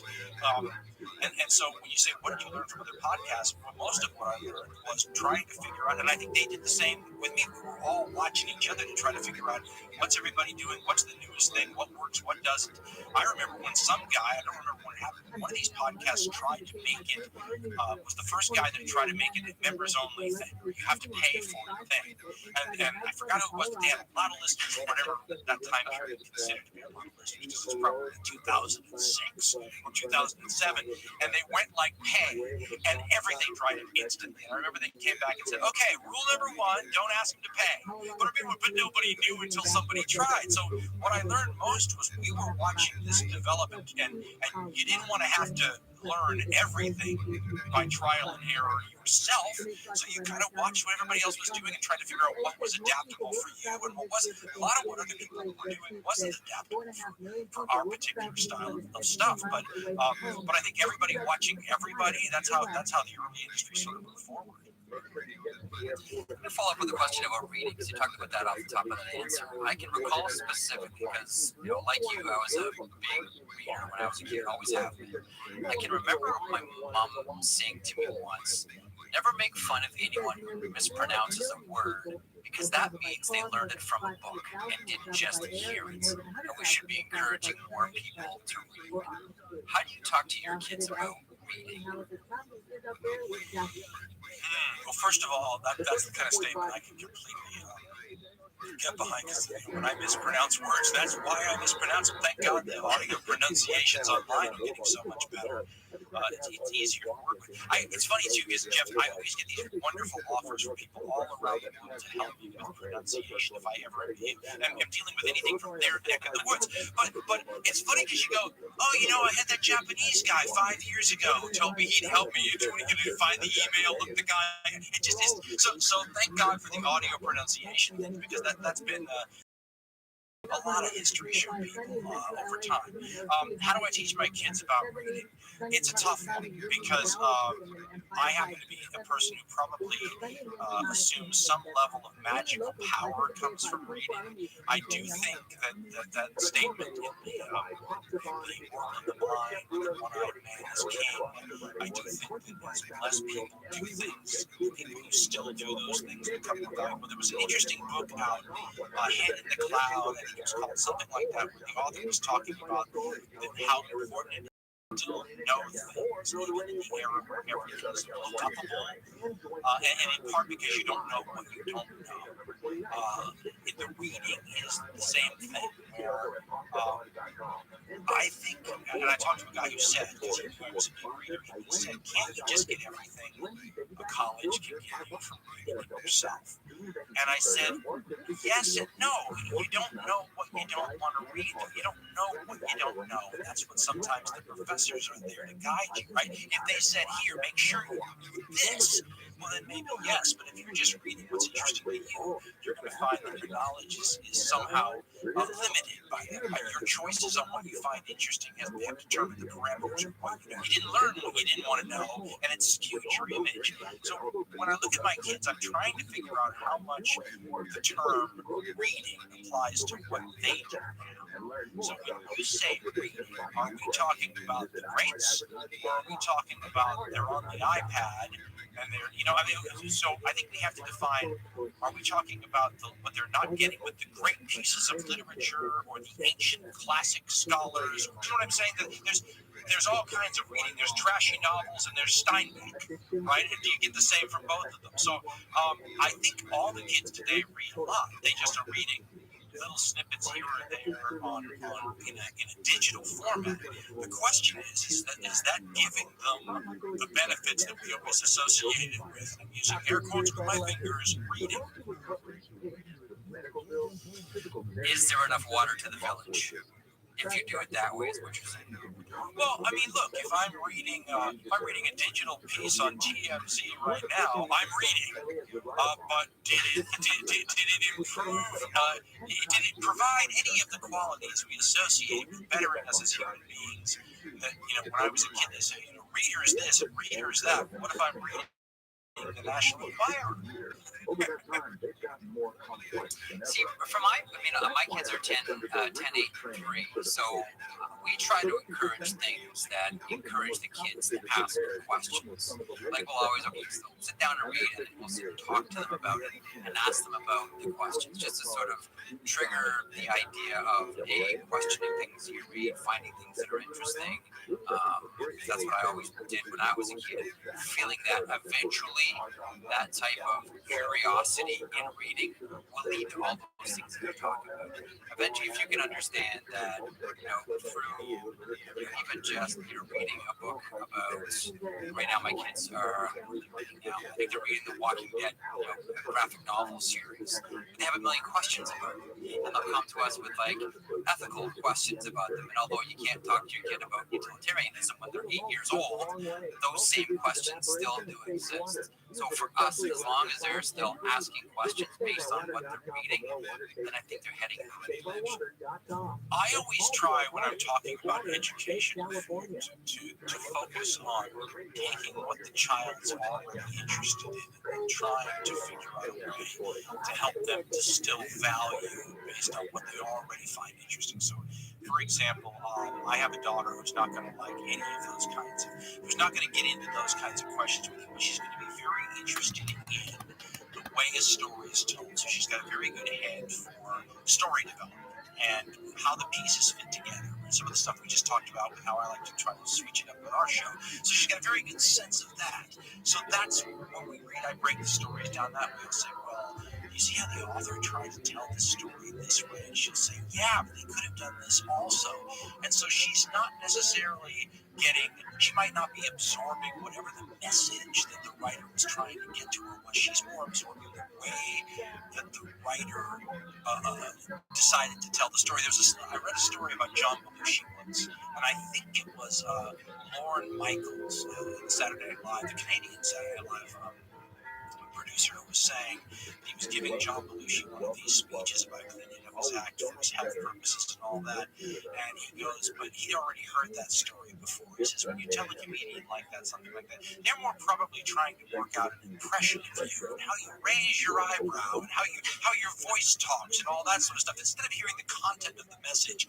Well, my daughter wasn't hearing necessarily what that writer was trying to impart in terms of data and story and information, but she was paying close attention to the way the eyebrow went up, the tone of the voice, the way the story was told. So in answer to your question, I try to find out what it is that they're finding appealing from the work, and then I try to examine that. I wrote a piece once for Edutopia, which is it's an education online resource, and I didn't want to write it because a lot of teachers use it. I didn't feel qualified to tell teachers how to teach. They're in the classrooms every day, so I try to just say, isn't it silly to teach kids a bunch of things if they don't remember it later? Because the whole idea behind teaching, say, names and dates is it's important stuff for a citizen to know these things. But it doesn't matter if they don't retain that knowledge. And so I was trying to point out that maybe if you started with the fact that we're all interested in history innately, but just not the same history, you find out what your kid likes, and then you teach them the history of that, right? They like hockey has a history. They like fashion has a history. You can teach historical evolution and historical processes and all these things by sticking with the subject the kid already likes. And so when we talk about books in my kids, they aren't necessarily getting, when you can say, here, read this book, you'll learn a lot, kid, but they might learn a lot. It just might not be what you think they should learn. So I try to craft what works in the piece with what resonated with the kid. Does that make sense? It does, and there's actually another question here that sort of follows that up. Again, from someone unknown, they didn't write their name. Dan, I have a 3-year-old daughter. I can't yet play her your podcast. What do I do until I can? How can one gradually or best introduce children to history? Again, I think this is something that you tailor to the personality of the individual. That's why we all choose. If you go to a history section of the bookstore, if there are any old brick and mortar bookstores left in the future, different people are going to pick different books. It's all history, but different. I mean, for a while, one of my kids was interested in the life of pioneer women on the frontier in the middle of the United States, and she was really taken with their stories. So she'd read these novels or these pieces that would include a lot of the primary sources where you'd hear, what it was like growing up in Little House on the Prairie type situations, and that resonated with her. And so you find something, well, if you like that, you might like this. All you're trying to do there is awaken love of the past. Again, this is what I said in the education article. If you can manage to turn that spark on, if you can appetize someone for the love of history, they still may not know what year Columbus discovered the New World from the Old World, but they will be continually reading historical things, be interested in it, and they will begin to fill in. This is what I always hope that you start to fill in broad areas of knowledge. Oh, before our own time, you had this era, and then before that era, you had this era. And so you begin to form a framework for how the broad eras of humanity have fit together, but you have to do it like a jigsaw puzzle. And when you're talking about your kids, you start with whatever piece of the puzzle first is attractive to them. That is, my parents did that with me in one very specific way, Dan. Every year, at least once or twice, this is before, obviously, the internet, they have various books about hockey, but as a kid, I was always fascinated with hockey, still am to this day. They would take me to the Hockey Hall of Fame, downtown Toronto, and leave me there. I had a notebook, my little knapsack, geez, Dan, I was 8, 9 years old, and I would write everything down. I would sit there and watch all the videos and make notes, and I'd come back with my notebook all filled up with observations and just regurgitation of facts that I knew about hockey. And honestly, afterwards, I would start to ask questions about what was happening around the games that weren't just the games. Who are these guys? Where did they go? What was the circumstance? Why didn't they play this game? Why did this person get arrested? Different things like that. So I can, from personal experience, that's how my parents did it with me. Now, maybe they just thought the Hockey Hall of Fame was going to be the world's cheapest babysitter. I don't know. But they would just plunk me down at the Hockey Hall of Fame, and I would stay there the entire day. I got one more for you. This is a really interesting one. How does our tendency to gloss over the carnage, gore, and unforgivable aspects of history affect how we interpret our past? Well, obviously, we do the opposite on our core history program. We don't gloss over it. I think it's an interesting question because I would argue that we don't gloss over it. We zoom in and zoom out in a way that gives us quick hints of the nastiness without any of the long-term contemplation that you would hope comes with it, right? So if you look at both World Wars, any major events like that, you'll see that there's a period of almost like international reflection afterwards, where everyone starts to think they're trying to absorb the enormity of the lessons of it. Everything what just happened is it's so fresh and so enormous. I think that there may be almost an evolutionary self-defense mechanism that allows us over time, if not to forget that, then to not feel it at the same levels of intensity. I mean, imagine if human beings still felt with the same intensity all of the great, traumatic events of history. You don't, over a couple of generations, it fades, and that may be like a protective measure, right, to allow us to move forward, unburdened by all of the trauma of the collective past. But of course, it comes with the downside too, which is without the trauma and without it being fresh in your mind, that contemplative reform period, that period where you say, what did we learn from this? Let's make sure this never happens again. That fades too. I was talking to somebody the other day. We were talking about a line. I forgot where I heard about it. It's about the smell of the bodies.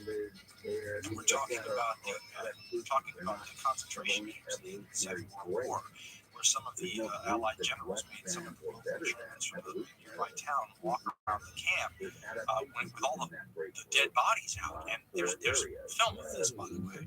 And one of the generals had said something like, I want them to smell the bodies. I want them to remember the smell of the bodies, something like that. So it became almost like a term that you use to say, when the smell of the bodies is fresh, we're in one frame of mind. But after a couple of generations, when you don't smell the bodies anymore, you don't remember them, and you didn't know those people, and they're not even real to you, it's almost like, okay, well, the contemplative and reform side that came as a result of the smell of all those bodies also seems to fade.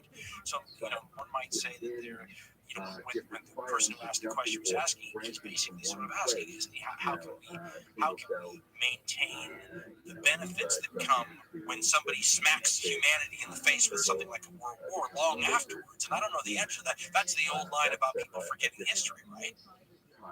It seems as if, as well, my buddy Bob phrased it to me the other day like this. It's like trying to do a Rubik's Cube that fights back. It's a wonderful line. Or it's like playing a game of cards where every 2 minutes a new deck is introduced. You've talked a couple of different times in a couple of different places about this idea that history doesn't teach us what we think it can. Can you expand on that? Yeah, sure. Because I think everybody winces when they hear somebody trying to say something like, well, 1938 in Munich teaches us you can't appease dictators or something like that, because that's exactly what history doesn't teach us. That's exactly the line that somebody once said about it being like a river where you can put your toe in the river, and it's the same river, but it's not the same water, right? And it's not the same water at the same place at the same time.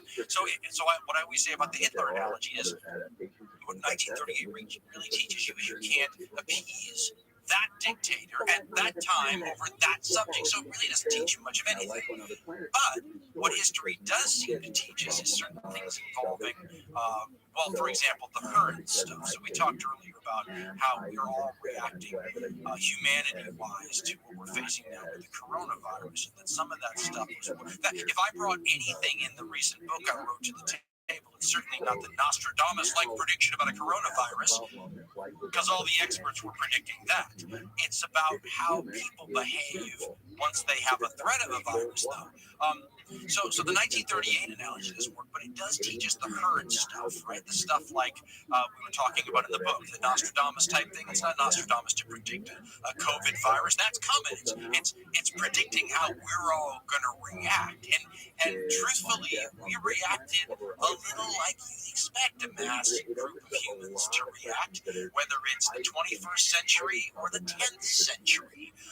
So I found that to be something where you can say, okay, history doesn't teach us how to behave in any given situation, but history shows us how large groups of us might behave in certain situations. And so I think it's a little bit less about specific lessons and a little bit more about big picture, broad trend reactions, if that makes sense. We started this conversation by me asking you about the title of your book, The End is Always Near. If you release this book now, as opposed to last fall, would Chapter 6 be Chapter 1? I'm not sure Chapter 6, and that's the pandemic prologue chapter. I don't know if it would be in the book at all. It's one of those things where you look at it now and you would almost say, well, why would you put that in here, right? I mean, it's almost like we understand. It's only interesting to me because it hasn't happened. It doesn't. I would suggest that if I wrote the book today, that probably wouldn't even be in there because you would sit there and go so often, well, what's the, I mean, we know, right? I'm asking about all these science fiction-like things that might happen during a pandemic, and you're sitting here going, it's not science fiction, I'm doing it now. One guy wrote me an interesting line. It was on Twitter, I think, where he said, I thought you were jumping the shark when you said, would society shut down again with a modern pandemic, and yet here we are. But I'm as surprised as everybody. I didn't say this, I asked it, right? So I was asking a bunch of questions throughout the whole book. There's no answers, it's a bunch of questions. So when you ask a bunch of questions about what if a pandemic happened, and then a pandemic happens, it's almost like, why would I put those questions in the book? That chapter's moot. One final one from me. The themes you tend to talk about a lot, end of the world, technological regression. What interests you right now, Dan, as we record this podcast? What is top of mind outside of pandemic, which is on top of everybody's mind, certainly? What else interests Dan Carlin right now? I think like a lot of Americans, I'm watching the political situation. I think that's something that has become so unpredictable that I think it's hard to take your eyes off of it very long and focus on other things. So I would say that right now, and obviously this is highlighted by the situation we're in. If you recall, before this situation, we had a not as significant, but another significant crisis. So I feel like even if you want to focus on other things right now, at least in the United States, but I would imagine worldwide, your attention is drawn away from those things towards the bigger show going on right now. Dan, you're the best at this. I'm on a cue cards from the hot dogs. Somebody was saying to me the other day, I was having a conversation with somebody, they were talking about worst case scenarios, and they were saying they thought the worst case scenario would be when somebody did something really drastic, right? Terrorism, or somebody bombed something, or some big awful thing. And I said, yes. I said, that does sound pretty darn bad. I said, although we should understand something, that there's another way it could go when that happens, right? The other way it could go is that it's like a slap in the face towards society. So let me use the example of the late 1960s. called the new left. What became the edge of the violent left, the weather underground, those kind of people. When SDS went to the weather underground, or when the Symbionese Liberation Army was running around, all these things, those people took the political rhetoric of the time, which seemed pretty extreme, to the logical conclusions and started planting bombs. When we had hundreds of bombings in a couple of years, the average Americans, who might have been some of them anyway, open to some countercultural message. Remember the John Lennon line? If you go carrying pictures of Chairman Mao, you ain't gonna make it with anyone and you have. There was something about, hey man, right on, this all sounds great, the revolution and all that, but when people are getting bombed, a lot of ways that it could go the other way too. Like we said, the burning of the Reichstag enables Hitler, and you have the Nazis. It can go that route too, but it can also go, wait a minute now, time to get real here, right? It has a way of waking up the ballast of society, what did Nixon call the silent majority. Does this mean the silent majority? We just have to just wait for a good terror attack and all this will be over? Of course not. You can have the Reichstag burning thing we just mentioned.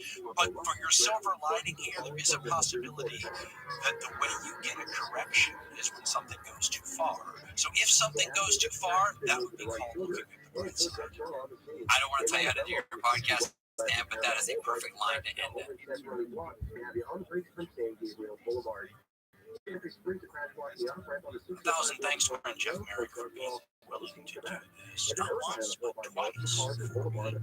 Check out his Rogers Communications, Sportsnet. You can also find his stuff. He's the co-host of the Thoughts podcast. He's an awesome guy. And if you're Canadian, you don't need me to tell you about Jeff Merrick. You probably heard about me from Jeff.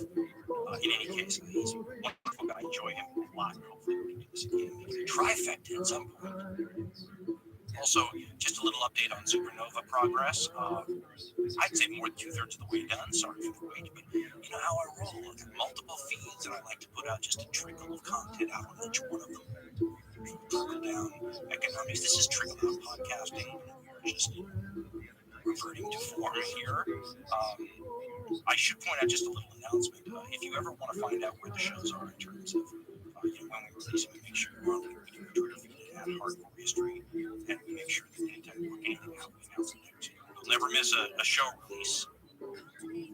Also, if you've had any problems accessing the paid archives, and for those who don't know, we keep the recent shows up free for years. And then after several years, we move them to the paid archive, and you can get them off our website or iTunes or some other places. And apparently, we had an OS update that broke something that we didn't know about on Apple Podcasts or iTunes. So if you've had problems getting shows recently, that should be fixed. And I wanted to make sure to thank you all, because you telling us about it helped us to find it. So once again, we're like a little community here. And I do want to say that as a little community here, it's a little weird during this whole period we're living right now, this whole coronavirus era. I feel like that line near the end of history, or sort of a respite from history that they used to say about geopolitical concerns after the Cold War, before the 9/11 attacks.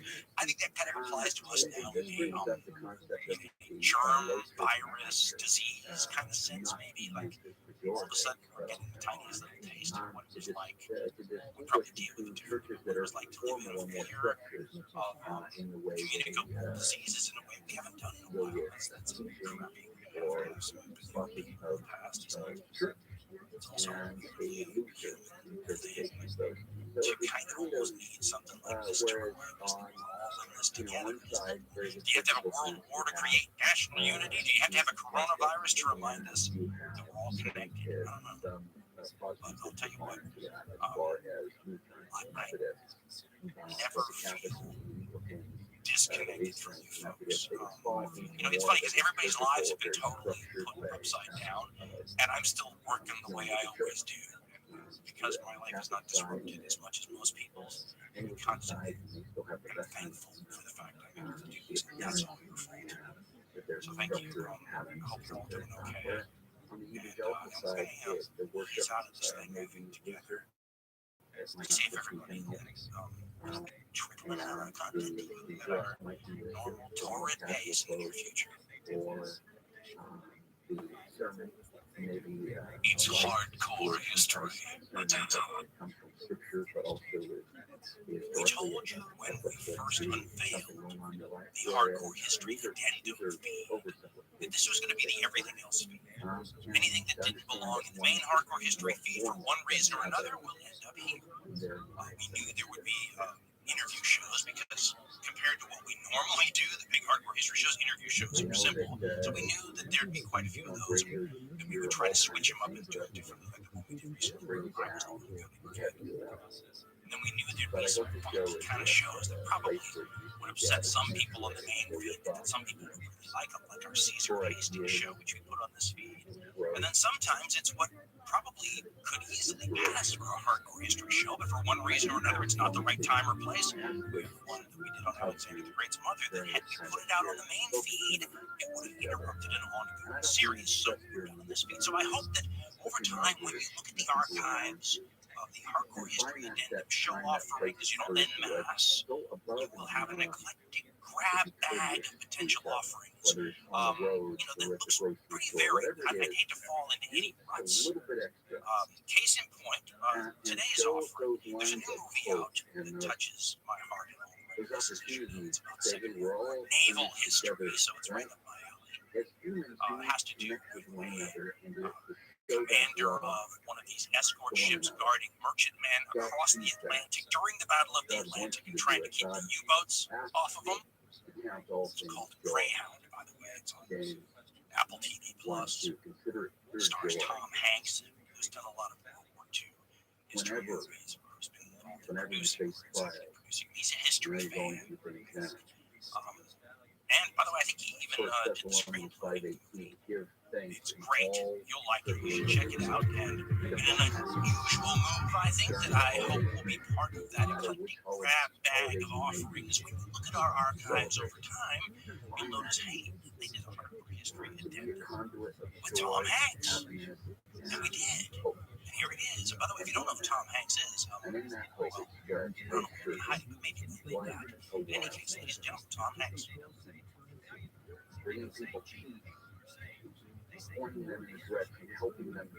Mr. Hanks, can you hear me okay? This is Dan. I can indeed, Dan. You can call me Tom, and it is a thrill to hear your voice on something other than one of the many podcasts. You, sir, are as big as Bruce Springsteen in our house. I'm not quite sure how to react to that. Well, as a man who's been watching since Bosom Buddy did days, so. Okay, all right.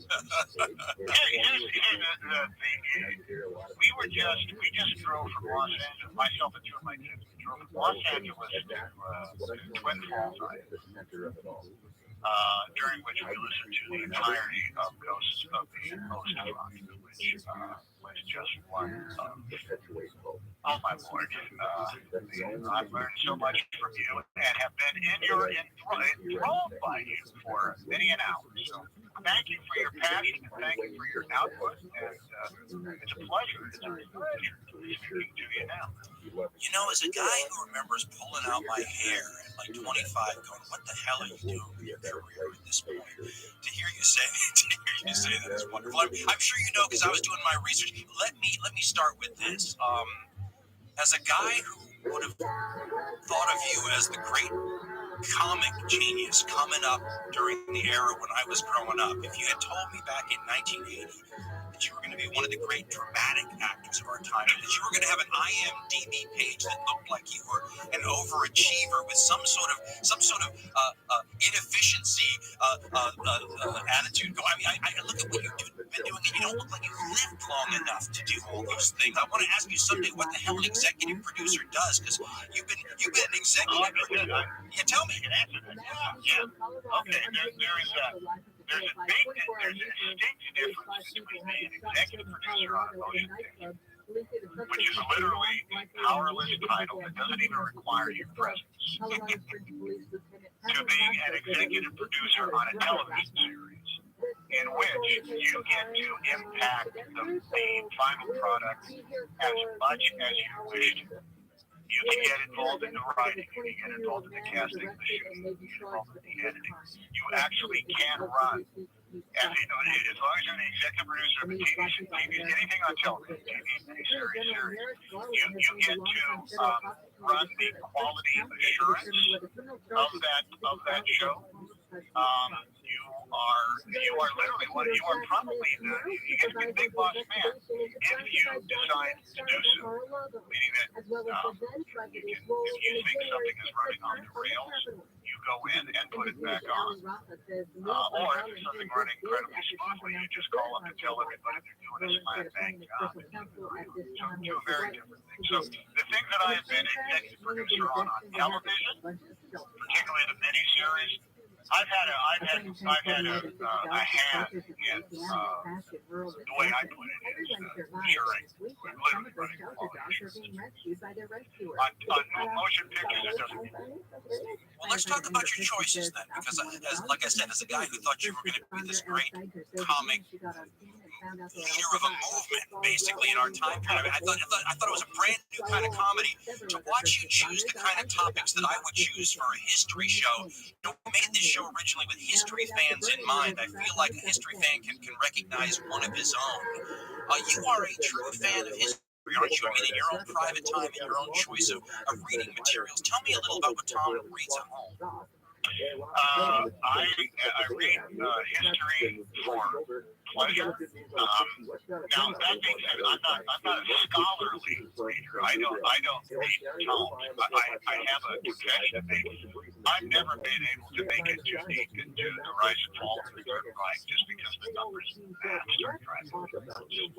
I don't think I need to invest in the wheat productions from Republic. It ends up kind of like varying. When I started reading history, I ended up reading historical novels like Mila 18 or Armageddon, things by Leon Uris that were, turgid melodrama in a lot of ways, but also right out of the history books. So I ended up finding out and being enthralled eras and moments and periods.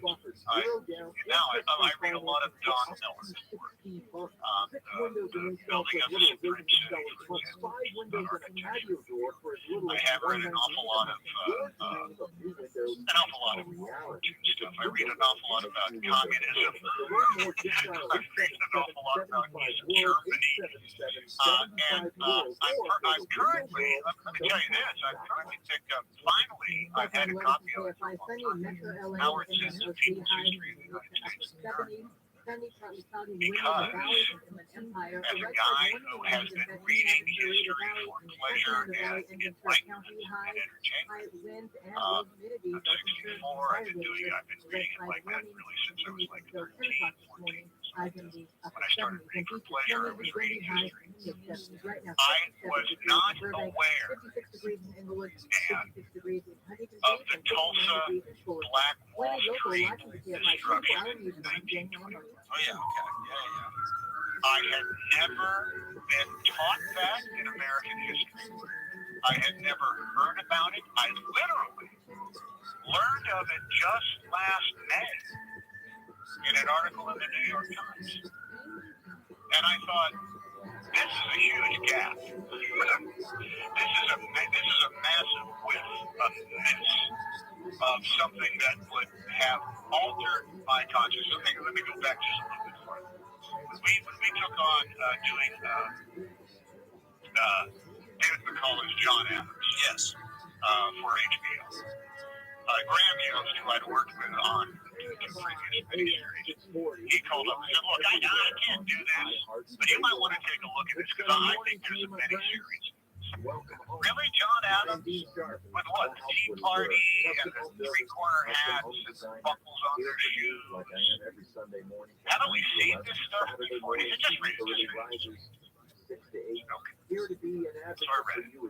When I got up to the place where, as an attorney in the Commonwealth of Massachusetts, John Adams took on the case of defending the British soldiers that fired on the mob that became known as the Boston Massacre. and nobody wanted that gig, by the way. Nobody wanted the gig. Nobody wanted to take it. It was unpopular, and everybody hated the lobster bag. I love that term. Right? John Adams said, if we let the mob rule, we're doomed. That is not, that is, the very rule of law is based on certain respects for each other, among other, for authority, but it is the opposite of letting a mob decide what goes. So he takes on that case. I'm going to say, there's a dozen British soldiers who just want to, just want to go home. They just want to go home. This cold, miserable country where everybody hates them. Can we please go? Not only does John Adams defend them, but he wins their acquittal by way of if I had been told somewhere, I think the first time American history was a subject that we had to take a requirement. I believe I was 10 and 5th grade and then again in 8th grade. At any other time, of course, between then and now, if I had been told the future second president of the United States, the future first president, one of the authors of the Declaration of Independence, had defended British soldiers for firing upon for being responsible for the Boston Massacre and proved the circumstances that led to their equipment being sent home, my hand would have exploded.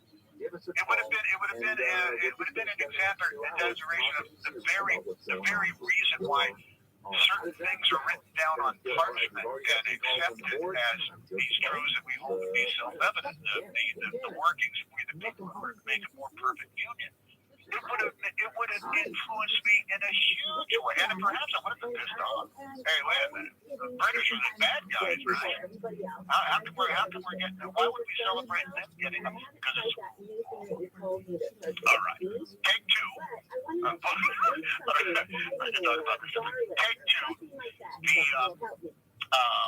The representative of the United States of America, first ambassador to the court of St. James, a place where if things had been different, he would have been brought in chains and hung by the king of England. He now has to John Adams, future vice president, co-author of these declarations. Father of another U.S. president. Father of another U.S. president. Both of them one-termers. Thank you very much. He now, because we are no longer an English colony and protected not only by the crown but also by the crown's imperial navy, the big empire of the navy. America now has to go and essentially negotiate all the deals that were already made by them, because now they're their own country. So one of the things he has to do is go talk to the Barbary pirates who have enslaved American sailors that they take on the ship. In North Africa. In North Africa. That's where they did things. They kidnapped a bunch of people, they got tribute, and that's how they made money. They dealt in hostages, they built it. And John Adams goes and speaks to the emir of Moorish North Africa.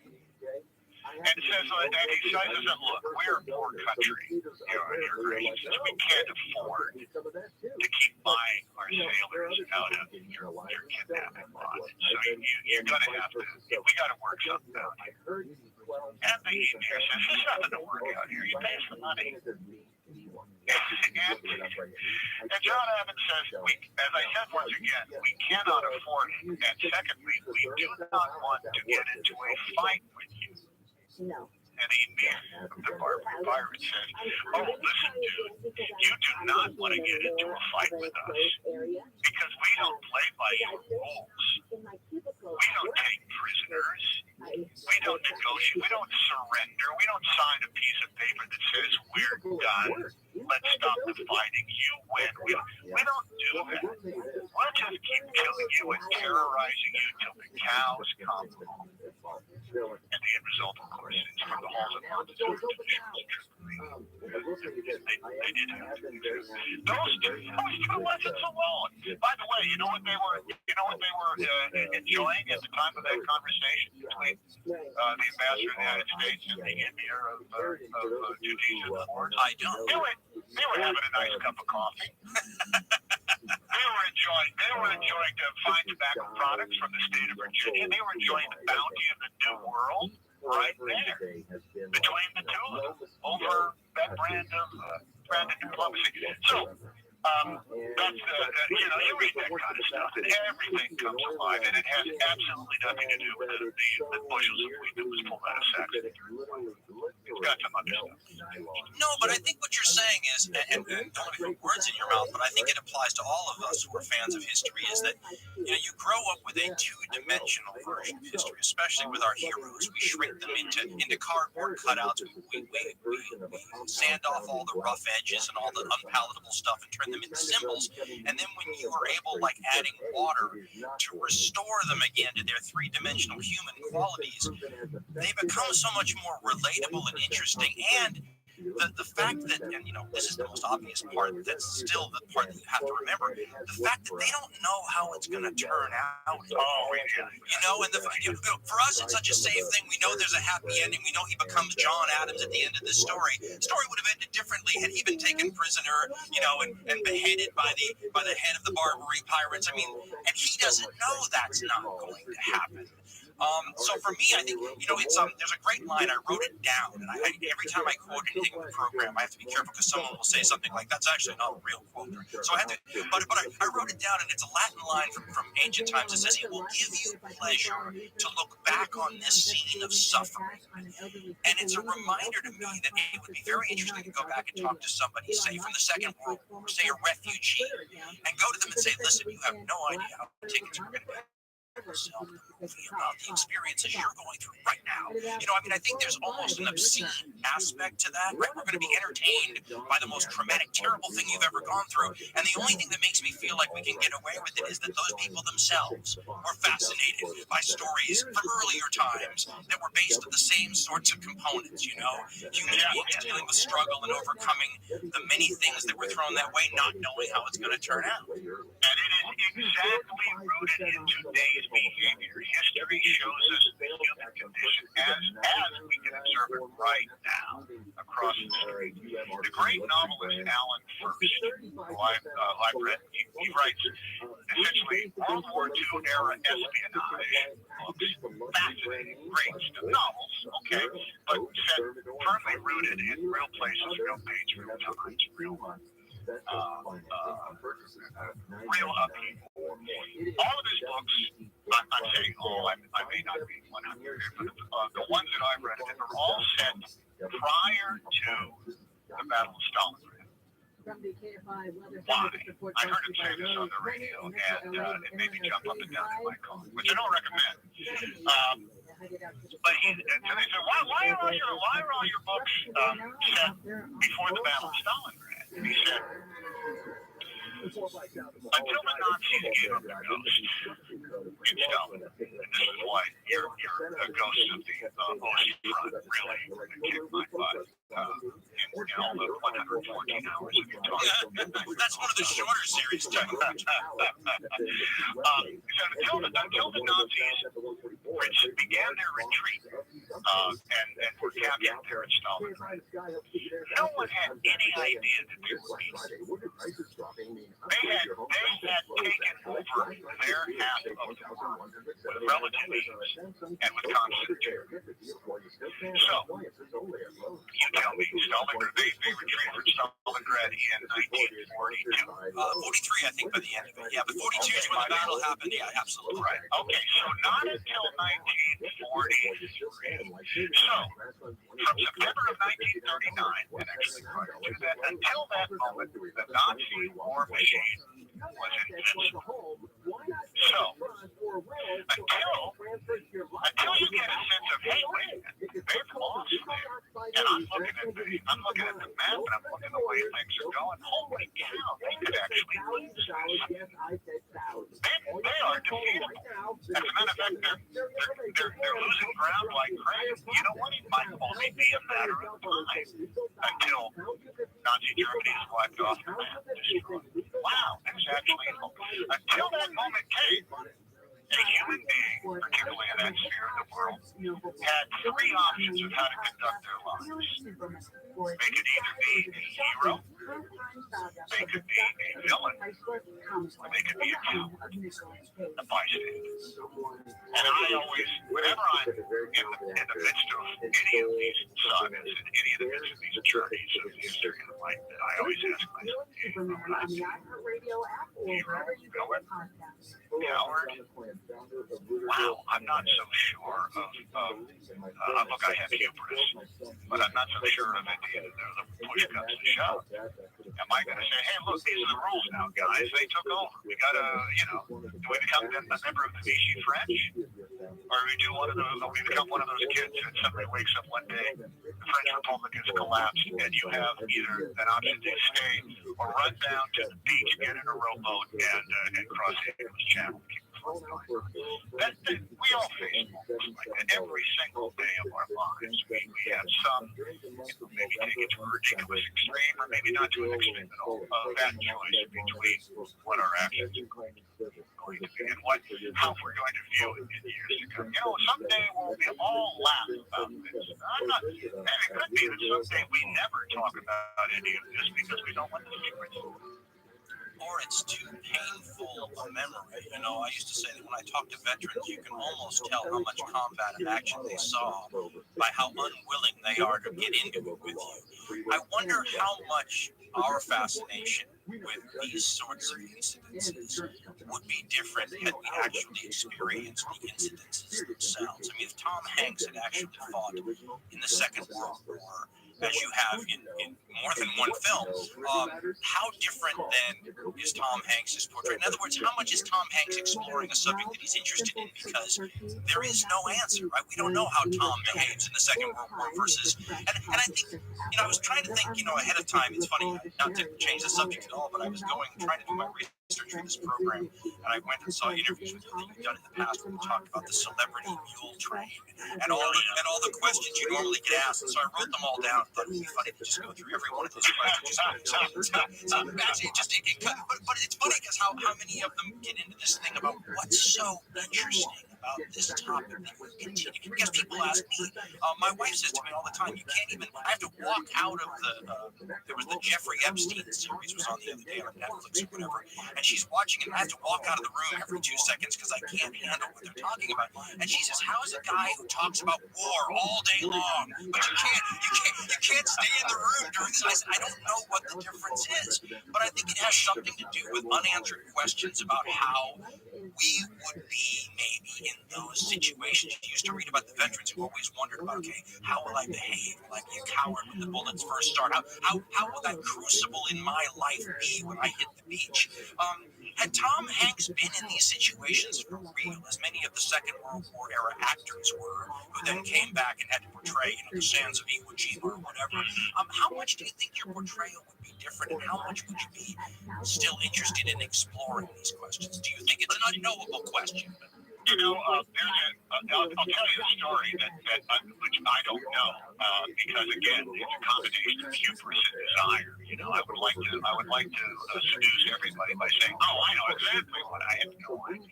But here's a great story, and some of it is apocryphal. I'm sorry to say, but this is a fact. My friend Ron Howard was Lee Marvin, and there was gunplay. Lee Marvin was a great guy. He was hilarious. He was gregarious. He got the thrill. He knew that it was, part leading into the truth and part the racket. The movie biz. But he was a great guy until the night gunfire scene came. And he was not the same man, perhaps because he was drinking. But he was not the same man when it came down to shooting. The gunfight, muzzle flashes, bang, I got you.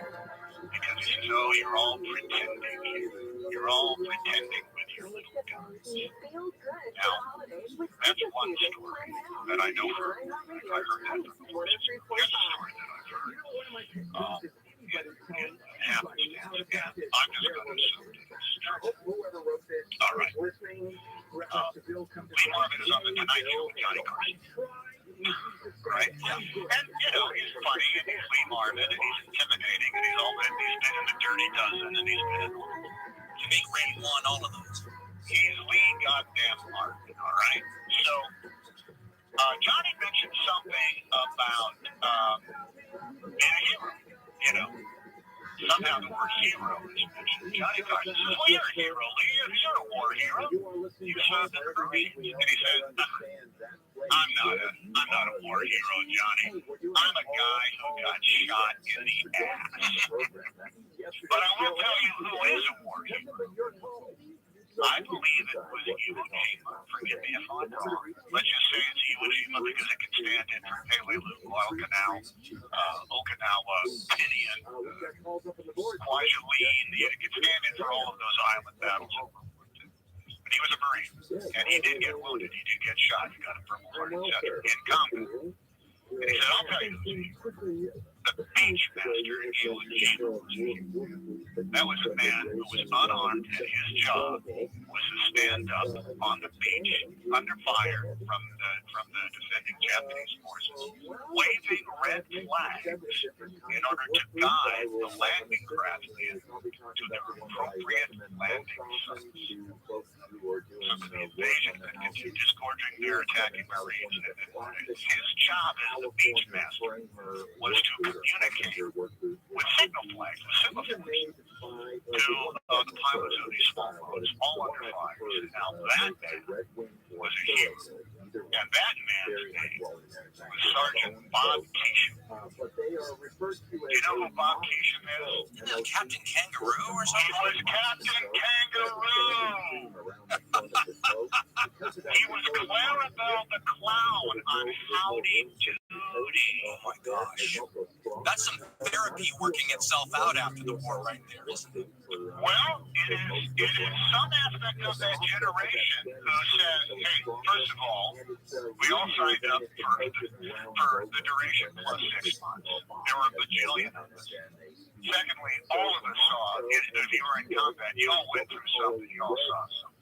And thirdly, there's that great line from The Best Years of Our Lives when Dana Andrews has been pulled down out of the derelict B-17 that's being demolished and turned into material for model homes. And the guy says, hey, you get down from there. And Dana Andrews goes, I'm just reliving it. Oh, yeah? Well, when you fly boys were up there doing it, and I was down on the ground in the tank, Dana Andrews said, hey, listen, brother, I'd love to hear your war stories if I ever have. We all have war stories. And theirs were no different than others. Those guys that did indeed, faced it, I don't want to mention any names, but I know actors, veteran actors, who killed the enemy with a very foxhole because they had to keep moving. How do you go through that and then come back and tell about it or laugh about it or view it as some sort of anecdote? Or an entertainment vehicle, right? A crowd pleaser, an audience applause prompter. That's one of the things, and I was having a hard time coming up with specific questions about your wonderful film, Greyhound, because I didn't want to give away any spoilers. And everything I was going to ask about sort of led to a spoiler. I do want to say, though, one of the things that really grabbed a hold of me that I got right away was, because you just alluded to it, was that, we celebrate and always have the guys who hit the beaches in Iwo Jima and everything, but always in war they talk about the snake, right? The head of the snake are the combat troops, the tail of the snake are all the people that it takes to keep the combat troops, with bullets and food and all the things that they need to do their jobs. And the more modern the warfare, the longer the tail of the snake gets. The number of people that it took to get the Second World War soldiers to where they could fight and be the head of the snake, you're playing the role of one of these people that essentially is, for lack of a better word, one of the many millions and millions of functionaries who kept the book that the movie is based on, the novel, is called The Good Shepherd, and that's what the destroyer escorts are for these convoys. They are shepherds. They are people who guard the logistical supply train, and they're not the people you normally think of as hitting the beach at Iwo Jima. It's a different kind of heroism, isn't it? It's delivering the mail through. Yes, that's what it is. Through a maelstrom that could take your life. That you make the wrong turn, you make the wrong decision, you make the wrong assumption. If you're so foolish which is to live by assumptions. Guess what? You have made the critical mistake of your life. Now, our movie is in 1942. There is a couple of major buys in it. One of them being that there's an ocean liner that's been converted. There's 5,000, French troops to. And this is all historical. That happened a lot. Yeah. Yeah, it did. And at any given moment, there would be 40 convoys crossing the North Atlantic. Not just one, not just two. They didn't have all their eggs in one basket. They were all different sizes, made up of ships from all the Allied navies, the Poles, the Norwegians, the Canadians, anybody who had a ship that they could load up with anything from bayonets to raw iron ingots, coal, cans of tinned beef, screwdrivers, socks, anything that was desperately needed, not just by the populace of Great Britain, but by the soldiers that were going to, at someday, take on the Nazi wars themselves, was delivered there by these ships, slow, rust-bucketing ships. I think your top speed, you could only go as fast as a slow ship in your convoy. Captain Krause and Greyhound are protecting 37 ships in the convoy. The slowest of them can probably only manage about 14 knots. So that's the speed with which they are crossing the North Atlantic, heavy seas, winter time, nighttime, 24 hours a day, zigzagging in order to hopefully either to not be found out or to evade the Nazi raids, of which there are dozens and dozens and dozens out there looking for targets. Every time they sink any ship, it's a sink a ship with troops, great. Sink a ship with jeeps, great. Sink a ship with tires or barrels of castor oil, whatever, great. So the guys who are in charge of that are on board, the cook on board one of those ships. The guy who does the laundry, the African American messmates who, because of segregation, are relegated to those duties, except when general quarters are sounded and then they run off and make calls. All those guys are literally floating potential casualties that could disappear in the wink of an eye, drown, be blown up, never be seen ever again. And what have they been doing? How did they serve in the war, Daddy? Well, I made sure that there was enough potatoes to our crew if the seas allowed us to boil them in hot water, which often was not the case. Look, usually when I get something from the marketing department, here's the tagline for a movie, I kind of go, there's a little hyperbole. I think you're ratcheting it up, but not in this case, it was, let's not argue, more dangerous than the front, let's just say as dangerous. The odds of you dying at sea, just being a guy on a boat whose job it is to protect a bunch of other small boats, somewhere between wildly out of your favor and possibly. You're not a combat soldier until you are in that situation, right? So let me talk a little bit about the screenplay because you wrote that. And let me say, as a guy who, my dad used to say he could always know how the movie was going to go because he could tell how it was cut. And there's always a mad lib quality to these kind of films where you could almost write a template for how they're going to go. And yours wasn't like that. You caught me off guard several times. One thing, when I was trying to learn how to write columns once upon a time, I used to talk about how you should take out every word that you didn't need, and that by the end you have this very tight sort of thing that says everything you want to say, doesn't diminish the story at all, but is as few words as possible. I thought this was an amazingly snappy script. I remember when it ended, I turned around and said, I couldn't believe that we'd already gone through it. It didn't drag for a second. And if this was a wine, we're talking about the notes of chocolate and a little bit of oak.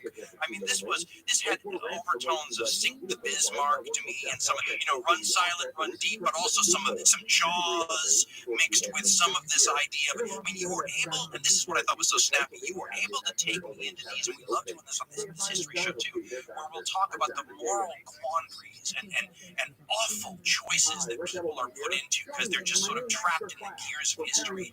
Normally, there takes a lot of setup to really get to that moment, and you put me in that moment 3 or 4 times in this film, and I found myself in it without any setup at all. I mean, the genius of being able to write it so I was in this moral quandary, and all you had to give me was look in the distance. Your character sees something in the distance. We look into your eyes. It would have taken me 15 minutes of conversation and thousands of words to set up that same scene. Do you enjoy the screenplay part? Because I'm getting tired of all of your talent, actors, screenplay. I mean, you took this from a novel, right? Not to steal one of your 4 questions from the Celebrity Mule Train list, but tell me a little about coming up with this and deciding you wanted to write the screenplay. I mean, it was a novel, right? A C.S. Forester piece. Yes, I purchased the novel from a bookstore that has since gone out of business in New York City. Shocking. Because it was a used bookstore, and not a used bookstore, but it had collectibles in the front window. And I saw this C.S. Forester I was aware of from Horatio Horn. Right. Okay. Which I never read any Horatio Horn. I said, oh, that's the guy who wrote Horatio. It was the original cover, and it was a painting, a drawing of this very old, gray-haired guy on the railing of a ship with his tie askew, the wind blowing in his face, his jacket undone. He just looks spent. On the horizon behind him, a ship is tilting up, smoking and sinking. Beside him was some formless figure in a helmet that is sending out a signal on a signal. And I said, who's that doing? Who is that guy? I'm used to that the trope of the some form somewhere between Don Amici and Robert Mitchum as being the guy in command. Yes. Some battle between Burt Lancaster and Clark Gable. I'm used to that. I've never seen some old silver-haired guy who looks like he shouldn't friggin' be there. So, pick it up. As of page 2. I didn't mention in Forrester's book that tells the tale of these sequence of days from inside Ernie Krause's head. All of his thoughts, the math that he does in his head, the geometry, the sensibility of when he has to call off the general quarters so that sailors who have been in their posts for the last 5 hours can go to the bathroom, maybe get some rest, have some hot food if it's possible to serve them. What it means as far as the time goes. How much time do they have to straighten up the column? Because not all those ships can make the zigzags at the same time. Do you know when the convoys were told when to make a zigzag, either by a prescribed moment of time or by seeing the certain proper signal flags rise up on the mast of the Commodore's ship. That's how they would say, okay, convoy, time to make the turn. That did not happen. They just understood that, we have to make the turn now. So 37 ships making a turn to the left or the right by a certain number of degrees is a recipe for chaos. It is literally sheep in a field following the cue of each other. And on the periphery are the dogs that keep them in order. The good shepherds. The good shepherd. So everything that happened, and it's right down to the quality of a cup of coffee, or the frustration that he doesn't get to have the full bite of what his sandwich is, or of his wolfing down a meal in a matter of 3 minutes, because he knows that if he doesn't have the calories in his body, he's not going to be able to think clearly, and when the time comes up, he won't be able to. and respond. Along with that comes the fact that we know, hey, we know we won the war, right? Yes. And we have seen many, many times a sonar guy saying, wait a minute, what is it? I think I hear something. Or radar coming on going, loop, loop, loop, and showing us where something is. Radar, and particularly 1942, ridiculously complicated and sometimes all you saw was the crest of the waves, the 20-foot waves on your radios. You saw nothing else except patterns. Even down to the depth chart. That in 1942 were bulky, nearly boxy. They were not streamlined. So each one of them sank at a varyingly slow rate. Later on, they had streamlined depth charts. They had hedgehogs. They had all these other weaponry. But in 1942, they were dumping explosive garbage cans into water, waiting for them to float down to a certain depth, and then exploding and maybe damaging something that could be there, could not be there. I've listened to sonar recordings, training records, literally 45 records they put in here and then from the era, and it sounds something like this. Example 6, a engine running at 14 knots. Screw noises.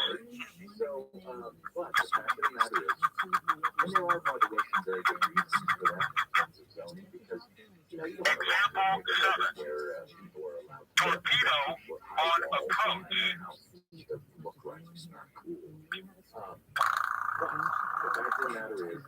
You're going to tell me that primitive 1942 headphones, earbuds, a la, FDR's era, that you're going to be able to figure out what that is over a hydrophone that's also fighting waves and what have you. The inaccuracy of all of this stuff preyed on Ernie Krause's mind, and he had to take it all into account. So in the book, adapting it was a fever dream for me. I just said, okay, I'm only doing this for myself, because damn it, no one else would take the job. It's very frustrating. I don't want to do this homework, I don't want to have to sit around and do all this. I was hoping I was going to get one of my great writer pals to take one look at it and just say, oh, turn me loose.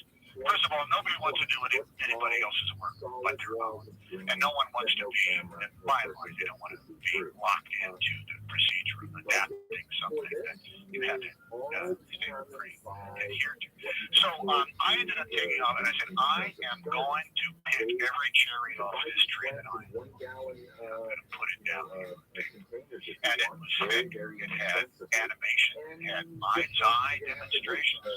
I wanted to try to communicate somehow that Krause was thinking about where these submarines could possibly be by having swastikas dancing on the waves of where he thought they might be. Oh, that's interesting. Now, the problem with that is first of all, it blows the budget up, because our special effects budget here, when you're trying to make all these ships in the sea and everything look like that requires a fidelity that ain't cheap. So that was one aspect. But coming also into anybody else who read it, to me it was like, don't you see? That's like the imagining. That's what's haunting Krause. And almost to a person, everybody who read it down at the office, as well as Aaron Schneider, who was the director of it. He said this: you're giving it away. You're showing the shark. Yeah, totally. And I went, damn you to hell with your logic of all this. So there was that, and there was an awful lot of things, and the paring away of all those things is what is required when you're making the leap. I adapted a book and put it into a 120 some odd page screenplay. That remains only a blueprint for what has to be the cinematic narrative that is visual, and that has to be, I was lucky in that it got to be as cryptic as we are. Because the uninitiated let's just call that, let's call the uninitiated, any executive in the studio who sees a movie will say, can you help us understand a little bit of what the danger is here, what the stakes are? And of course, you know, I have to bite my tongue saying, do you honestly not understand what the stakes are? Well, we just want to know what the jeopardy really is here. Can you flesh it out a little bit more? Can you give us some hints as to what the conflict is? This war, is it a big thing? This is a big war, right? We're talking about. Yeah. So I would say, oh yeah, you know what? We're gonna add a line so that one of the lookouts will say this: Captain, there's a U-boat on the surface. They might be trying to sink us with one of their torpedoes. And I said, okay, we're not going to have those kinds of lines. We had, you know, I was schooled in a lot of stuff by other directors that I worked with, and Ronnie Howard on Apollo 13, when we were putting it all together, there's this concept of gimbal lock. Gimbal lock. You do not want the command module on the way to the moon to experience gimbal lock. It's a really bad thing. It essentially negates all of your navigation. You can't tell where you are if the three gimbals lock. Gimbal lock. Bad thing. Ron said, how are we going to know that's a bad thing? And we said, because we're going to say it in a real serious manner. Hey, do anything. Make sure you don't go into gimbal lock. That's all you need. We don't have to talk about three gyros and handle the X and Y and Z action. We don't have to go break down and show schematics of the navigation propulsion system.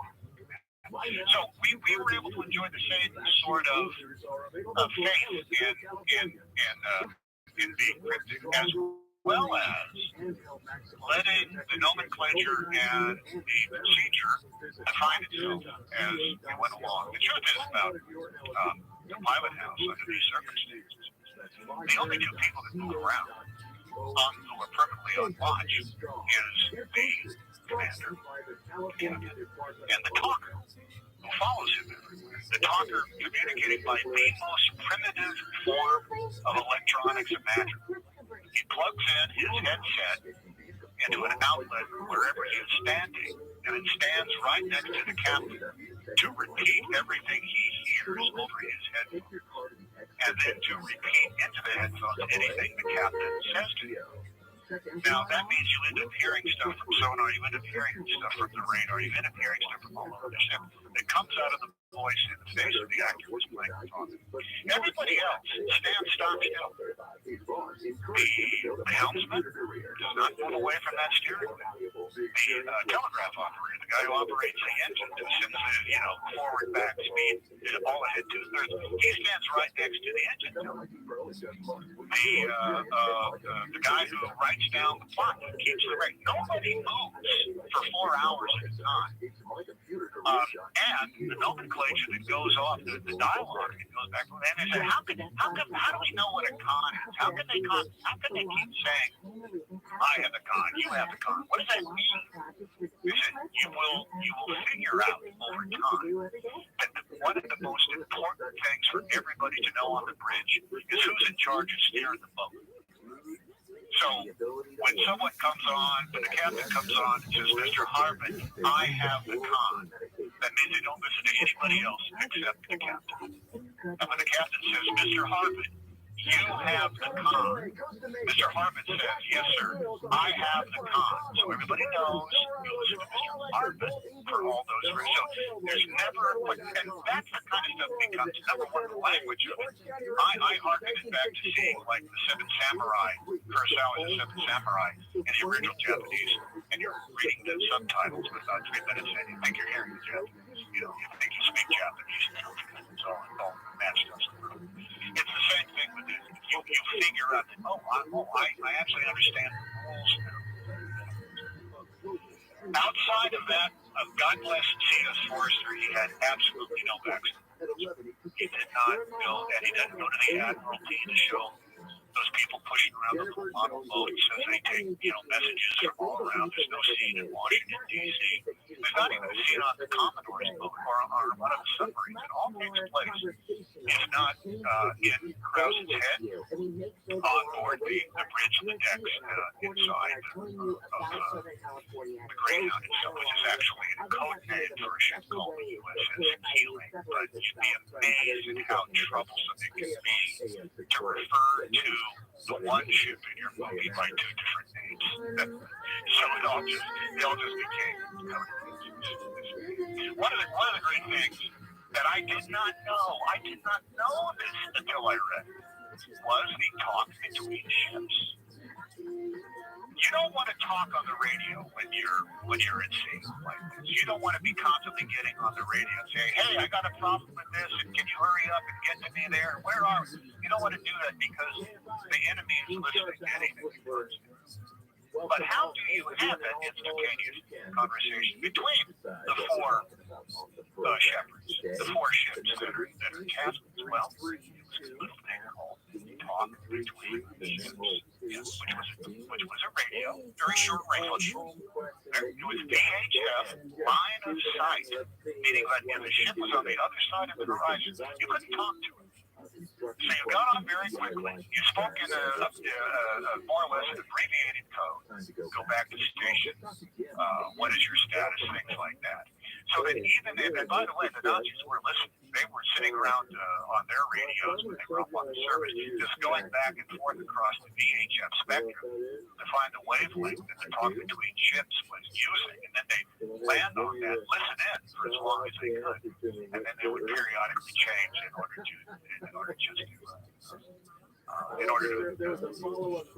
monkey around, in order to make them play some guess. I thought it was just and the average American knows most of its naval terminology and strategy from watching episodes of Star Trek. Oh, weird you said that. I almost brought that up. I said there's a little bit of Star Trek in this. One of the real combat-y episodes. Hailing frequencies, Mr. Chekhov. Romulan's coming, yes. Romulans. We have this, there's Spock over his little blue light visor thing saying, he's got the sonar and the radar report saying it might be this, it might be that, it might be over here. The Romulans use a cloaking device. We're not sure where they are. Here's another thing. And this is, again, nobody knows this stuff because we have been accepting the tropes of the cinema movies, which is just too hard to explain something as basic as this, except for probably Wolfgang Petersen's stuff, which was granddaddy of all these things. You watch Das Boat and you realize, oh my God, man. They had to take all that stuff. One of the toilets was filled up with bread and salt. That's right. They did not have a lot of room. One of the things that is so hard to communicate was incredibly important is that when a Nazi submarine went down under the water, it slowed down to only 6 knots. They couldn't manage much more than 6 or 7 knots. So on the surface, they can keep up with the ship. They can keep up with the car. They just got to stay out of sight. They just got to stay on the other side. They got to stay muted. Anytime they go underwater, they can only go about a third as fast as they could on the surface. Nobody knows that. Everybody thinks, they just, that's how they got there. They went underwater and they found, no, once they sighted them, then they started going back up and they could not stay underwater for very long. Why? Because their engines were powered by batteries. They were, there's a famous submarine plant in the United States. It's called the Electric Boat Company.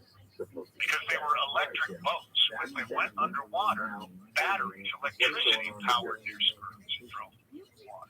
Batteries go dead, especially, World War II era. Nazi batteries from 1939. I don't know how long they could tune in the radio. Eventually they have to be recharged. And the only way to recharge is to go back up to the surface where your exhaust from your diesel engines can not only power your boat, but also power the generators and recharge your batteries. It ends up becoming such a convoluted thing that if you want to ignore it, you can, but you're cheating the authenticity of all the serendipity of the one damn thing after another aspect of the drama.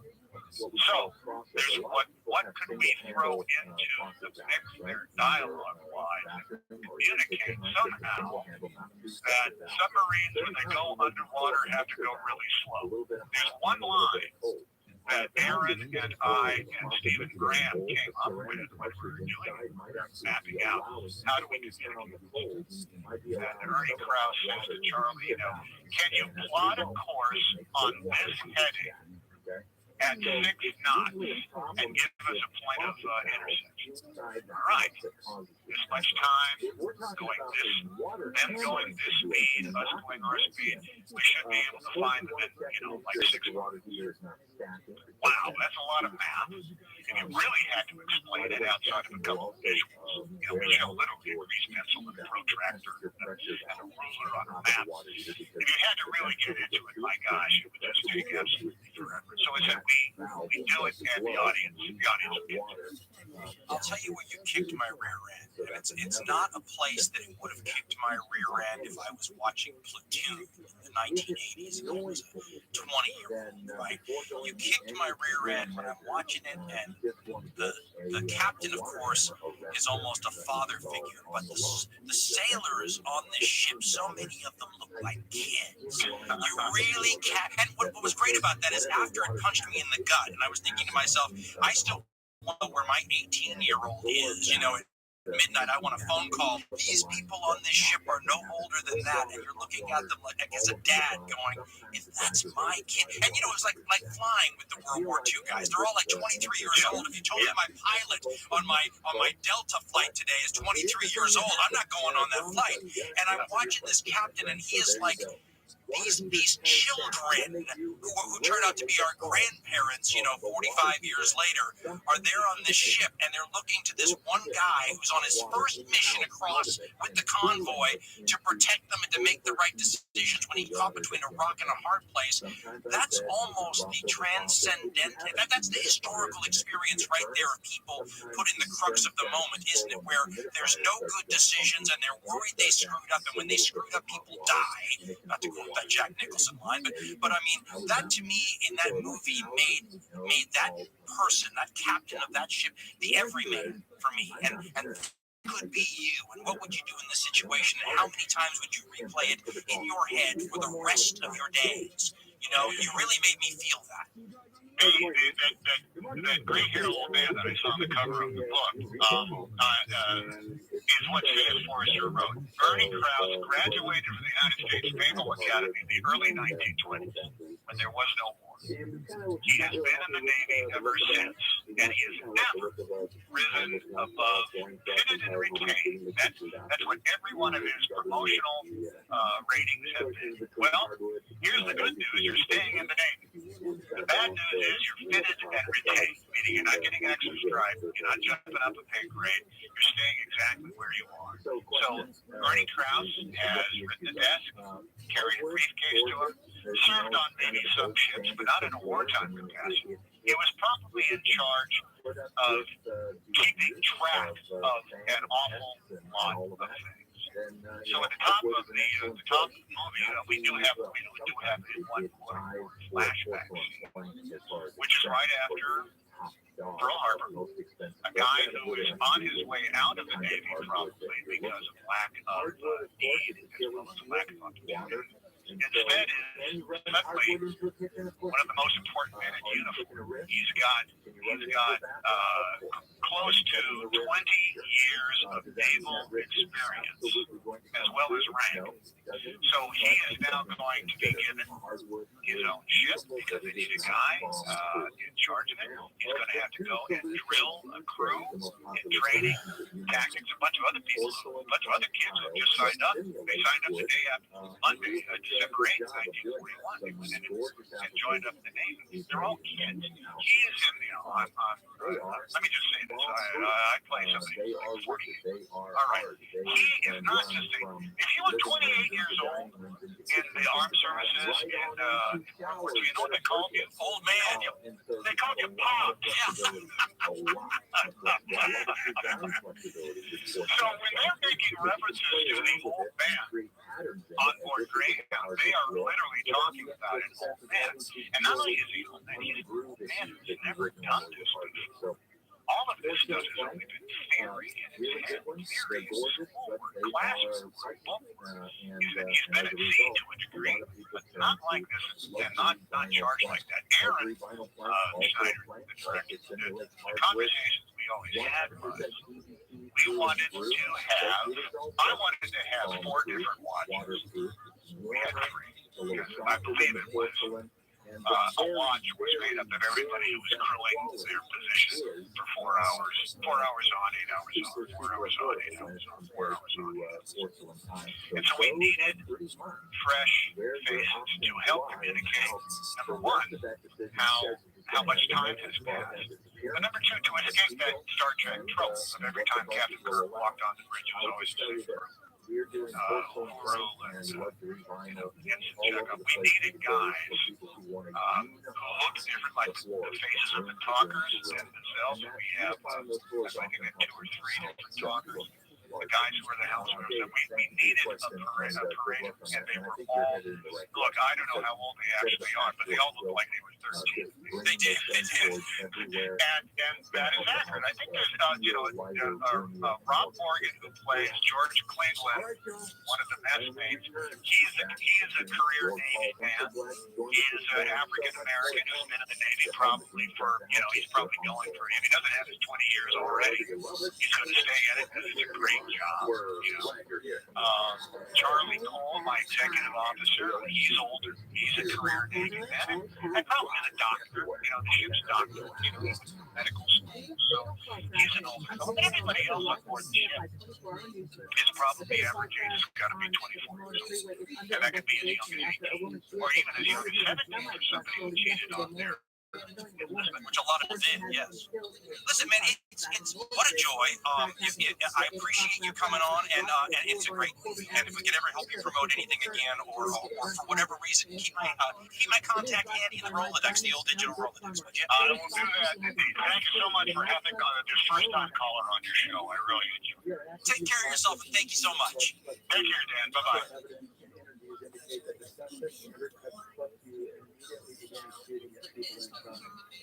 My thanks to Tom Hanks for coming on the program.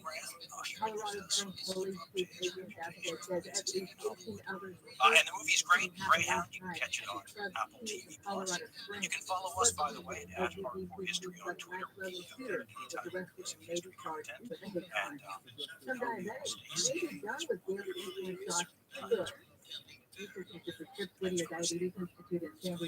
Wrath of the Cons, Punic Nightmares, Apache Tears, and of course, Ghost of the Ostfront.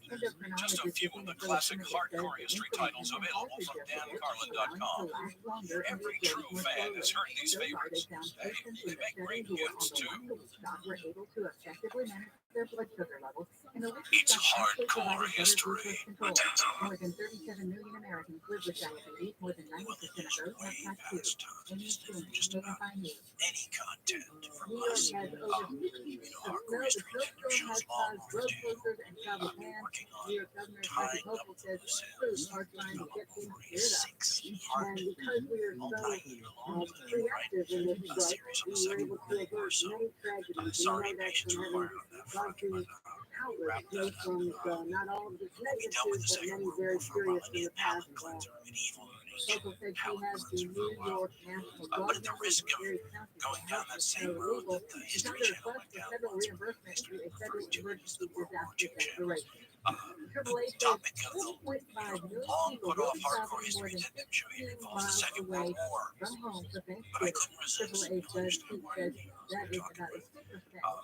It's one of the people that you can say, I know he's on a book tour right now, but I feel like we're the right people to sort of interview him because we're other history podcasters, and this book is actually more an audio book, although I read the PDF version, and I'm sure he's going to sell a ton of copies of this in print. I think he wants it to be heard or sound, like he says in his interview.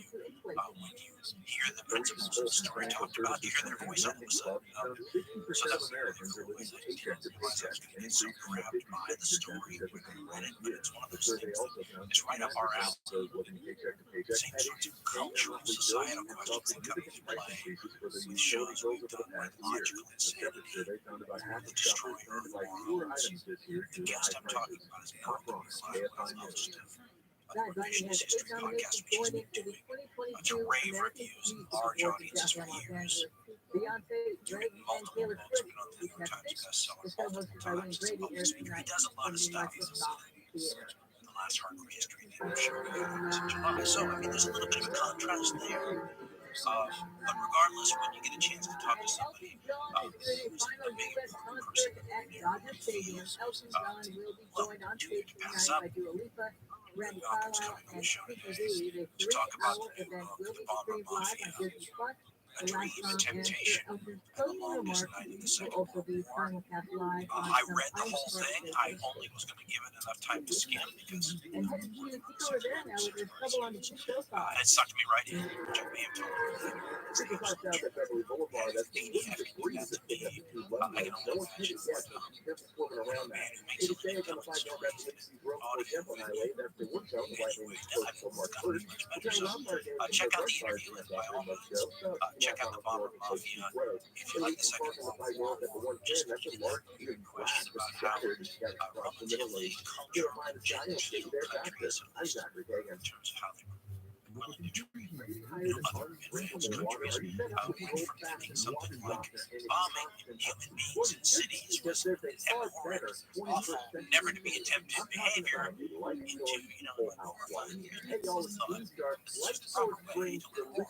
It's fascinating, and Malcolm Johnson doing it, I talked to him right now. So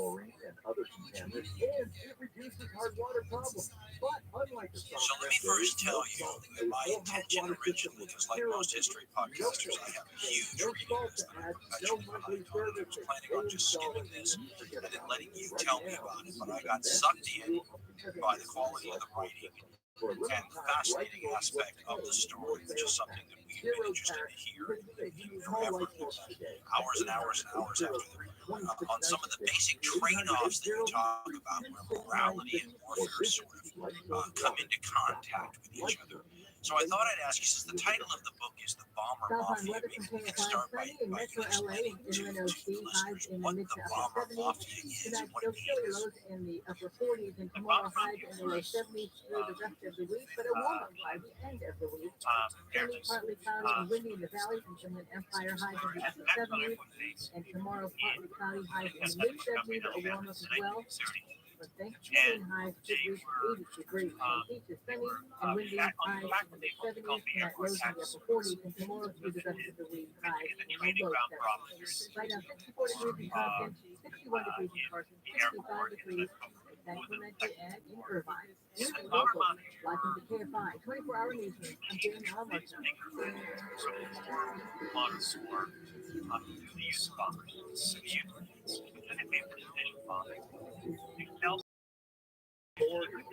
exactly where you want to see cross the bomb. And also that every other moment of traditional warfare became seen our leaders. You would need David. You would need Andy that responds. And they would use this idea. Everywhere on the iHeartRadio app, you are listening to Home. My story of that it happens. I'm Dean Sharp, the House Whisperer, custom home builder, custom home designer, here with you live like I am. Now, this was part of an intellectual tradition amongst airmen that that goes far before the Second World War. Duet's command of the air happens almost at the same time the Wright brothers are putting planes in the sky. So this concept of using air power as not just a way to change warfare, but maybe as a more humane development to warfare, was something that was hanging. The one thing I didn't see in the book, and I was curious about it, was there any intellectual contact between the theorists in the bomber mafia and other air theorists who weren't American? Really interesting question, which I was still an historian at the Air University. The short answer is don't really know. Is it seems like there was a whole, it seems like a very much, yes, you asked your question and I'm going to try it.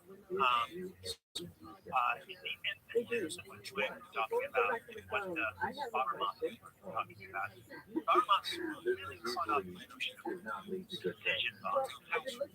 They weren't typical legionnaire bombs. They thought that they were really in it. Your application of air power just might be the cheapest. They really endpoint bombing. So they were kind of making running quite dramatically from conventional air power doctrines at the time. But then, what do I believe was sort of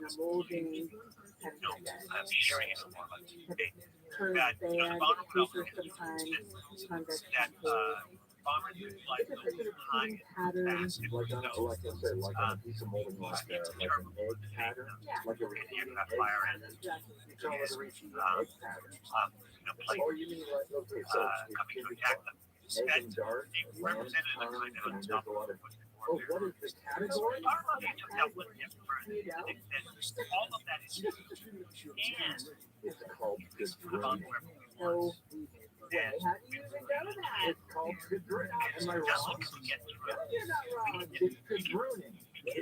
where and it's called am I wrong? And I was looking at stuff from some of the early 20th century arms limitation treaties and rules of war stuff, Hague Convention, those sorts of things. And even back then, the Americans were making sure that there were loopholes carved into the rules and restrictions on these brand new weapon systems known as bombers and airplanes to allow for precision bombing. So it seems like from the very roots of the American intellectual tradition, that precision bombing question has been something that's been on their minds. Yes, I'm here. I'm recovering from the very much in the spirit of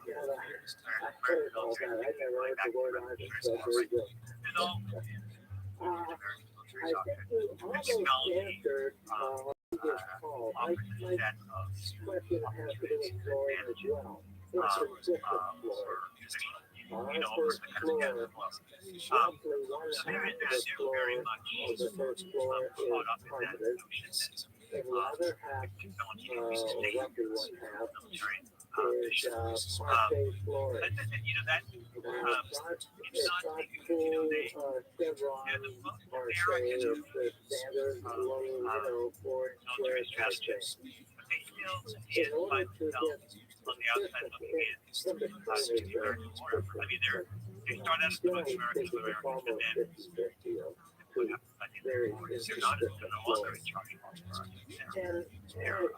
they're set up to attack, but they're You know, I wrote down a little synopsis. I was trying to figure out a good one-paragraph way to describe what the book sort of explains. One of the versions I have here says the story of how the U.S. got to the point where it was burning down all of Japan's major cities when the original idea amongst U.S. aviation theorists was specifically to avoid that outcome. Does that sound like a description of what you were explaining? They began to avoid thinking that the British idea of area bombing was the Europeans in their war, the Americans What's your feelings on parquet? Is it really too dated? And how it seems to me it would be cheaper for me to just take off the one half of it downstairs with the parquet system already have it on. Okay, all right. So first of all, let me just say that I'm fully aware I'm about to get into a situation where I'm standing between you and your wife.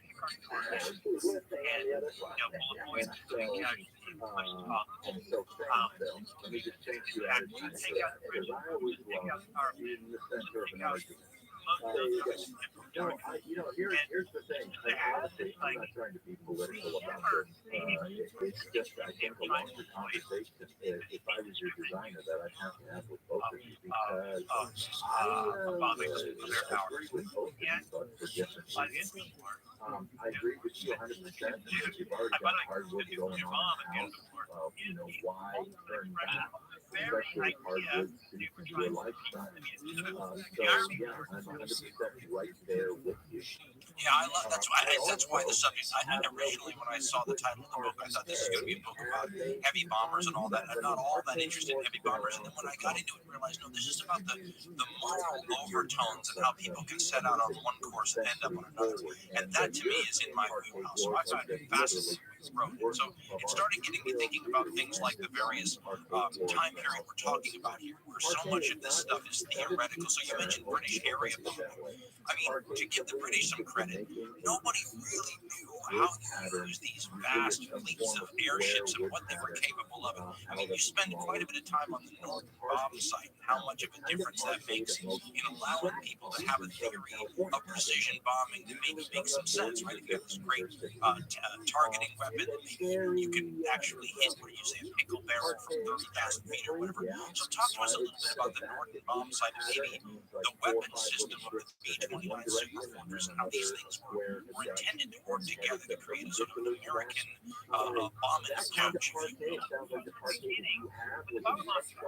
Put in by builders who save money. They are just trying to come away with not having to put in as thick a hardwood or as nice a hardwood as otherwise they would have done. So I'm not a huge fan of that particular kind of parquet. So in that sense, I agree with your wife. Like, no, please don't have more of that parquet through the house. So that's kind of where we find ourselves, my friend. I love parquet floors. They are gorgeous.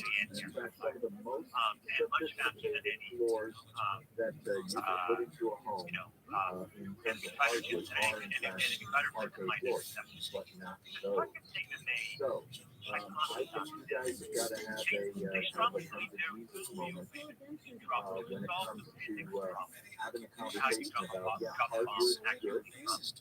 Maybe continue hardwood through the house, but let's not take a floor that somebody doesn't like and extend it the rest of the way through the home and make every floor in the house a floor that somebody doesn't like.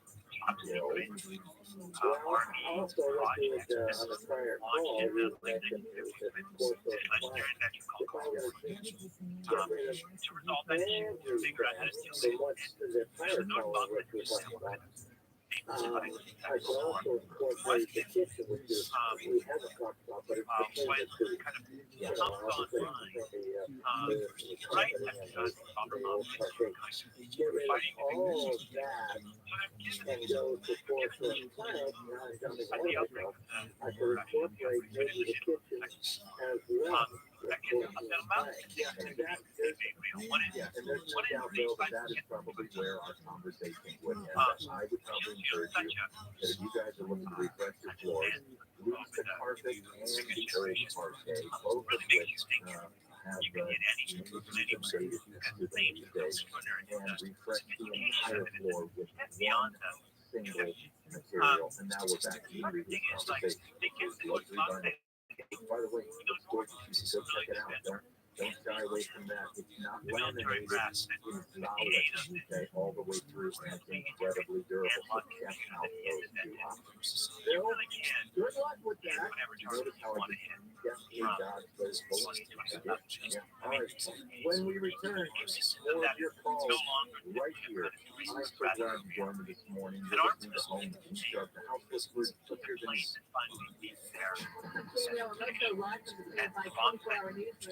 Los Angeles County hospitals are seeing higher numbers of COVID-19 cases. Governor Newsom has declared a state of emergency after the route fire in LA County. The fire broke out in Pasadena on August 31st. And Wayne Brady hosted the American Music Awards tonight at the Microsoft Theater in downtown LA. Headed out to the 118 with a return. They all is in charge. For emergency backup power, there is only one name. Definitely power. Since 1965, Southern California has relied on Definitely for power in most critical situations. Hospitals and high-rises, data centers and schools, every form of business, big or small, even homes and RVs. Whether it's a new generation, I'm trying to think about these are the unanswerables. Like if you could go to the American public or the president of the United States or even maybe the heads of the military in the mid-1930s, so a few years before the Second World War, for example, and you could have told them, we're going to use our Air Force to completely level the cities of our enemies. I wonder how the reaction would have been different than if you had that same conversation at the end of the Second World War, 1945. So the difference in what the combination of the evilness of the war and, you know, as everyone likes to point out to me, the fact that the Axis powers were bombing people too. So is there a way to compare and contrast the attitudes, the Great War attitudes of people that if you had shown them photos of what was going to happen to Germans in Japan because of the I guess what I'm trying to get to is the change in the mentality. Do you think 1930s United States public opinion would have supported something like this? I'm trying to get to the point where we go from a place where, yeah, even like if you look at the bomber mafia people, they would have been appalled if you'd shown what their weapon system were going to do. And yet after the Second World War, we really didn't go back to, okay, this was a one-off, an outlier. We're going to go back to the idea that you don't bomb cities anymore. Instead, we started targeting cities with nuclear weapons, including multiple nuclear weapons on a lot of cities. Moscow was supposed to get like 69 of them at one point. I'm in search of a question here. I guess I'm trying to figure out how the attitude changes and then stays changed after the results. Time to play. This report is sponsored by Wegmans $5 Big Mac. 20 Big Mac deals for $5. Get a double stack, junior bacon cheeseburger, or crispy chicken meal, or piece nuggets, small fries, and a small drink. Grab your bag of lunch today. U.S. fries and participation may vary. Pricing in Alaska and Hawaii. California, you deserve more. And with United Healthcare, you'll get more. Annual enrollment is October 15th through December 7th.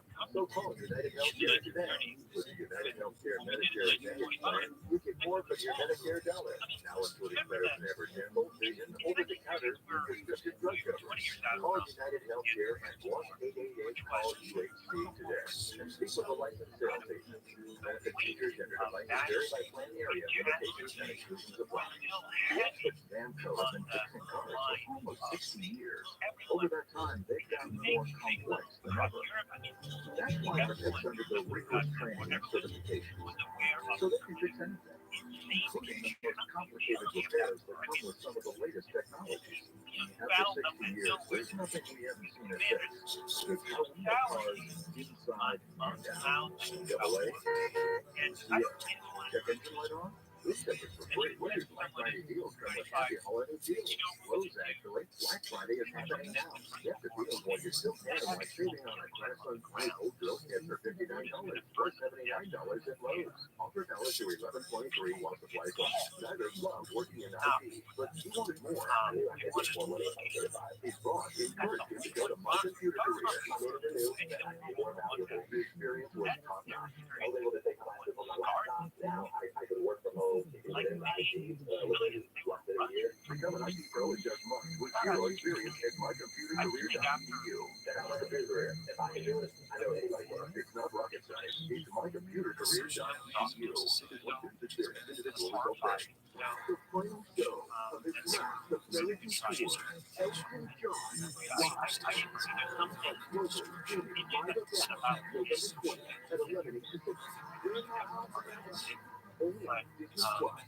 Hey, there's a better way to fly. Instead of being stuck with endless lines and packed on the plane, try simplifying your travel with Surfair. Student averages 2 hours on every trip and avoid It was an American bombing policy. Yes. So that brings us to sort of a crux figure here, though, that might explain some of this. Let's talk a little bit about General Curtis LeMay, one of the more interesting American military figures ever. And you talk about him quite a bit in your book.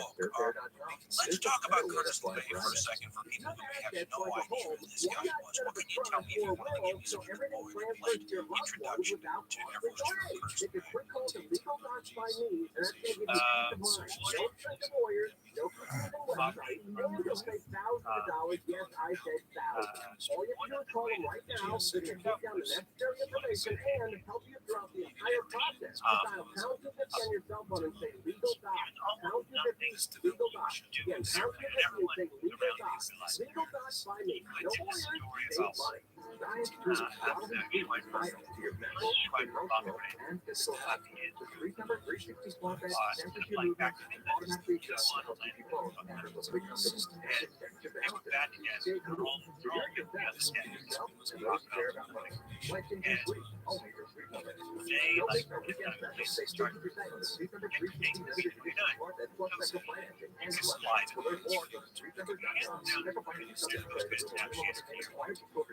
Lots of things can help decrease stress hormones and prevent health problems like healthy nutrition, regular exercise, restful sleep, practicing mindfulness, building social support, and getting mental health care. This self-helpful moment is brought to you by calfolk.org. Life is uncertain, but hey, to feel stressed, worried, or frustrated, download the Calfolk 3 without or live chat at calfolk.org. Get a full 20-40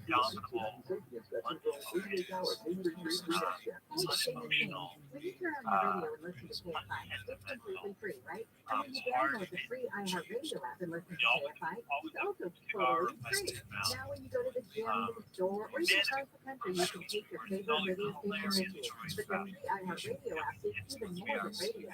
It's millions of podcasts, from true-crime thrillers to a trip down memory lane with drama queens, along with playlists to fit any mood. Download the free iHeartRadio app and stay connected to the radio station you love, the music you want, and the podcast you can't get enough of, all for free. Sunday on the Mo Kelly Show, we'll look forward into the week that awaits us and shed light on what you need to know.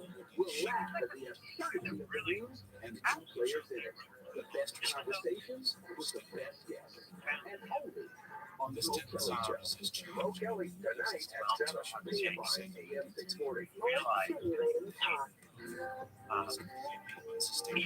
you were to compile this of the the top 5 contacts in any domain else to check question about that. Develop whatever name you want. It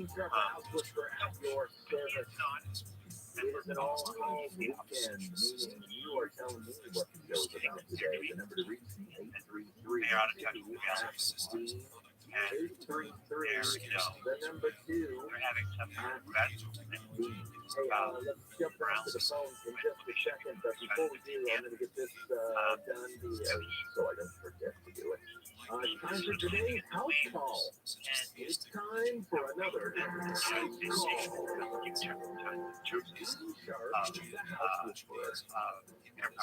All right, today's house call is always brought to you by WBC Kitchen and Bath Center. Here's the question that I get all the time. How big does a bath vanity have to be to accommodate 2 sink steams? Well, here's an answer. About 5 feet.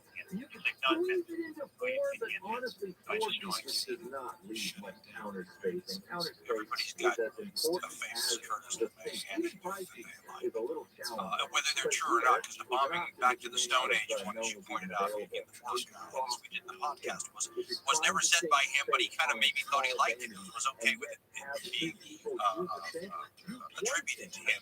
I had one, and again, none of no one knows if this is true, but supposedly, if he didn't like what you were saying, and you could be the president of the United States, he had a tendency to go into the nearby bathroom, leave the door open, start doing his business while you were still explaining things to you. He's a fascinating, very colorful character, and yet, he's an interesting dichotomy because on one hand, he's portrayed as this savage kind of person that would target enemy cities and enemy populations during the Cold War without even blinking. And yet, when you read a lot of the stuff about him, including his own words, it comes off like his own version of a duet or a bomber mafia, where he's suggesting that half measures in war end up prolonging the conflict, and prolonging the conflict ends up increasing the death toll. So, in effect, being horrific early on and intensely might end up being, in the long run, the less deadly, less bloody alternative. Does he strike you as an interesting character that way? I mean, one of the concerns here I think one of the things I just want to make the may have to be I just want to make our mom be able to be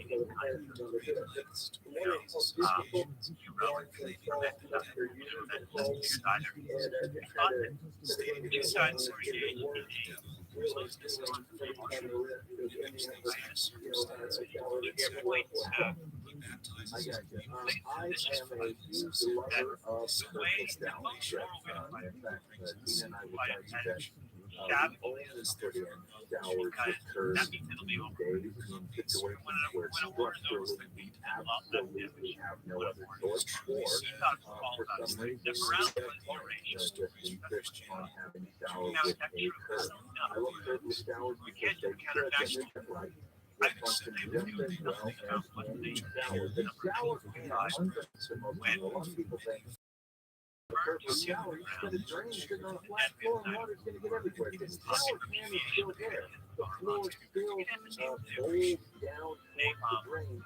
Just like it does on the inside of that curve. The only thing that's gone is the curve, not the calorie.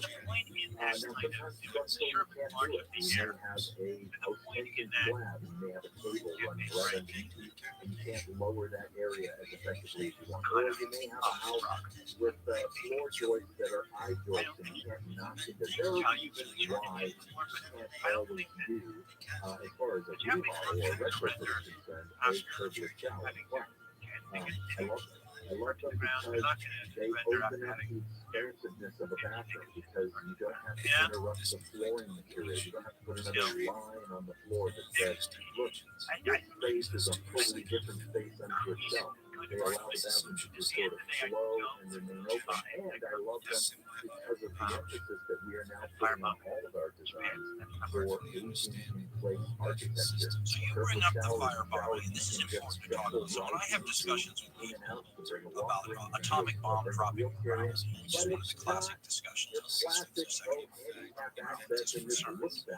I find so often that we have to have a conversation about the firebomb first, because unless you happen to be a Second World War aficionado, which sounds like a strange thing to say, fan of the Second World War, oftentimes people are unaware of exactly how nasty the firebomb was that was going on.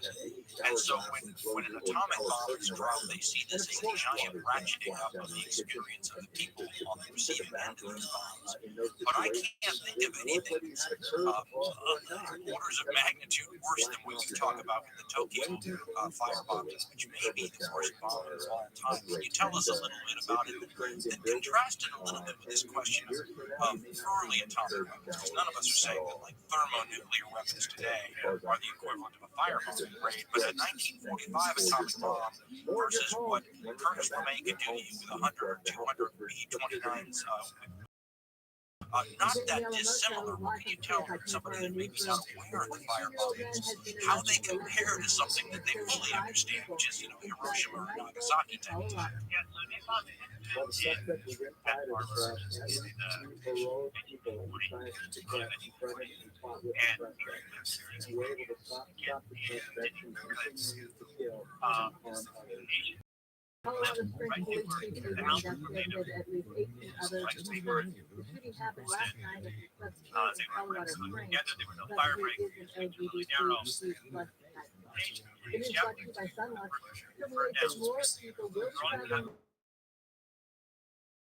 4.5 million people will be traveling more than 50 miles away from home, which is about 10% higher than last year. Make sure you get to the airport at least 2 hours before domestic flights, at least 3 hours before international flights. You also want to reserve a parking spot at the airport because you don't want to just rely on one and the lot be full.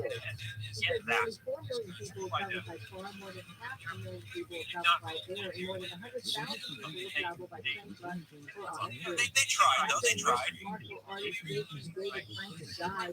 Michael Morton's Power Ranger star was 49 years old. Frank was born in Salina, Rhode Island in the early 90s as the Greek. Long Beach has started the final phase of a long-anticipated tidal channel project through Salina this month. The $32.5 billion Colorado Lagoon Open Channel project will reestablish the natural connection between the lagoon and Marine Stadium in Alameda Bay. Currently, a culvert beneath Marina Vista Park connects the two hydraulically, but doesn't allow for free water circulation. When complete in 2024, the city says water quality in the saltwater lagoon will be improved and natural wetlands will be restored. The project started more than 20 years ago and will include park improvements such as new walkways and sports fields. More big cars than KFI News. Now, Florida, where there's a stolen robot. X45 southbound Artesia Boulevard at the 12 block of the parking lane. Out Newhall on the 5 north at 14. That's really trying to walk in another spot. Using the block of the parking lane. In Johnny on the 5 north. You can see the 5 Northfield Avenue. And traffic delays building up in that area. In Orange County, First Nation, 73 North Street at 55 Main Street.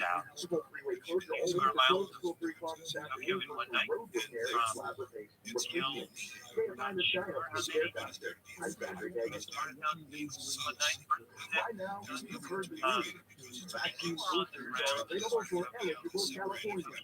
Boosters support stronger immunity and help maximize protection against COVID-19 and its variants.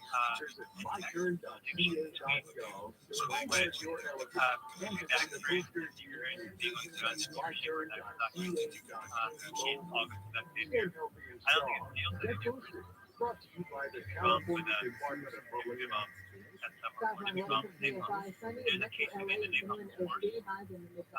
I was just gonna say that you don't have any blast at these casualties. It's all burned out. Really local, live from the KFI 24-hour news. I'm Jane Yellowman. I'm second guessing at the friends because they can be interrupted by diarrhea, gas, bloating, stomach pain, or order to stools. It turns out I have PCI, or exocrine pancreatitis deficiency, which means I'm missing the enzymes needed to digest food. My doctor prescribed Creon, pancreatic, and a low prescription medication that replaces pancreatic digestive enzymes. Creon treats UTIs due to cystic fibrosis, chronic pancreatitis, pancreatectomy, or other conditions.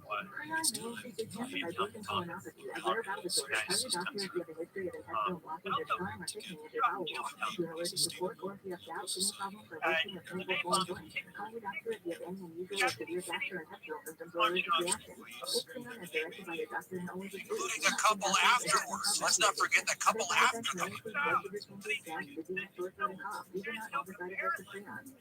the number one prescribed UTI treatment. Ask your doctor about Creon for UTI and visit creoninfo.com or call 800-633-9110 to learn more. TREON.info.com. You know the savvy solution for a piece of property you're looking to get rid of? Donate it to Cars. What I always tell people is that have we not dropped nuclear weapons, I'm not defending the cause, have we not done it? The firebombing was just going to continue. It wasn't going to spare anybody anyway. So I was trying to imagine the difference between, and you may be able to address this better than I can. So in Europe, during the bombing of German cities, when either from the German perspective you got very unlucky, or the Allied bombing perspective you got very lucky, you created the conditions that were known as a firestorm. What's the difference between a Dresden or a Hamburg firestorm and the firebombings in Japan? Because I'm not clear on it. Yeah, I will say by this. I thought it was my understanding of the conditions would be the tail of the and to cut any AM 640 live everywhere on the iHeartRadio app. Your home with start the house for all weekend. and then We're going to get back to the phones here. You get to tell us what it is that we're talking about today. Because I want to hear what's going on with your home. Michael Crozier on line 12. Michael, welcome home.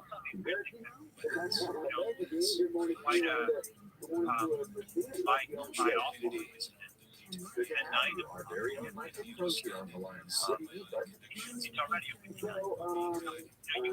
Jennifer and I basically we can talk a lot of times on the house for a couple of years, but priorities have put us in other directions. But obviously, the high prices that we can see lately is really come to the forefront. And we also know coming out later this week that we're going to get an idea. I've been out here in the days where the new aspects that are going on, like these benefits, how that is going away. I'm just wondering, what are the things that I need to ask, or what are the things I need to look out for, whenever I come in? Okay. Something, no Hamburg either. Those were 1,000 bombers over Hamburg. Like crazy numbers. So something I learned in your book that I found fascinating. I wonder if you have an opinion as to why this might be. But you were talking about how you were trying to locate a museum or a memorial to the firebombing victims, considering that it's probably the most destructive aerial raid in history. And yet, I think you had said there was some nondescript building that looked like you would come out of like a little medical facility. Why is there no extra attention paid to this on the Japanese side of things? When one would look at this and just say the scale alone would seem to merit memorials or remembrances or conferences or whatnot. Question number one: how creative can we get solar up on my roof area based on my solar needs for my house so that you can keep those panels low profile, looking really good, and tucked away from high visibility areas like front elevators? I don't care about the back of the house. That's great. Just show the panel. The side yard, roof lines of the house, great. But let's do everything we can to keep them off the front elevation roof, if at all possible. So that's number one. Number two, how those panels are going to get installed from a design perspective is another question to ask. If you've got like a heavy Spanish tile roof, you should be talking with your company about removing the Spanish tiles, the heavy thick tiles, putting in a very thin roofing material or low profile roofing material down underneath, and embedding your solar panels in your Spanish tile roof so that it's not sticking way up above. If it's just a standard kind of half single roof, then they should be sitting on low profile risers with a beautiful skirting around them. So again, they look as architecturally good as possible. That's the design side of things. The build side of things is simply this: get as much solar power plugged into your house as possible. Take advantage eventually. They've been saying that all the rebates and things and credits are going to go away in a year now. I don't think that's happened. They have changed a lot. The state of California varies in the amount of rebates that it gets. The federal government varies in the amount of rebates. So I wouldn't be, urgently moving forward just because of that. But I will tell you this, the whole point of solar is to save you money, not cost you money in the end. So really, the difference between rebates versus not having as many rebates on hand is really all about, it's not about not saving money, it's about how long is the payback period before you just are completely operating in the black all of the time. And if you're leasing a system, then it's completely a non-issue. And then it just comes down to the equipment and the warranty. The equipment itself, you want high yielding panels, each one with its own micro inverters on each panel, so that You know, as I was looking at Curtis LeMay, he reminded me of a lot of other wartime mysteries of the sort that somebody might argue, you know, when war happens and it gets really dirty and bloody, these are the kind of men you need, right? The ones who will do whatever it takes. But what's interesting is obviously people like that, you know, you think of George Patton, right? But George Patton dies right after the Second World War is over. So you don't have Patton in charge of Cold War policy, right? But you have LeMay in charge of Strategic Air Command and all the people who are deciding how the next war, right, the Third World War is going to be fought. And when we did the podcast on the early history of nuclear weapons, I used a little bit of the XCOM tapes, you know, the secret tapes that John F. Kennedy made during the deliberations on the Cuban Missile Crisis that only his brother knew. Right? So it's a secret taping system where guys like LeMay in conversation are being taped. And LeMay didn't even have a problem taking a shot at Jack Kennedy's dad during the Cuban Missile Crisis. I mean, who has the guts to do that? Is there a difference between having a guy like LeMay in wartime the way you might need Patton or these other people who might be different figures and might be seen differently in peacetime versus wartime? I mean, how much are we still living with the decisions and the systems and the assumptions and all those sorts of things that LeMay, in 20 years or something of running the post-Second World War American air operations, how much are we living with General LeMay's attitudes and whatnot today, and the legacy of his targeting and his attitudes?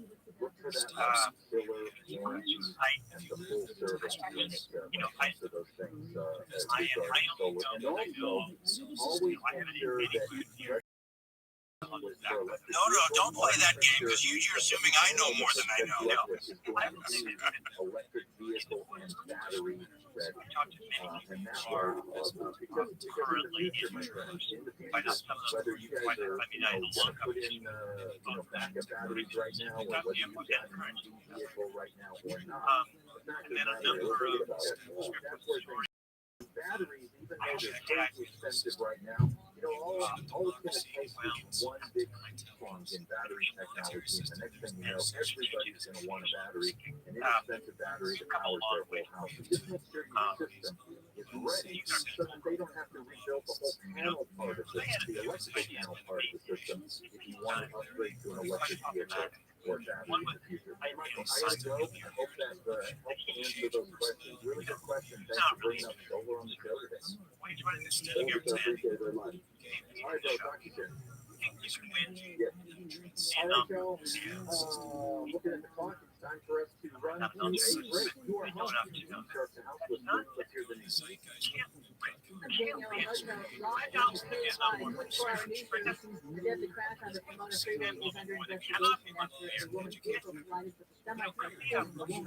The world today, USA begins their quest for the World Cup. And President Biden celebrates his 80th birthday today as the oldest sitting president in the U.S. He's expected to mark the occasion quietly at the White House with his family a day after his granddaughter got married on the South Lawn. Leading up to the 110 when he returns.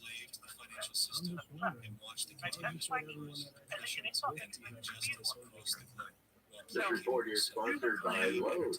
This Black Friday, winter prices dropping means upgrade your home shop at Lowe's. Select Black Friday is here. Save $1,179 on a Samsung bespoke laundry bed with the deal while you still can on appliances only at Lowe's. Offer valid through 11/23. Exclusions apply. See store for details. They are very and very aware of their coordinated with credentials. Find medically proven better. I think if anything, the bomber must Now headed out to downtown LA where there's trouble on the 120. not. I was just going to go there, and I was going to ask whether or not you thought that maybe the bomber mafia and people like it in other aerial theories groups, they weren't just ahead of their time. They were just waiting for the technology to catch up because in the Vietnam War, you use your You have your first so-called smart bombs, you know, the end of the war that are taking out bridges and whatnot. And then, of course, you see what happens in the early Gulf War type stuff. I mean, is this a case where we can finally almost hit a pickle barrel from 30,000 feet? And does that make the bomber mafia's assumptions more apropos today than they were at the time? The conversation that we're having right now, you and me, that's the kind of structured conversation we and I want to help you have with your future customers. And as America's #1 audio company across radio, podcasting, digital radio, and social, your customers are listening to us. See how we can help grow your business at iHeartAdvertising.com. That's iHeartAdvertising.com. The point of the smart stability tour. And all of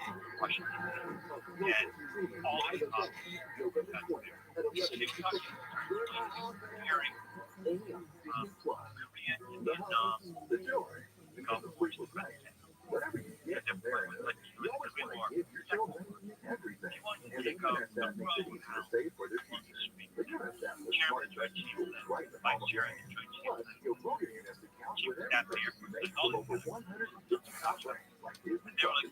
us to the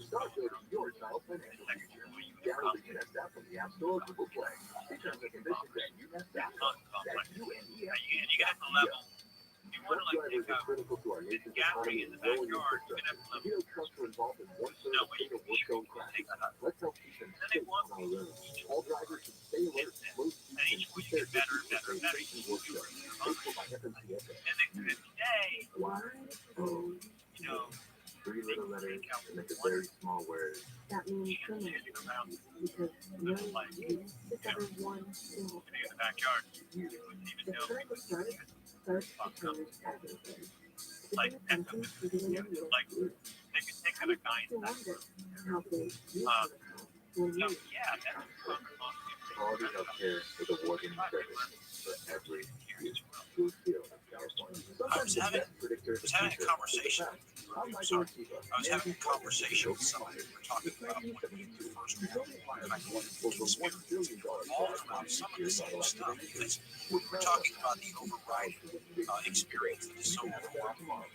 It's so impossible to imagine under the kind of fire that was common in the first World War. And the guy said that he would never consider to fire because it was a function of the lack of accuracy that you had to have so many guns trying to take out something. Because today you would have one gun and it would maybe miss once, but it might not miss once, and then it would take out the target on the second hit. You need 1,000 artillery pieces to neutralize something. Even in the Second World War, the Soviets were using the same number of pieces in terms of trying to knock something out. It was already the accuracy had already made the First World War generally numbers a moot point, so it was counterproductive. So let me ask this about the, because I always feel so sorry for these guys who are ahead of their time, or trying to take the moral high ground, and figure out a way to make war less terrible.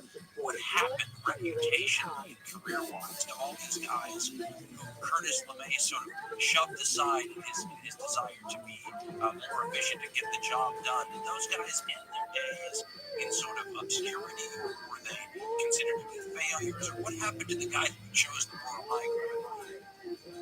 well, LeMay and welcome home.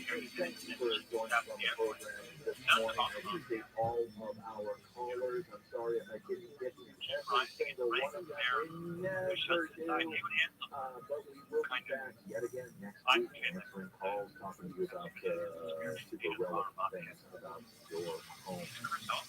As for today, we're going to wrap it up right here. I want to leave you with January 45, and he was back to the training what is a custom home? facility in Phoenix.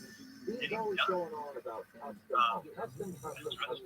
He wants a custom home. Showing up every now and again, seminars Home. there. He just wants us to live in a custom home. Why build And you can go down the list. custom These guys, home?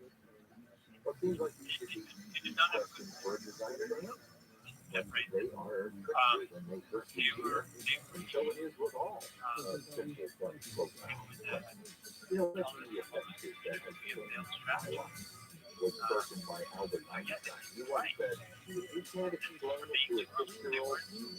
not held up until today.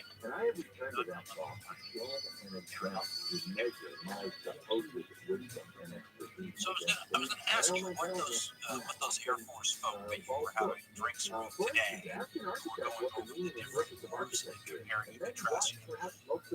Did they have an opinion one way or the other on those guys, on the bomber mafia guys? And in other words, has the long-term reputation been restored to some degree, or are those guys? I guess I'm trying to figure out if I was at the get-together with them, I would say, well, what do you think of those guys? Did they give you any impressions?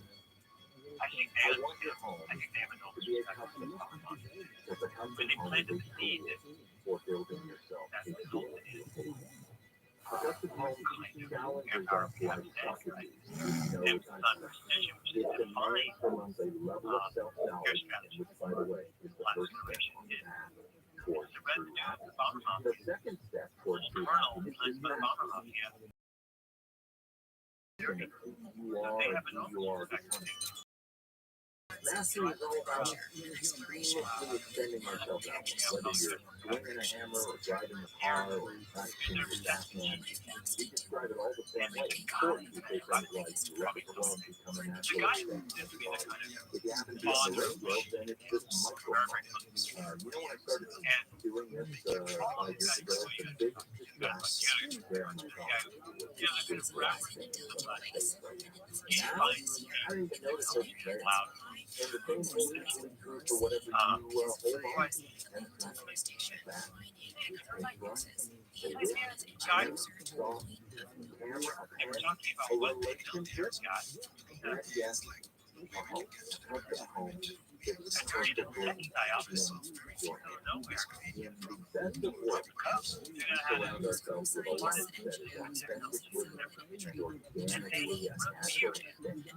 A life built with an effortlessly responds to the rhythms of our mind and our body and our emotions as we lose track of where we are, where that's how it is with me and our home. That's how it is with me and my relationship. Most days I'm not sure where I'm going to begin. We just flow. You know, it strikes me that one could say potentially that we're in a similar period now to the way things were the First World War, the way things were before the Second World War, where the entire intellectual philosophical frame, we'll just take the Air Force now because that's what we're talking about, but you can say the same thing about the ground services, for the naval services. We're in a situation where there has not been a fought between the major powers in a very long time. We had multiple generations of weapon systems come and go since the last time those weapon systems were used against people of similar capabilities. I wonder if many of the things that are taken as gospel today are going to be shown to be failed experiments or dead ends, philosophically speaking, when the U.S. is, God forbid, the U.S. is fighting powers of like capabilities or similar or close to like. You fight China, you fight Russia, you fight Russia and China together. Maybe you find out some of the things that are working so well in an Iraq situation, a Syria situation, Nicaragua situation, Manuel Noriega don't work as well when there are countermeasures. That's not a question, that's just an observation. So let me ask you, we're running out of time here. I'm curious, what was your favorite aspect of the book? That when you wrote it, you thought about it several times since, and you keep coming back to it. Is there anything in there that just keeps striking you?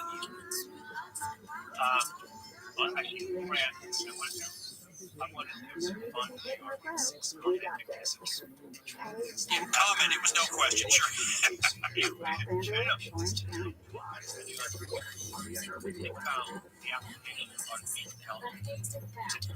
Oh yeah. I mean, after doing out there, that's number one, like, because inventors did higher way of using overnight. We're trying to build in scale AI into there. No human in the AI. So all of it's in there.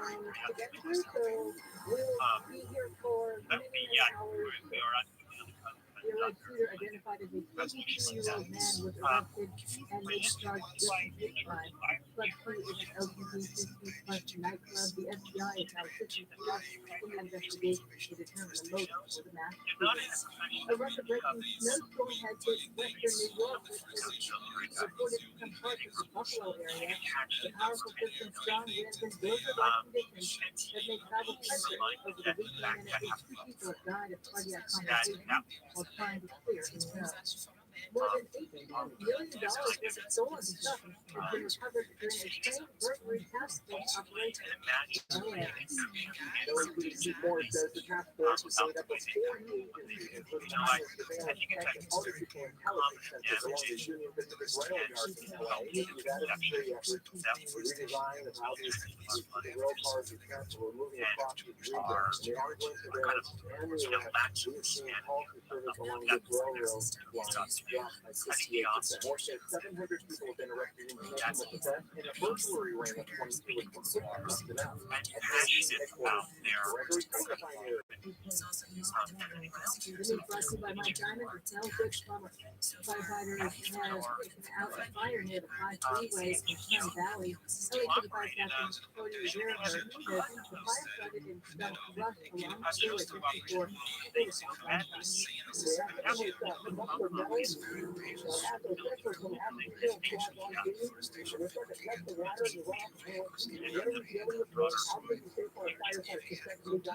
The fire spread into some nearby commercial buildings and destroyed an auto wrecking yard. The freeway had been shut down for hours for firefighters to get out. Democratic Representative Adam Schiff says Elon Musk letting former President Trump back on Twitter not as good business. Those roles within military circles became almost giant. I mean, today we have DARPA and all those kind of things. I mean, to me, that seems almost like the inheritors of these small group theorists that once upon a time just part of the little military cabal. Does it seem like the natural inheritors to that?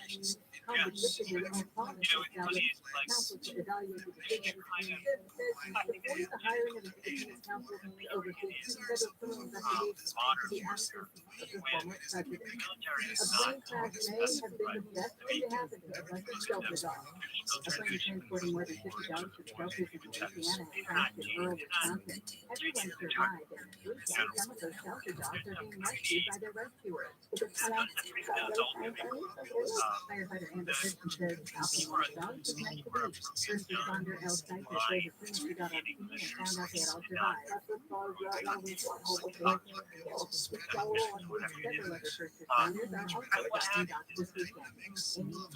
KFI News. AAA is expecting 4 million people traveling by car, more than 500,000 by air, and more than 100,000 by train, bus, or on a cruise for Thanksgiving. If you're driving in sundown, check the tire tread and inflation.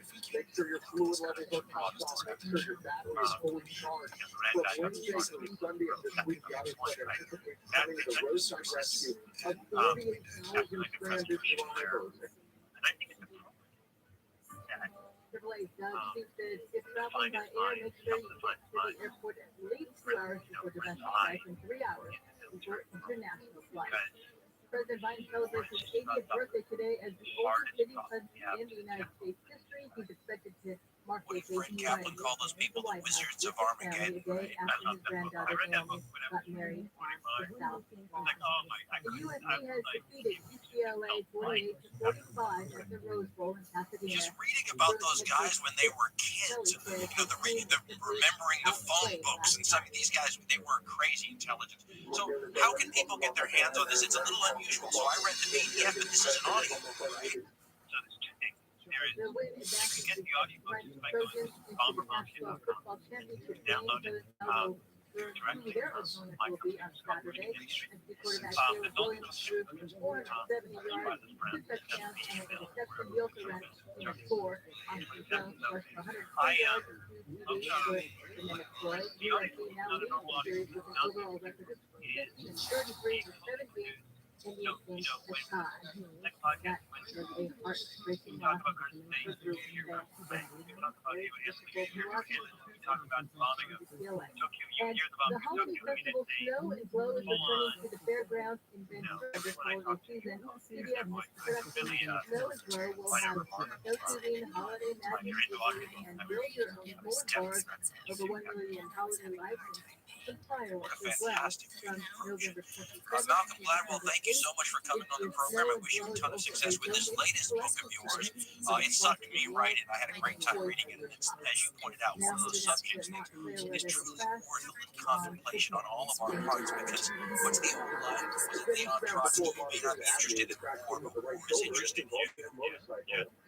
thank you for gonna have to say, if you're listening to this day, I want to bring expand whoever they have. I kind of agree with what I thought. That's like What's so strange is that to be a history podcaster and to have colleagues who are history podcasters, I remember so well trying to explain to people what a podcast was, and now we have history podcaster colleagues. So thank you so much for coming on the program. Your success is exhilarating for the whole genre.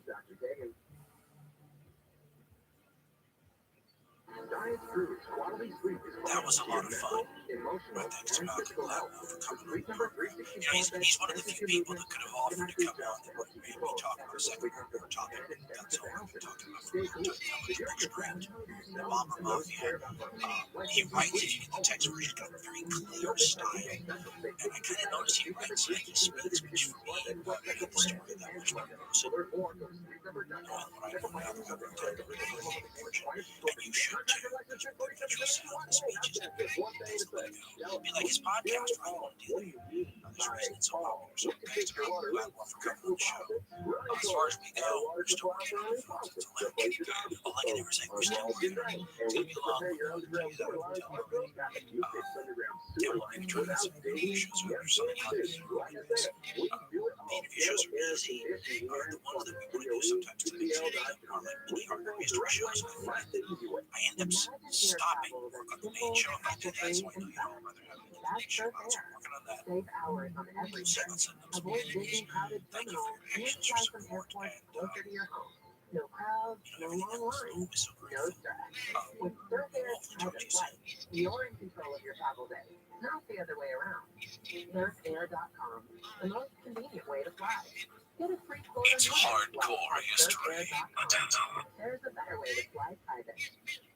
I imagine, given the subject matter that I talk about on this program, that there are quite a few people in the audience that have played strategy and tactic, or gaming type games on the computer, or video console, or what have you over the years. If that's a subject that interests you, we're going to have an interview on this program where we talk to one of the founders of a company who makes the most up-to-date modern types of games, with a historical theme and all that. Tired of overpaying for your cell phone bill? Conversation. Consumer Cellular A lot of the same on your sorts of wireless plan. decisions and trade-offs and questions and quandaries came up in their development meetings that we had in the development meetings for our games and virtual reality project I worked on, and that's at the World War Museum in Kansas City, by the way, if you can see that.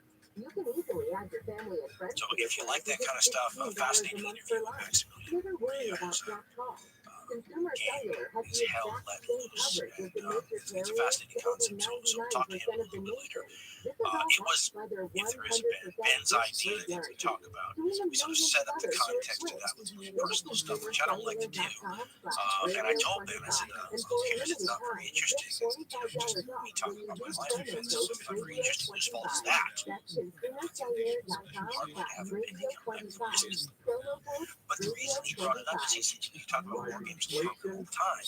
You're going to be talking about something like that later in the program. Why don't you talk about war games as you would in war games? Now, if this sounds like Grandpa Carlin on the front porch in the rocking chair, whittling, telling stories to the youngins and falling asleep about every 10 minutes, I apologize. Good old days, right?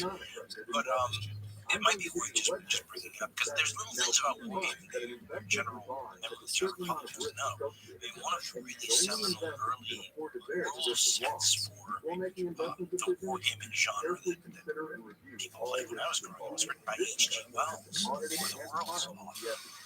Other than what people don't know is Wells actually wrote it. And I know the modern version is in 2 volumes. I don't remember what the original was. I don't know if I've ever seen the original. He wrote a history of the world too, from like caveman times to his era, which no matter how it turns out, think about what a task you set yourself there, right? Writing a volume history of everything that's ever happened. And how many podcasts we would have in that podcast series. But Robert Stevenson, I guess, had an early set of rules. If you don't know the long history of wargaming, some of it has to be sort of imagined because you can kind of infer that the general staffs from the series, the long lost past, the Assyrians had a general staff, right? Just like the German army had a general staff in the Second World War. All the generals were pretty big over. They were organized by then, certainly. And one can imagine great general staffs of all time trying to figure out tactics and strategy, maybe a little sandpaper, maybe a map or a path for a map. And there are games that people argue about whether or not they should be classified as war games. Games like chess, which is of course very old. The Chinese game of Go, which is also very old, but without different battlefields and different terrain and random factors and all these kinds of things. People sometimes argue, although they're usually lumped into the general wargaming sort of genre. I was reading something just for this discussion just now, and it was talking about the German version of this because the modern history is always thought to begin. People talk about Kriegsspiele, the German name for wargame, because in the late 19th century they were clearly playing a sort of mock battle, setting up battles that they were planning to have, and then working out all sorts of contingencies and approaches and trying stuff out. But I read, and I hadn't heard this before, maybe it's not true, how about that for disclaimer, but that the French, there was an element in France that blamed that as a factor that led to their loss in the Franco-Prussian War. Timetables and mobilization and all that might have had more to do with it, but it was an interesting thing to read, right? The secret weapon of the 19th century, Prussians or early German state wargaming. I first was exposed to this. I guess you could say my mom was doing some work. I had to live. I had memories of this, but I had to live in London for several months. And I had my toy soldiers with me because I'm about 6 or 7. Always had the toy soldiers because for some reason from birth I'm into that stuff and I have no explanation for why that might be. My mother's been trying to figure that out forever, and theories border on the fantastic, Bermuda Triangle type stuff.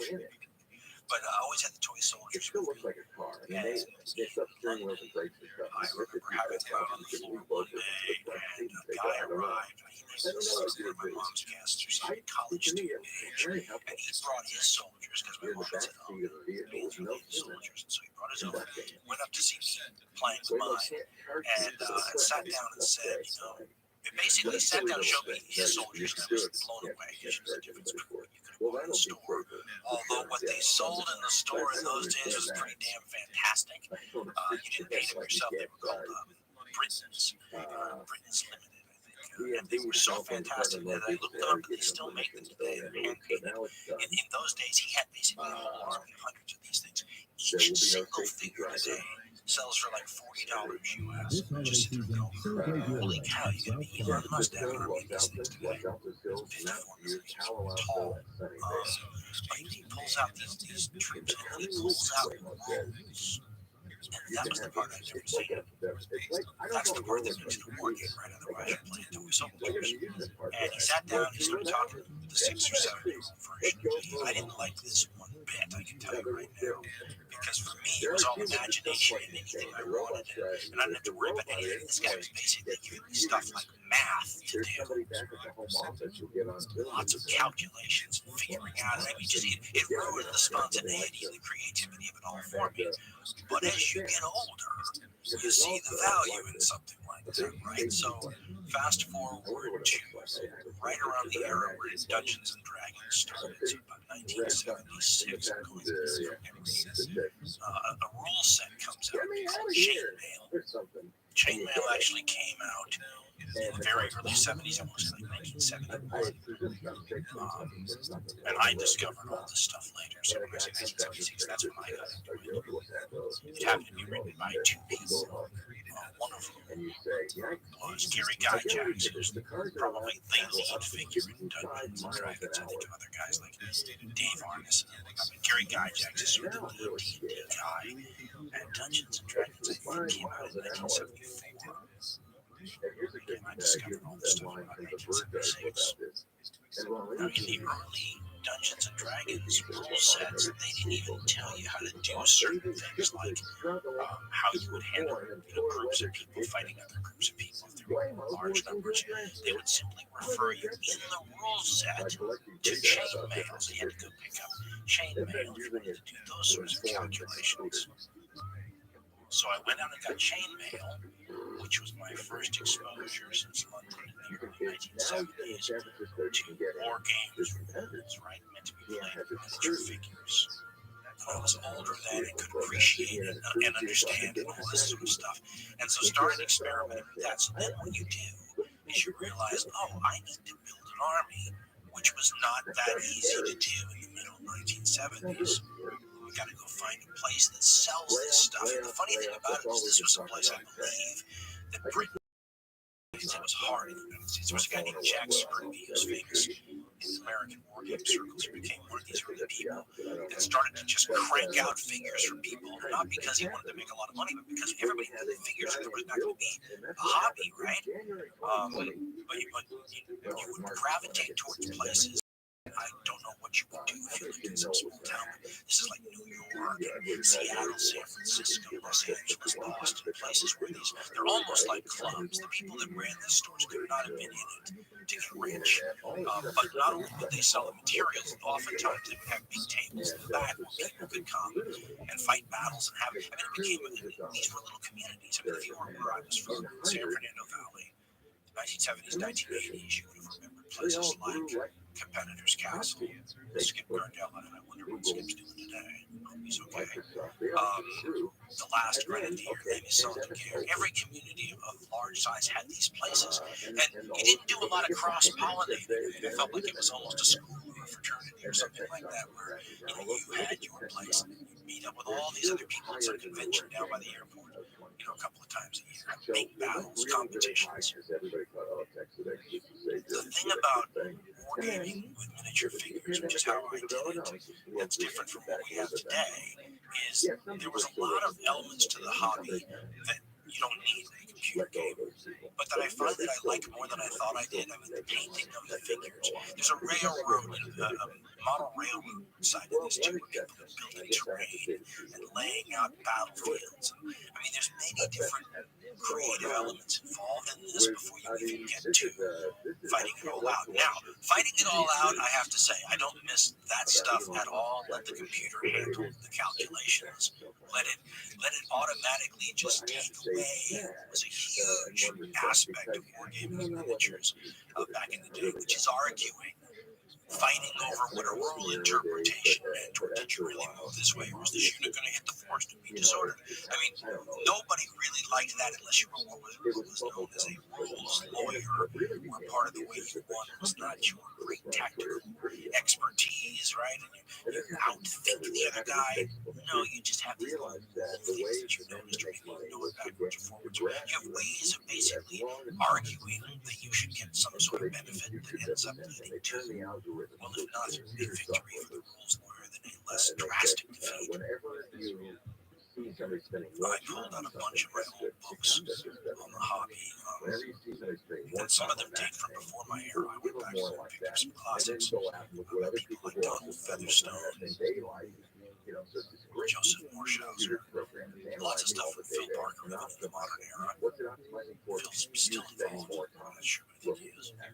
Tony Bath, people like that with the classics on the other side of the pond. And it was so clubby even then that when you would buy a set of rules, In the back, it would be like, hey, if you want to get a hold of us, here's our address. You can call us at this hour, but we might be gone during. I mean, it was so informal and clubbish that you felt like the guys that wrote this were just your buddy down the street. But that's how insular and small some of these things were. And if you think about it, there's quite an entry level amount of stuff that's required to get into it. There's a barrier, right? I mean, this is not easy stuff to do.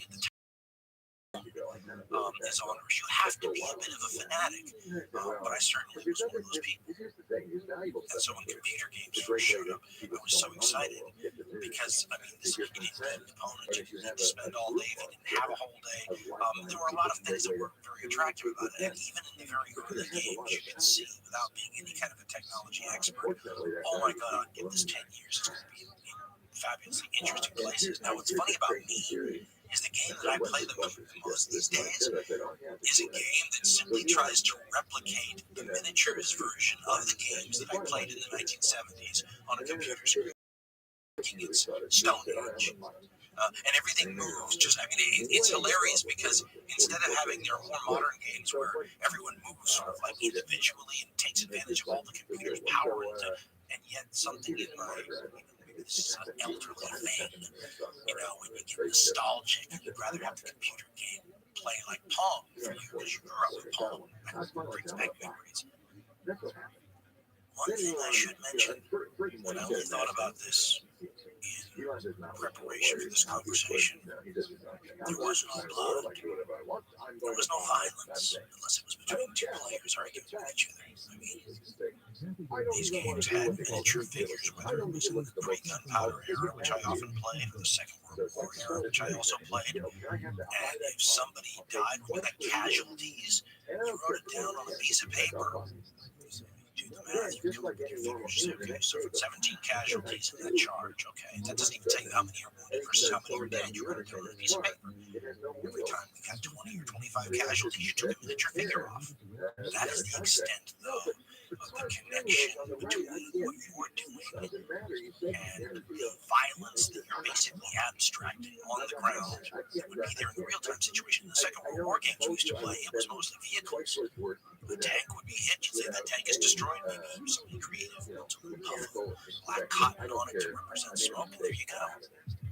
A little bit different, though, from some of the things you see nowadays, and that brings up interesting questions all its own, right? All of these developments, just like Dungeons and Dragons back in the old days, by the way, people forget how controversial that was for a time, always come with societal sort of quandaries that one can talk about. The difference between the violence involved in the wargaming I grew up with and some of the games today is significant. We'll talk a little about that in the upcoming conversation. In any case, I've had a long history of these sorts of games. I've never been the sort of guy, I think in my head, for Bermuda Triangle, my mother thinks I sprang from interested in this stuff from birth. I always wanted to be like the Napoleon level of things, get control of the battlefield. They're like Hearts of Iron. The Hearts of Iron franchise basically makes government, and you get to decide what sort of scientific experiments you want to take part in to develop, things along. I mean, you get to be like a demigod. I like those levels, surprise, surprise, rather than the Sergeant York, on the battlefield with the squad sort of level. But the guest that I'm going to speak to in just a minute, Maximilian Rehab, he's developed the kind of game where when I was playing the Palm War games on the very early personal computers, you can see in your mind coming. And it's fascinating. The game in question is called Hell Let Loose, but it's part of a genre that many of you have a lot of experience with. And there are all sorts of these games sort of prompt and have connected to them, and those are the sorts of things we're going to talk about right now.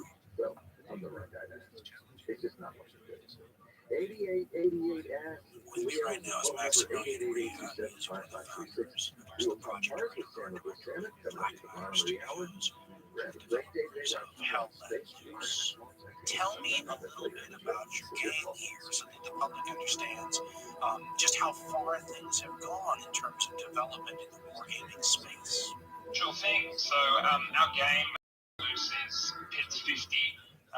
players versus 50 other human players, so 100 human players in total, against each other in combat on a World War II battlefield that was sort of recreated from lots of satellite imagery to map out the landscape, and then copious amounts of reference photography and aerial photography. And basically these two forces, so initially it's US forces versus German forces, fight over this piece of land, much like they did in World War II, using the iconic weaponry of the day and the vehicles of the day. And we've kind of tried to match that as much as possible to the historical record with some flex where we need it, just due to the nature of games as media. But that's kind of where we're at now, in so much as video games are concerned, as a digital art form. So in terms of what people's expectations are, right? So everything is built on top of what came before. Is this a new level? Because you had sent me a screenshot of a position Pavlov's house at the Battle of Stalingrad, and we're talking to me about how until you actually saw it portrayed and rendered in a form that made it visual and three-dimensional, you didn't even realize how tough a position this was. I can remember first-person shooter games. I didn't play them, but I remember the graphics and stuff way back in the mid-1990s. How much of a step up terms of a faithful rendering of what people at the time would have seen in that place, in that sphere. So I think something that kind of modern computing power is enabling us to do is, I mean, first of all, video games are always representative. They're always symbolic of obviously something that's happening. We can never quite capture the full historical reality of any conflict. I mean, mainly because it might not be something that players would be willing to put their time into playing. But, you know, a lot of combat, as we both know, was huge amounts of waiting around or doing very remedial, difficult tasks. However, where we are able to symbolize things, what modern computing power lets us do is represent them at a larger scale. So, for instance, as you said, Dan, Pavlov's house is famous. Soviet apartment building in Stalingrad. Previously, when it's been portrayed in games, it's been portrayed at a compressed size. Almost everything at half or a third scale. And something that we've done in our particular game is just modern computing power has enabled us to render this at the actual real scale that it is in real life, including sort of measurements for the apartment building and the square. So I think what modern computing power is enabling us to do is increase the size of our representation of these conflicts. And obviously something else that's quite novel and is becoming, you know, it's growing by really the year is the player count. Modern networking power, the amount of information you can send over the internet is increasing as players get better access to better internet and to become more sophisticated. And so something we quite quick on was doing 100 players now. So that doesn't seem like a lot of players, a lot of soldiers on a battlefield, and it isn't. But it's a step up from 64, and 64 is a step up from 32, and 32 is a step up from 16, and 16 is obviously a step up from only being single player, that is not playing with other players around the world. And so what we're kind of looking into the future at is the scale just getting bigger and bigger and bigger and bigger, and obviously then the mind starts to wonder about how big could you go? Would that representation be like of these different battles and just broader experiences generally? So, other than the increasing number of players that can be incorporated into a game, what sort of feedback are you getting from users in terms of what they like and what they'd like to see more of? In other words, when they give you a wish list for the next version, what are they asking for? I think it's always a mixture. It always depends on the player. But I think for our title, or at least any title trying to capture historical reality or what people's idea of historical reality is, it's always to expand it to offer more fronts, more battlefields, but then it's obviously also to deepen the fidelity, and what that can mean is it could mean having realistic flamethrowers that project liquid fuel in the same way they did on the battlefield, or it might mean very, very complex simulations of armor penetration and the way that different rounds and projectiles struck different armor platings, thicknesses.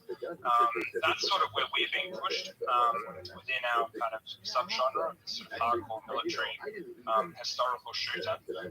But obviously across gaming, we're expanding out in many, many different ways.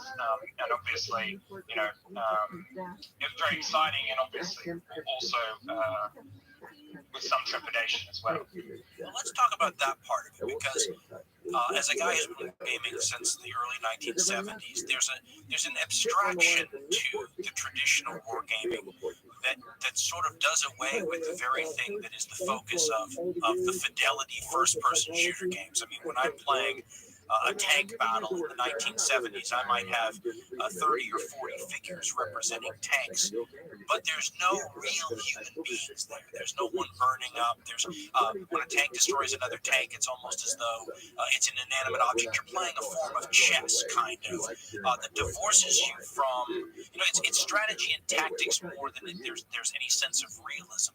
It seems to me that it is both the attraction and also, like you said, sort of the dicey, interesting moral quandary area where the fidelity of the game, especially at the ground level, creates challenges. And listen, this has nothing to do specifically with your game. I mean, this goes since first-person shooters started. It's been a question of how much of this is all of the fun and adrenaline and action with none of the consequences. But for example, here's the problem I have with this, and that's that I don't do this personally, so it's hard for me to put myself in the shoes of what people get out of this. But this is a hugely, fabulously lucrative area of video games. People love doing this, whether they're shooting at zombies or trolls or vampires or other people. How do you, as a designer, walk this fine line between something that is intended to be both fun and potentially teach people about history and make them understand better what people were dealing with historically, versus simply the enjoyment that comes with shooting another human being in a virtual world and watching their head explode? Look, I think that's a very. I'm sorry to make the question so damn long. No, I know, and I think it's a fantastic question, and I think it needs, you know, and in return it needs a relatively detailed answer. And I think for better or worse, what we're doing with video games is largely what we've done with war games, in so much as I sort of touched on, we know that everything is representative, everything is symbolic.